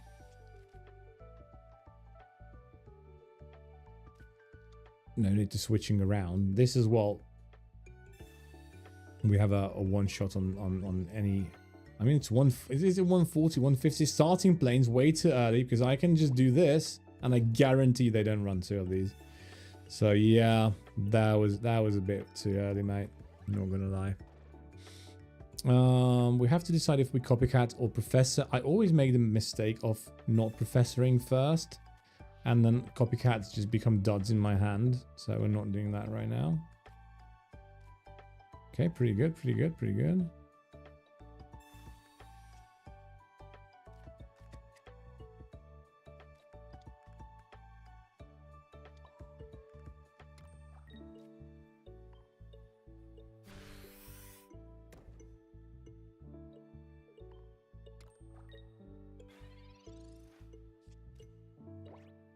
And if I'm not mistaken, Chen Pao... I mean, yeah, Chen Pao should not be able to kill my Mantike here.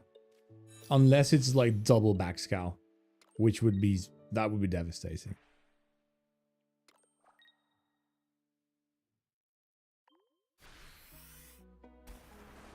Now we would appreciate some Professor action.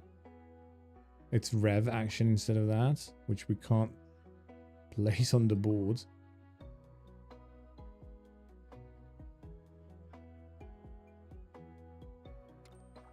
I will kind of do this. This is the last time we can dilly-dally. Are we going to brick here? Because I think I played properly, but we also have 11 cards in the deck left, so...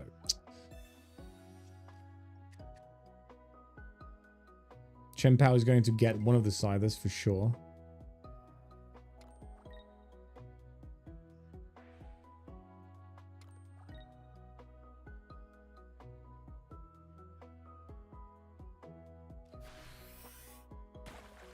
Yep.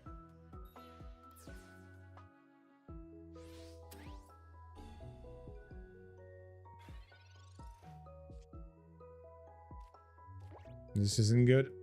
I'm not gonna lie, this isn't good. They kind of made a bit of a mistake. Like Chien-Pao would be able to snatch the other Scyther, basically sealing the deal if they put an energy on the Chien-Pao instead of Suicune. So that is the only reason why I'm not quitting. But yeah, this is looking very, very bleak, unfortunately. We're just not having proper luck this time around.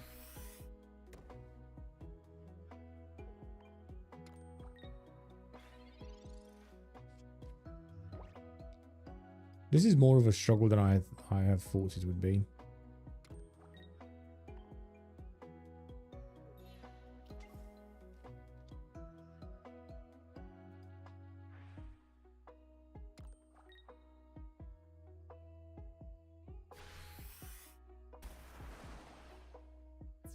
Yeah, we will need Scizor like right now. I don't care if it's Professor Scizor or just regular Scizor, we need it right now.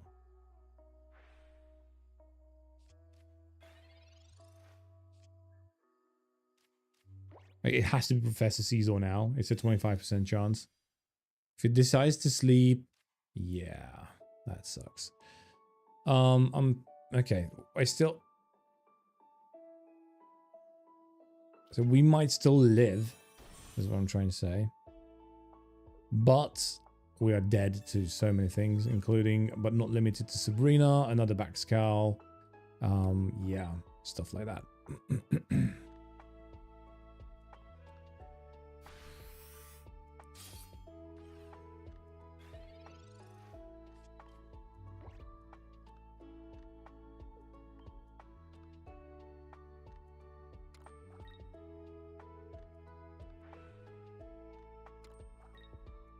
Okay.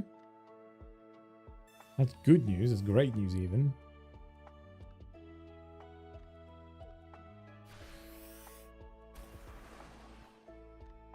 But the problem is, we will just... Oh, my wife's calling me right now. I think we're pretty much lost. So, because Chien-Pao is able to snatch the Rev next turn. So, yeah. I think it's safe to concede here. And also, my wife's calling, so she's finally done with the tests and everything. This is the end of my stream as well. I wanted to stream until she calls me. So thank you very much for checking me out today. I didn't really have as much fun with this deck as I would have liked to have, unfortunately. But yeah, I need to go now. It is also right around the time when I usually end streaming. Until, I'm so sorry. I would have loved to stay, but I need to go. Anyway, take care. Next week, I will be back potentially next week on Monday. I really want to do this like Monday through Thursday streaming every morning. Well, it's already almost 2 p.m. but yeah, let's just say every morning. But anyway, that's all I wanted to say. Thank you very much for checking me out today, and we'll continue this grind next time. Take care. Bye-bye.